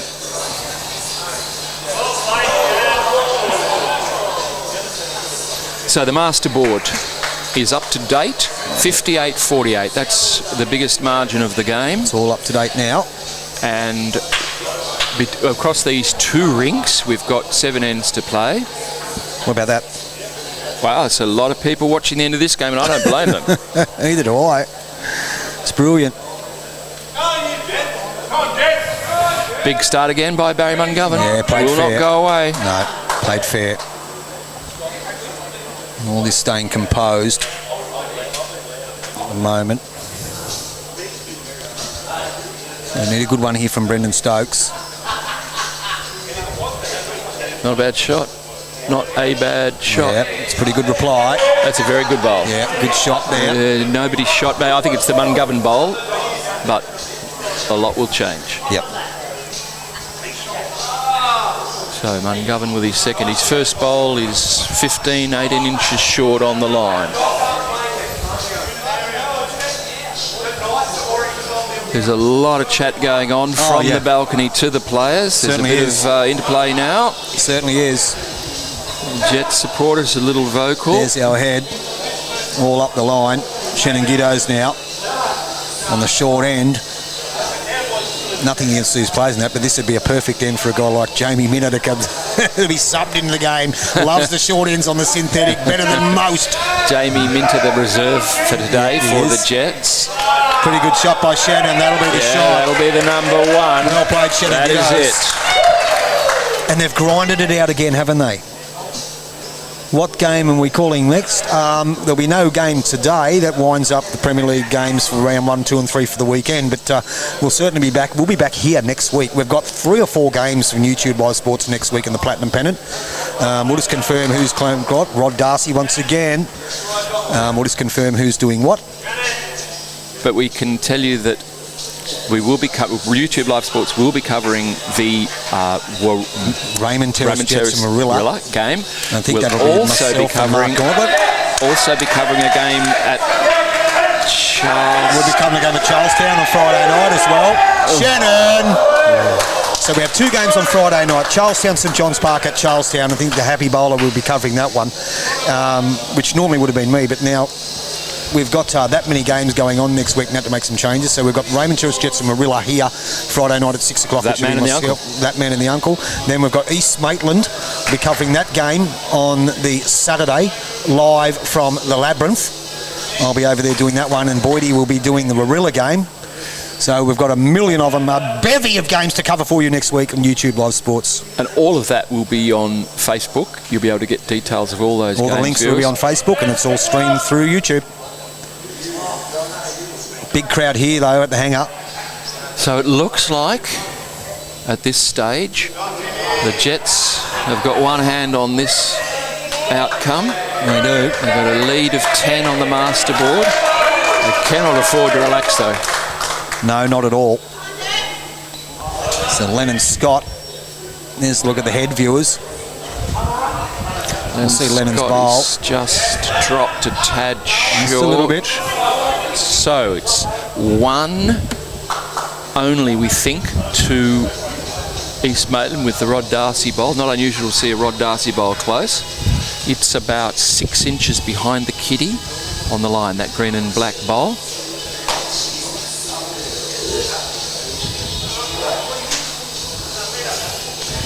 I'd say it's a fair bet that they made a change in the Soldiers Point side. I see that Scotty Joan come in and played, and Blake Signal went up to skip, and they actually had a victory over Ryan Bester. So some changes there. That was in the Soldiers Point Charlestown Tigers fixture. The game is I think the Charlestown Tigers have... Michael Abel has drawn another one. Very close. I think that's 2 for sure. Definitely 2. So Lennon Scott plays They need a close bowl here. They do. This contest could change very, very quickly. It's 59-48. We'll get your masterboard updated in a second. So how's this one looking? He's chasing this. The punter's on the jog. Let's have a look here. Coming. What a shot! What a shot! As we said, these 2 back-end players, they know every fibre on this artificial surface, and that's why they play bowls like that. And that's why he left the chalk on. See? Yeah. He said this would be very near. He's not silly. That chalk's been there for years. Okay. So, Michael Abel, they're talking about this. This gets very tricky for the Griffins here because, they're only 1 down, but they need to score. They do need to score, There's a very limited number of ends remaining. They certainly do need to score. We'll just get that masterboard. It's 59-48 now, so we believe that other game is finished. No, sorry. It's finishing. That was just a score to Strainer. Yep. So 59-48. The Jets lead on 57 ends. There's still 3 ends on this There's still time. rink and 3 ends on the neighbouring rink. Will bring it home.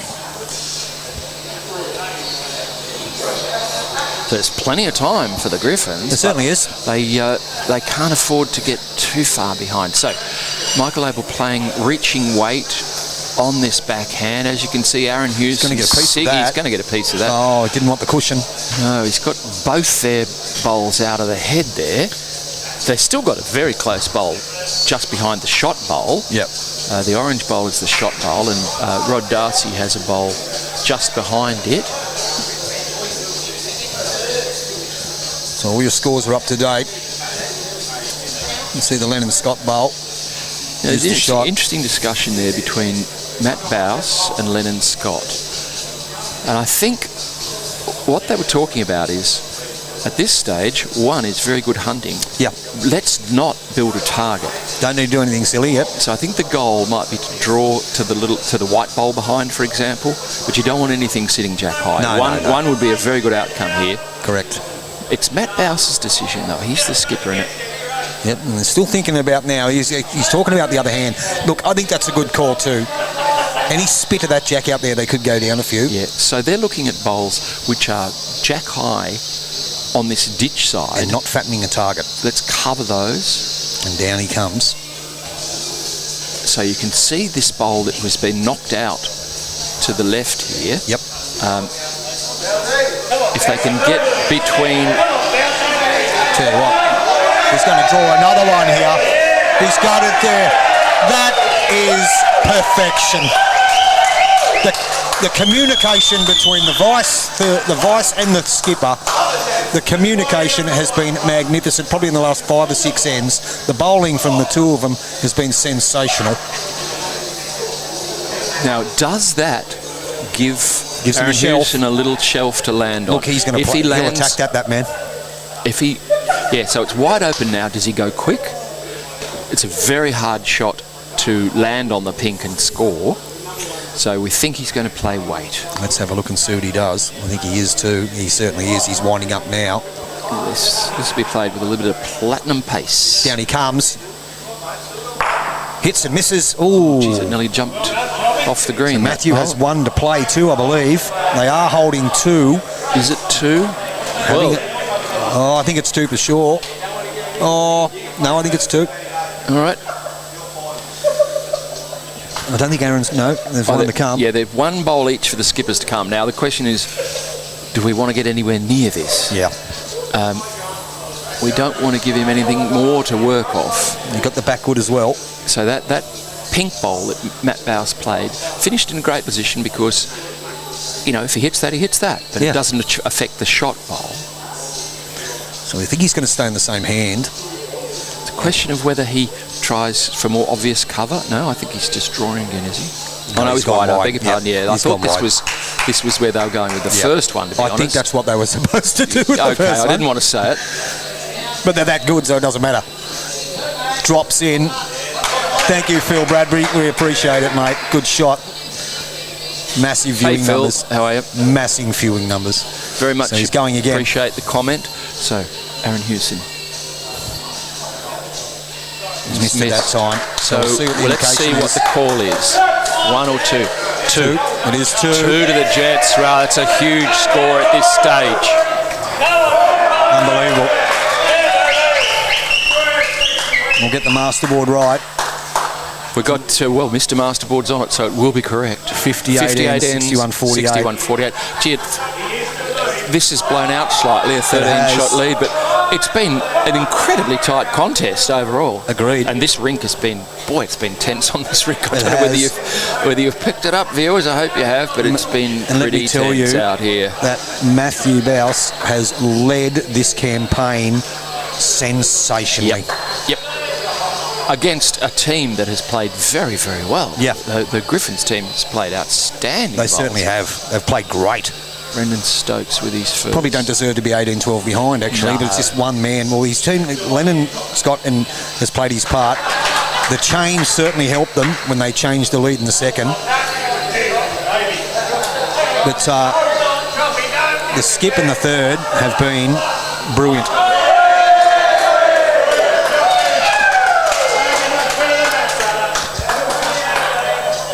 skip and the third have had a great day. Now, Brendan Stokes' bowl, as you probably can't see, viewers, I'll just flip it. Stayed on the green. It stayed on the green. It's on the line, 5 foot 6 just there behind. It is there. Now, we do have the Charlestown Tigers Soldiers Point game still going. The Tigers are 6 in front. Yep. Coming to the last end of that game. So the Tigers might get away with that one. I think Leif Selby's killed the last 2 or 3 ends. Right. Still plenty of action on the middle rink too. Yep. We'll bring you updates on that as soon as they update their board. Here's Brendan Stokes with his second, a much better ball. Much better finally, ball. Matthews, give him a cheer. He's played a bowl. No denying the man's effort, but that one. He hasn't had his best He hasn't day, had his best poor old game, Brendan, but they'll remember that one. That's right. That's the one that the selectors might remember. Of course. That's what we was used to say. Play a good one on the last end. I think he's got both of them in his skip as he's skipping his third. The selectors. Yeah. So Barry Mungovern, who's been so steady, has played 2 slightly narrow bowls on this end. We're right. We've only got a couple of ends to go. We're on the 20th end on this rink.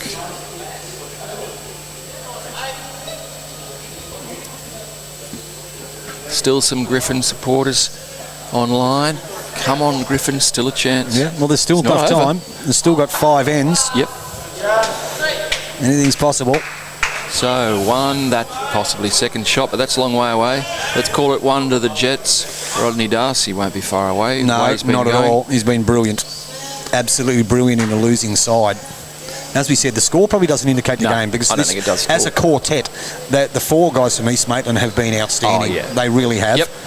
The individual brilliance of the skipper and the third for the Raymond Terrace Jets is what's got them over the line. Yep. Yep.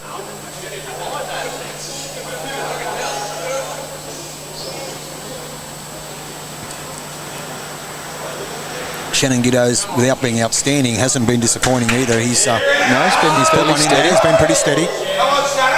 We love this line. Yep. You've got to love this line. Yeah, his weight Watch looks it not come too home, bad. viewers. Still coming. Yeah, Good ball. bowls. Good ball. Well played. That's what they 2. needed that front end to do. That's right. At least 2 to the Jets there. Because this man, he won't be far away.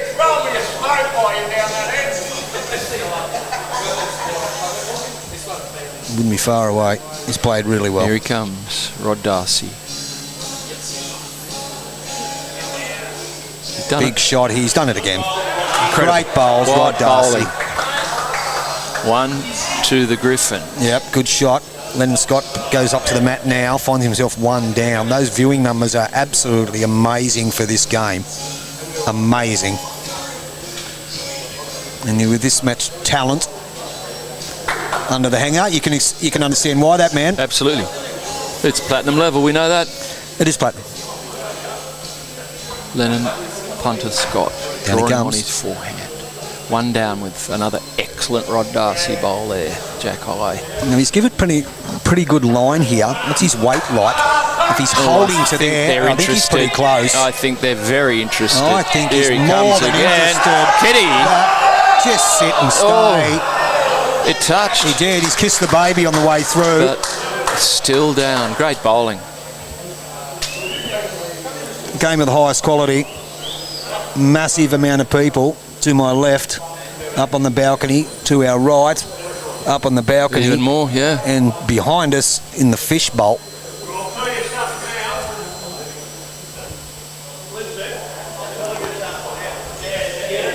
There's Michael Abel, makes his way to the mat. He'll be playing the back Gets end. both thongs on the mat. He's ready to go. Yeah. Down he comes on the backhand, Michael Abel. So he'd be looking to beat the Lennon Scott orange bowl there at 4:30. Yep. He's just He's got to not a mile slow away. up. Get some turn out of the Fair Stars. Yeah, great effort. The fun ship, the Cruisers, just sailed through. Then he'll play his next one. He'll be looking for that little trail on the forehand, turn it back for 4, put the match to bed. Thanks for coming. Another end gone. 1 end to play on this rink. Schreiner's fought his way back in that game too, 16-15. Yes, we'll update that the moment it comes through. And Scott on his forehand though. Sends it now. Former state singles champion, state representative. Down on his forehand. What's his line like here? He's interested again. Interested again. He's played another good bowl here. I think he's either just going to slip through, unfortunately. Oh dear. Yeah. Too great. But there's great more bowls. there for Matthew. There's some catches. And Michael Abel. We can update our masterboard viewers. 59 ends. So East Maitland just scored on that middle rink, which is the only other rink still going. 59 ends. Raymond Terrace Jets 61. And East Maitland Griffins 49. 49. There, you're fully up to date, viewers. Michael Abel again, he's got plenty of bowls to sit on too on that wall. Another one that's played a decent game of bowls. As Mark and I said, this quartet have played very, very well collectively. It's just the back end of the Raymond Terrace boys that have played pretty well. Oh, he needed a finer touch than that, yeah. Yeah, great try.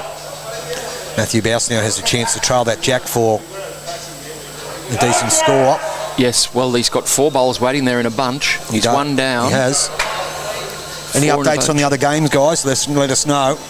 Yes, is the Charlestown game over?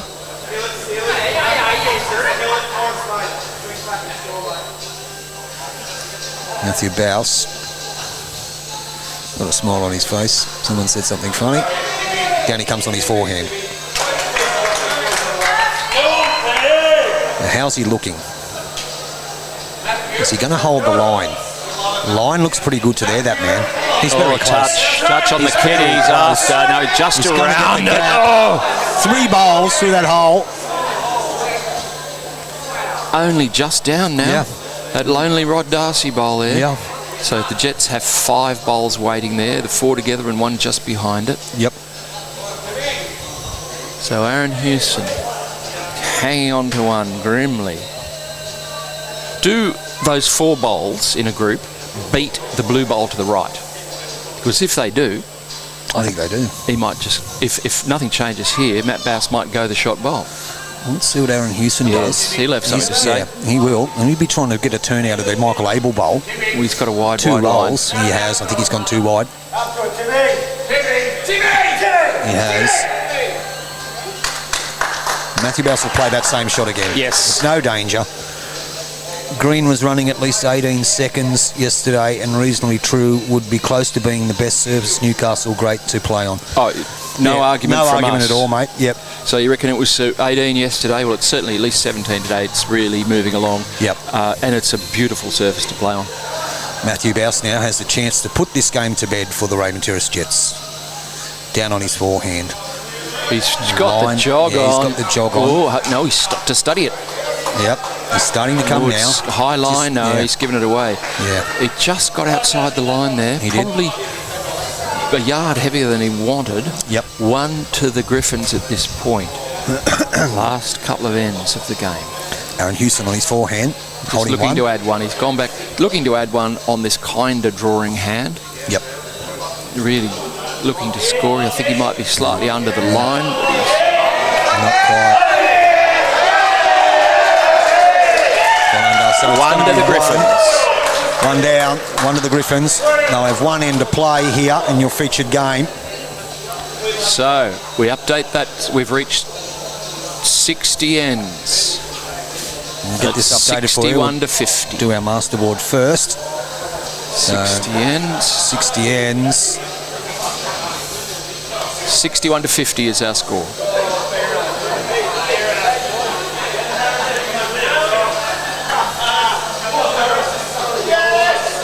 There you have it, viewers. So the Lee Schreiner game, we'll get that one updated for the viewers. What's that one? That one is 17-15 on 19. That might not have...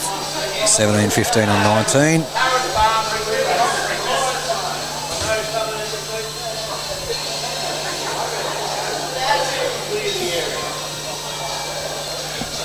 And on our rink, it's 18-13 on our featured rink after 20 ends. Rink. The other one's finished, as we know, on 20. Yep. 18, 13. 13. You got it. Righto. Last end of this rink. Brendan Stokes with his first. Just passed. Not a bad starter. Yep. Not going to be too Barry disappointed Mungo. with that one. This has been one of the really entertaining games to call and to watch. It has. Yep. It was very tight early. Griffins were in front for probably a third of the game. It's the final in Newcastle. I can tell you where all the Platinum Premier League final games are being played at. So this is round 3 round of 3. 11 rounds. 11 rounds. Then all the finals are played here at the hangar, Raymond Terrace. you got a date you can pluck out of your brain for that? No, I don't. But they're definitely here. Because we've played 3 rounds this weekend. And they'll obviously be brought to you by Bowls New South Wales. Yes, they'll be covering the finals. Yep. And that probably an early call, but I reckon it's a fair chance that the Raymond Terrace Jets will be part of that. Oh, there you heard it here first. Yeah, you did. There are some, and if they get to play here, it'll be hard to knock off. Yes, agreed. Yeah, they love this track. Rodney Darcy loves this track. Oh, he If there's does. one bowler who loves this track, it's Rodney Darcy. Tell you what. 2. 11th and 12th of April. Thank you for that, mate. Thank you, Jolie. 11th and 12th of April. On the back end, Shannon Giddos. I won't be here. I'll be in good old Brunei on the 11th and 12th of April. I'll be in London. You'll be in London? I shall probably be in Malaysia somewhere. Here comes Shannon Giddos. Good shot. So yes, Steve is saying that he hopes one of the Newcastle teams make it. So there's our contenders from Newcastle, or the Newcastle Greater Newcastle, let's say. These 2 teams, East Maitland Griffins, Raymond Terrace Jets, the Charlestown Tigers, the Soldiers Point Soldiers. They're all a chance. They're all a chance, but the Raymond Terrace Jets, if they continue here, will be close to on top of the ladder. Yep.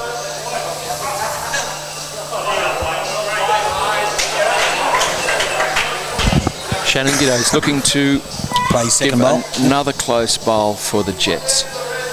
So down he comes, Shannon on his backhand. Jets leading by 11 shots overall on the master board. Very close to the end of our game. This is our last end on this rink. Oh, yeah. Pretty good bowls by Shannon. What we might do, if we get the opportunity at the end of this game, is to grab Lennon and Matthew. I did want to grab Ali, but I can't see him anywhere. Well, let's get some players off this rink. Yep, if we can these get two. Just have a quick chat with them. Yep. Yeah, well, and we'll see if we can grab Ali later as well.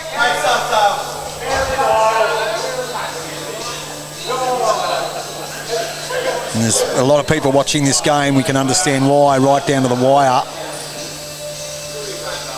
Michael Abel. I'll go as far as saying he's played the best game for a man wearing thongs I've ever seen. That's a big call. We've seen some good bethonged players, haven't we? Bernie Melville, we've seen him play some good bowls in thongs. Yeah. Tarrant Point in particular. But look, I might have to change my view because no, I can say that Michael Abel has not been held back by the thong. Not at all. Not at all. It's if anything, it's helped him. I think there needs to be maybe a Royal Commission. or I've just got to step and say I was wrong. He has not been held back by the thong. He's played well. He has played well. What we haven't seen today, and this is my other theory I've held for many years, is that long duds make people play better. But no one had them on today. No, hadn't had them on. There was one, I think there was one person yesterday that might have had them on, which was Franklin Fong. Oh, yeah. Incoming from the Jets. Yeah. Played sensational. 3 we'll shots give it to the Jets. Frog. It's the last end. Yeah, boom shakalaka to the punter. Oh, he played very well, hasn't he? Absolutely. Particularly in the last third of the game, him and Matthew have been subliminal. He's looking. This is a hard shot on this hand. Will it turn? Will it turn? Not quite. He was looking to reach up under that front bowl of Barry Mungovern there. Yep. See what he does this time. Yeah, will be some atmosphere if the Jets get here. Look, even a bit nuts. Yeah, they will get here. That's what's the saying? Lay down Nazir.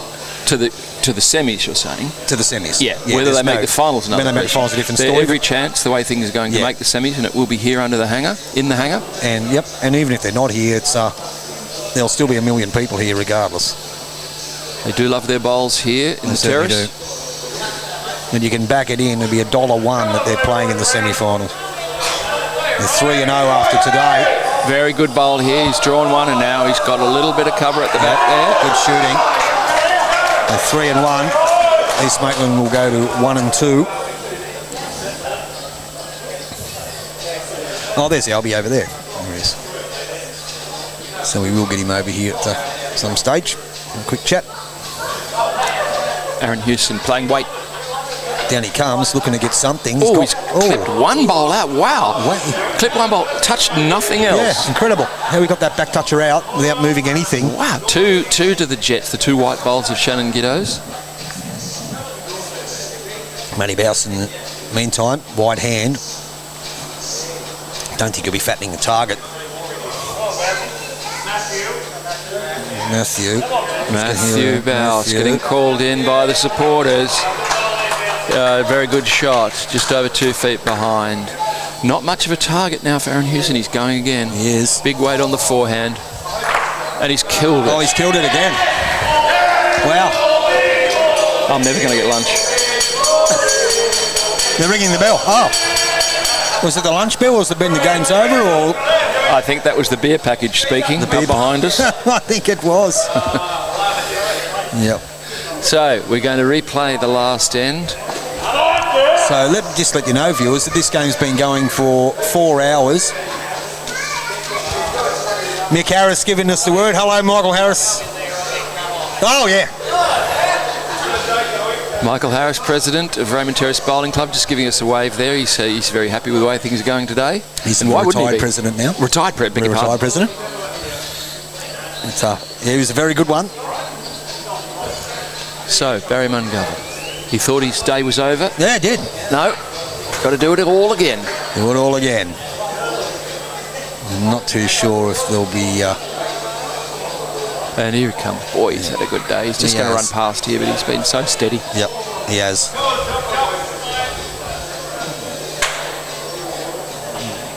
See, he's just gone tad past. There's Brendan.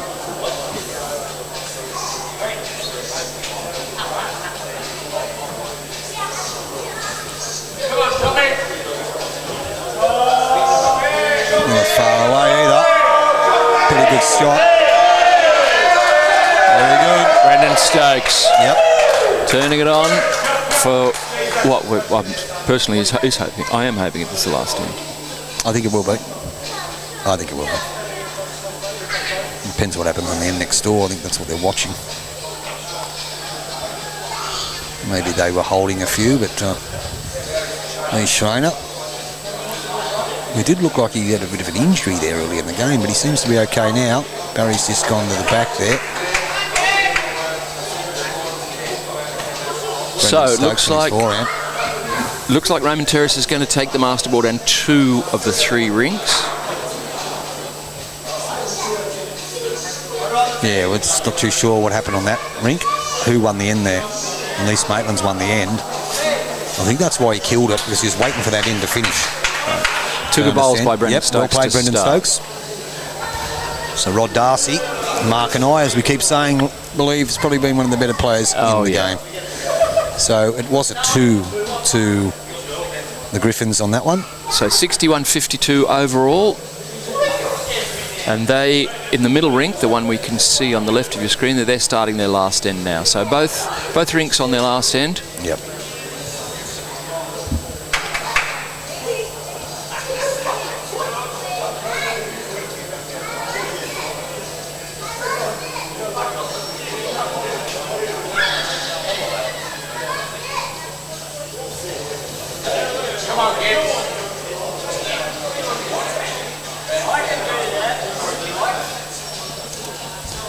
Shannon Giddos. He didn't like it. And first time he's played that hand. Yeah. Coming down this day, if I recall. Yeah. And look, it's not the best bowl he's played, but it hasn't made it a lot easier for the Griffins either. No. So Shannon Giddos was trying to get to that black and green bowl behind the kitty here on the right. Yep. So down on the forehand comes Rod Darcy for possibly his last bowl of the game. And he's going to be just a tad quick.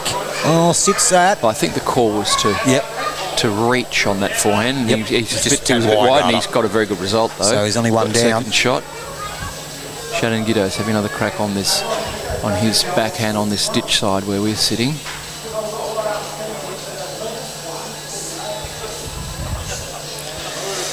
Thank you to the two best commentators ever. Love your work. Go the Jets. Thank you very much, Sharon. Thank you, Sharon. I can see the champagne's really starting to kick in. Thank you, Sharon. Miss you.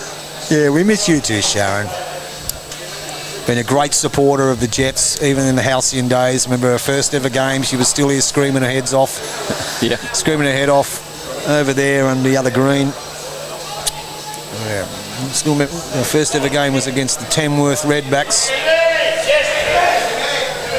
They went home sore and sorry, didn't they? I can't remember. No, they got us, but we made amends for it with the Penrith Boulders the next morning.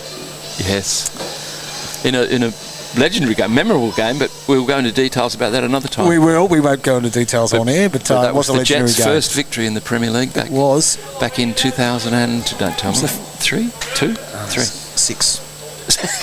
I was close, wasn't I? Lemon Scott. I may be wrong, but I'm okay with that because I can always rely on the Uncle Tony Scott, who has a memory for bowls games that is unrivaled. I do. That one in particular we're talking about against the Penrith Boulders. Yeah. This is a good shot. Good shot. Covers that. Just in amongst those three well played. Griffins bowls. So, the Bethonged, Michael Abel. Well, just quickly, let you know about that game. So he's playing just to get under the Shannon Giddo's bowl. He's holding close, a long you know. way. Kitty. Oh, yeah. Oh. A great shot. Wow, That's he's turned that into 2, at least. 2, maybe 3, who knows.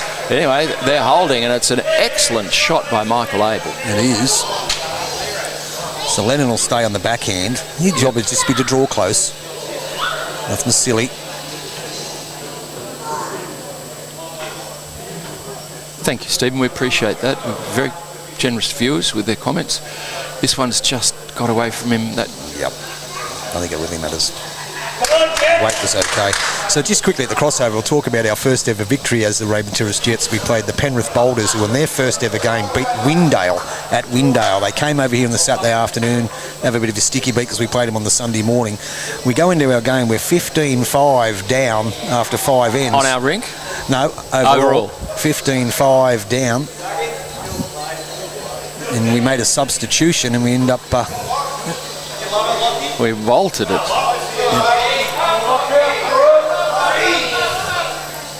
So, Aaron Hewson holding 2, I don't know, 2, maybe 3. The game's not over, but there's something big would have to happen for the Griffins to pinch this they need one. a couple of scores. Sorry, I will say that in that game, one of our rinks, 2 rinks were up, and one was down 15-1 after 5 ends.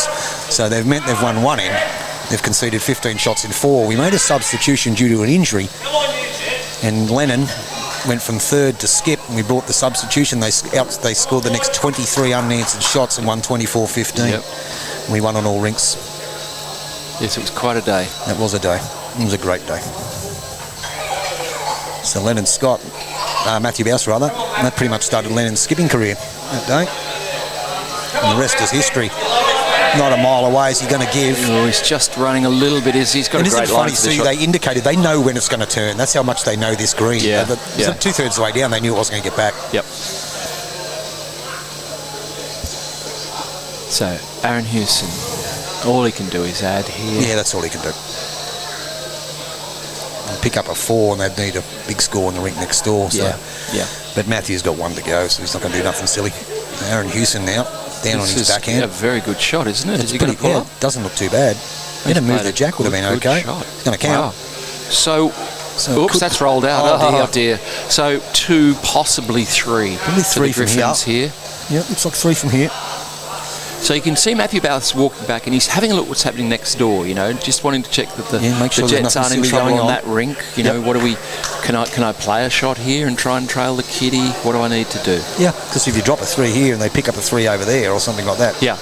it's still only going to be 3 the difference. They need a massive score. I think in any case, his shot is to land on those 2 shot bowls or trail the kitty. Yep, doesn't need to do nothing silly. Down he comes. So Matthew Bowles on his backhand, is he starting to give? He's starting to come now. Here he comes. Here it comes. Oh, The big Matthew extra. Bowles. Still coming. He's taken a lot of pain out of it. Great shot. 1 down.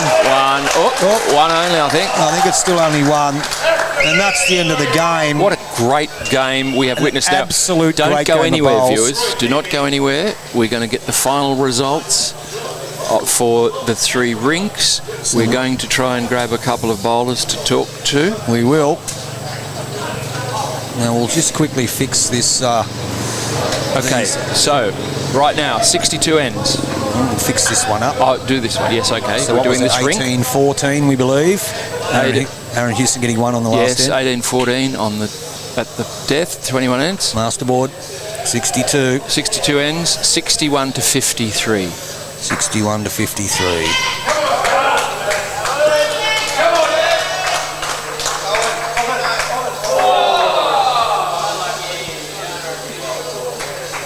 Okay, gets us up to date. And so we've just got the 1 in. Actually, We can bring the cameras around, we think, can. and We give can. you the end of the game between the teams skipped by Shannon McElroy for the Griffins from East Maitland and Lee Schreiner skipping the outfit from the Jets. There they are. Now, we don't, obviously, we're sorry, we don't know what's happening in this head. We've only just turned our attention. We'll find out very shortly. At this stage, overall, the Jets have it 61 to 53. This is the last end of the tie. Here comes Shannon McElroy. He's got a blue and red bowl. We'll see what happens here. Coming into view any second. Here it is. Well, that's a fair old shot, isn't it? Yeah, not bad. Can't handle It it. looks like the Shannon McElroy, one of the 2 New Zealand internationals playing today. Yep. Ali Forsyth being the other, who was also skipping for the Griffins on the far rink. Lee Schreiner making his way back up to the mat. Viewers would be familiar with Lee Schreiner, who has an exemplary record as a bowler at every level. As an international, the last 2 years as an international, extraordinary results. Incredible. And earned his right to get that Australian shirt back. Absolutely. And have a look at the guy's delivery too. And just his concentration. Look at those eyes. His zone right in. He's playing quick. He's taking 1 ball out of the head. He's going for that rink win.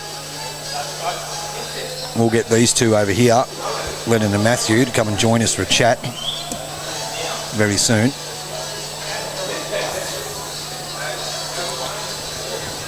So Lennon Scott is coming this way now. I will give up my my headphone. Oh no, he got his own microphone. We've got a special Lennon Scott microphone there for him. Here he comes. So I'll bring him in. Make sure you talk right as close as you can. You haven't got the headphones. So that was a really good win. Tough. You struggled early, and they, as a 4, played sensational, but we believe that yourself and Matthew, you dug deep and you played outstanding and you got them home. Thank you. Yeah. No, look, I mean, I think, to be fair, Rod Darcy was on absolutely. Wasn't he? Yeah, I mean, brilliant. he put us under pressure every single end. He did. I mean, I can't remember too many bad ones. It was just one of those things where he's played so good that every time I jumped on the mat, and potentially whoever was playing second before alongside Darcy on our side was just under extraordinary amounts of pressure. So when we both thought that, Mark and I both thought that the turning point in the game was when you had the discussion with Brendan and Shannon up this end and you changed them over. And then you just didn't look back from then on. Yeah, no, that's one of the good things about this year. I was a bit doubtful as to like how much of an impact that would have on the games, like the ability to swap around. But the last 2 games, we've actually done it twice. I mean, Leroy swapped with Cohen yesterday, and that sort of turned the game on their ring. And then today, I mean, it's one of those things. Well, we swapped obviously, but it's one of those things where you just can't let it keep going the way it's going. You've got to change something, and the ability to swap something actually enables you to do that. So, and you used it yesterday. The Jets used it again today, and we just saw that Corey Wedlock went from skipper to lead. Oh, really? Yes. He's getting beat 30-6 in the game. Oh, wow. Warilla versus Cabramatta. Now the crowd's happy to get more beer. I think Lockie caught it. He caught the jack. We can't get enough bowls here. We're going to see yet another end. Yeah. It felt a really pressured game out there. Oh, I said that to Matty. I said, under extraordinary amounts of pressure. Yeah. Largely because of the way the front 2 played. I mean, Barry's no slouch. Barry's a very, very good lead. Yep. And to compound that, the way that Darce played, absolutely outstanding. And like I said, every time whoever was coming after Darce jumped on the mat, it was a bit of a pressure cooker situation. So. And the Jets this season, I mean, do you feel a weight of expectation? A little bit. Yeah. But in saying that, we've had the same group for a long time, so we're all pretty familiar with one another. We all get along well with one another. We're all good friends, so that's always a bonus. But in saying that, I mean, like the first 3 games, I mean, assuming we get away with the win today, which like I'd like to think we do, we've scrapped. We haven't really all hit our straps. There's a lot of improvement in this, and we've still come away with 3 wins. So that says something about the people that we have in the team and the belief that we have in one another. So yeah. We made the comment earlier that that the Jets have had to really fight, be gritty these opening 3 games, really. Yeah. And how did you feel about the 3 rounds over the first weekend? You'll all sleep well. It's always very heavy duty competition. The Platinum, it's the best competition that's pennant style competition since Premier League.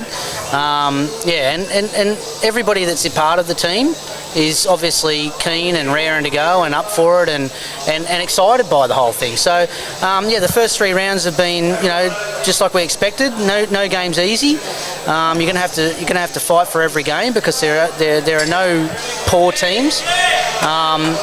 So I mean, the first 3 rounds of the competition has been as expected. You can't walk up to any green and expect to win, and that's been demonstrated by the first 3 rounds. And what about the thing I was going to say to you now, the inclusion of J-By Norris? The last couple of years, brilliant. You've always been theirs about, and you've probably just gone out the back door or just got beat by a couple.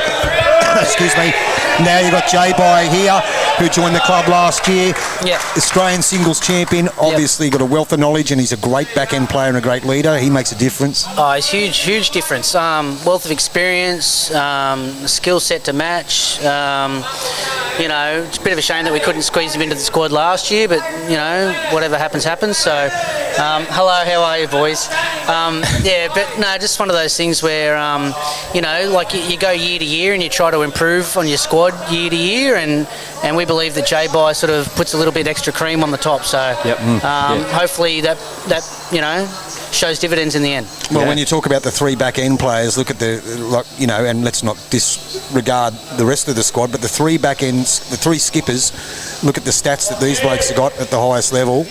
It's not bad to play under those fellas. I'll just interject a little bit. It's one of the things that we're pretty proud of too, is that we've got 3 skippers that are all members of our club. Yeah. Our back-end players, our 3 back-end players, are all members of our club. Yep. We've got 2 marquee players, of course, because you need to compete with everybody else, and these 2 boys have been a part of our squad for a couple of years now, they're part of the family.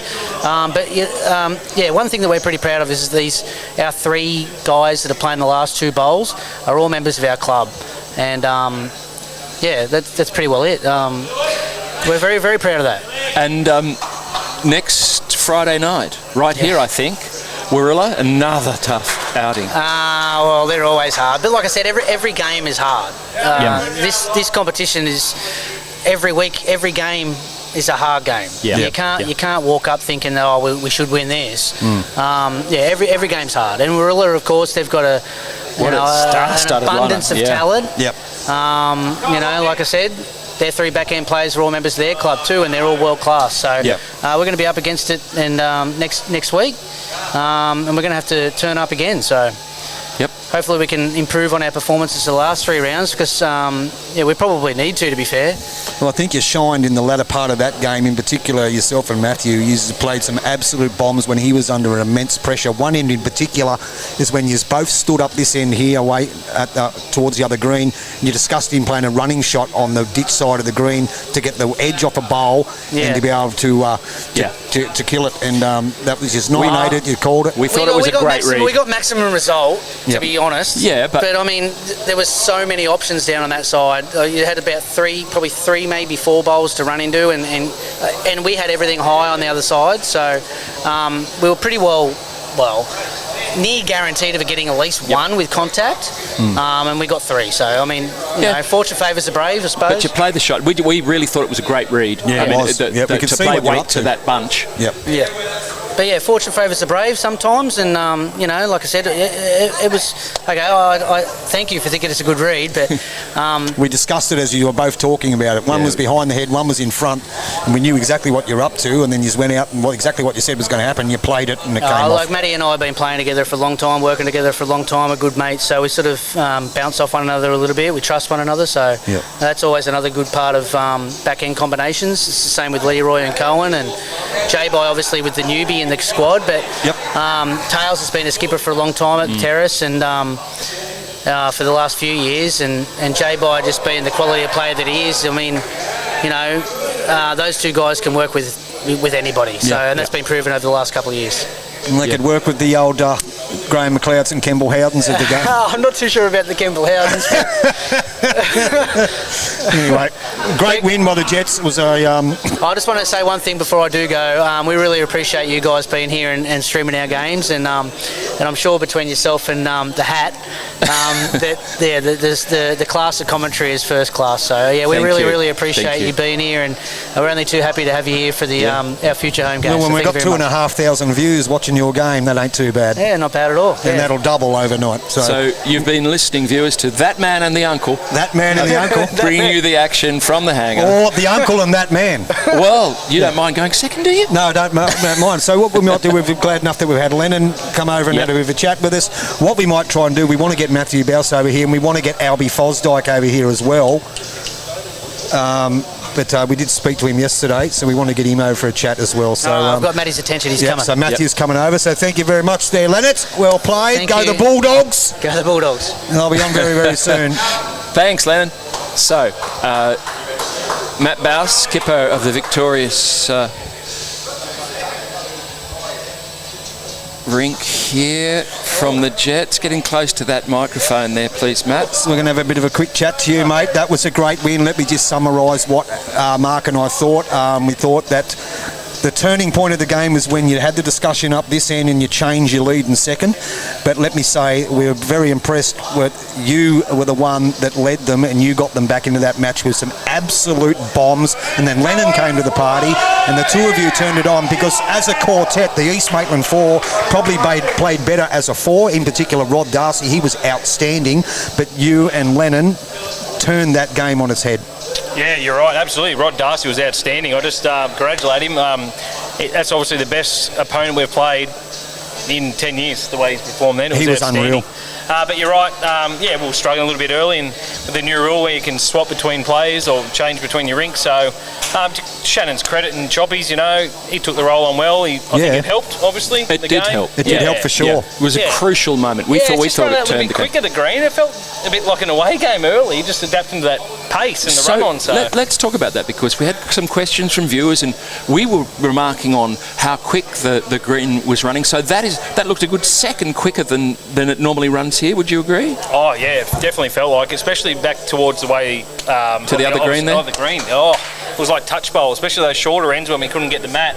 Yeah, we did discuss that. Yeah. But overall, it's a good win. You know, we're a bit under par, but still to walk away, looks like we're going to get the win. So that's a really good weekend for us. We've had 3 real battles, but just shows the hunger and grit that we've got, you know, with each other. So we all agree. Really proud with that. We've all watched the games and we all think the same thing. Let me just ask you about another thing that was a massive turning point in the game.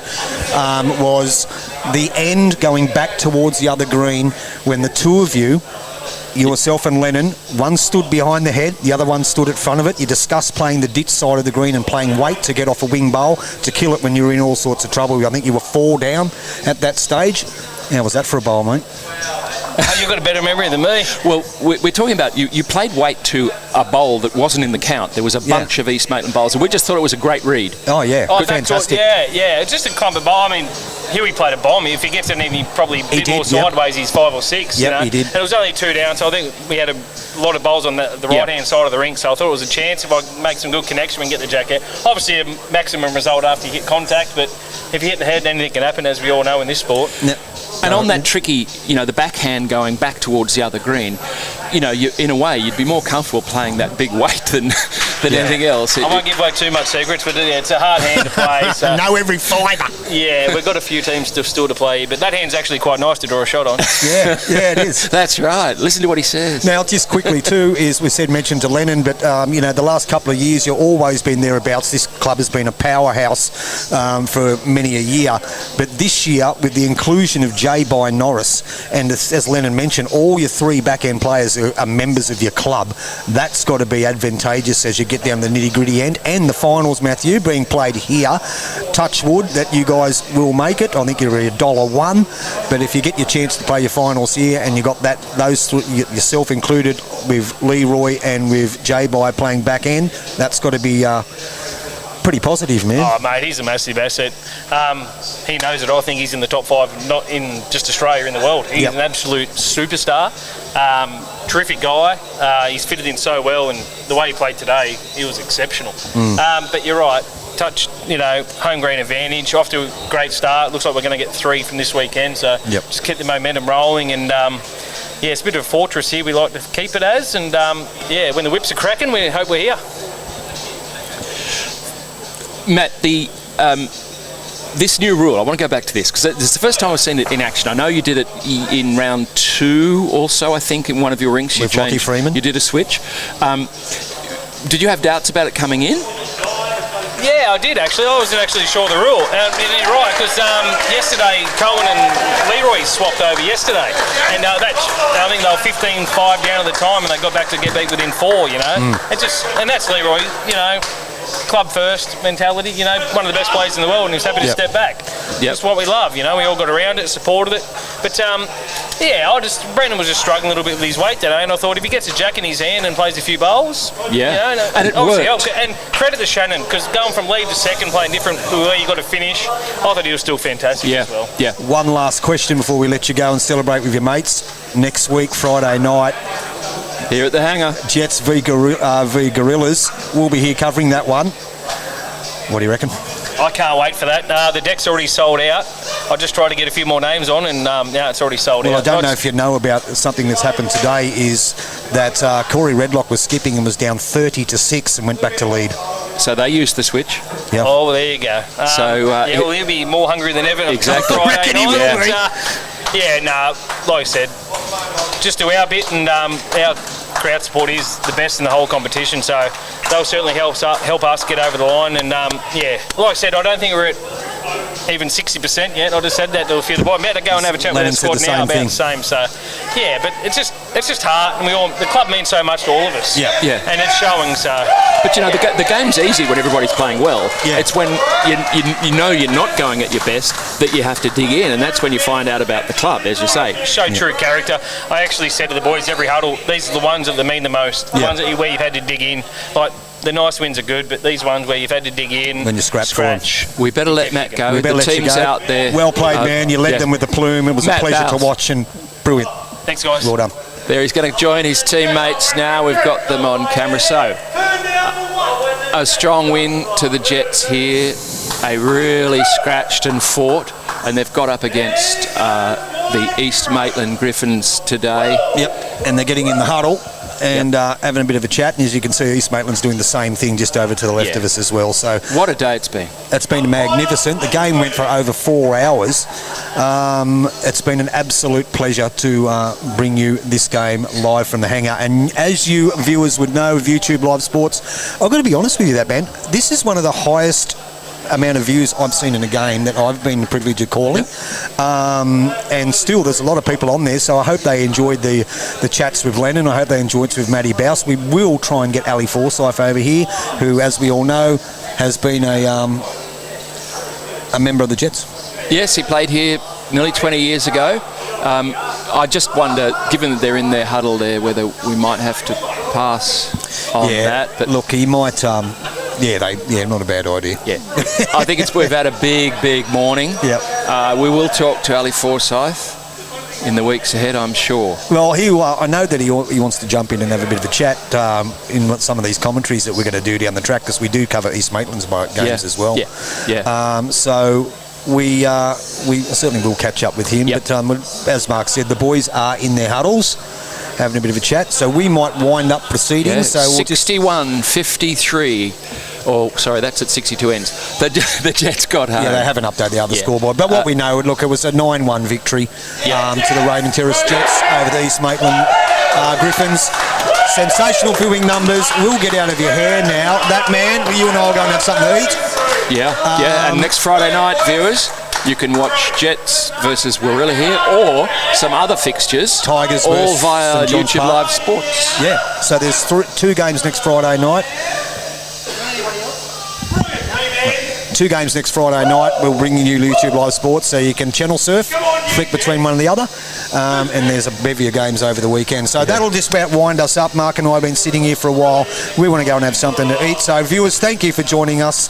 Hope you enjoyed that coverage. It was a comprehensive win to the Jets in the end. Gritty, 3-0 for the season. Griffins go 1-2, but a long way to go. So remember, if you want the best coverage in the game, it's quite simple. YouTube Live Sports. You better be live in it. Take care. And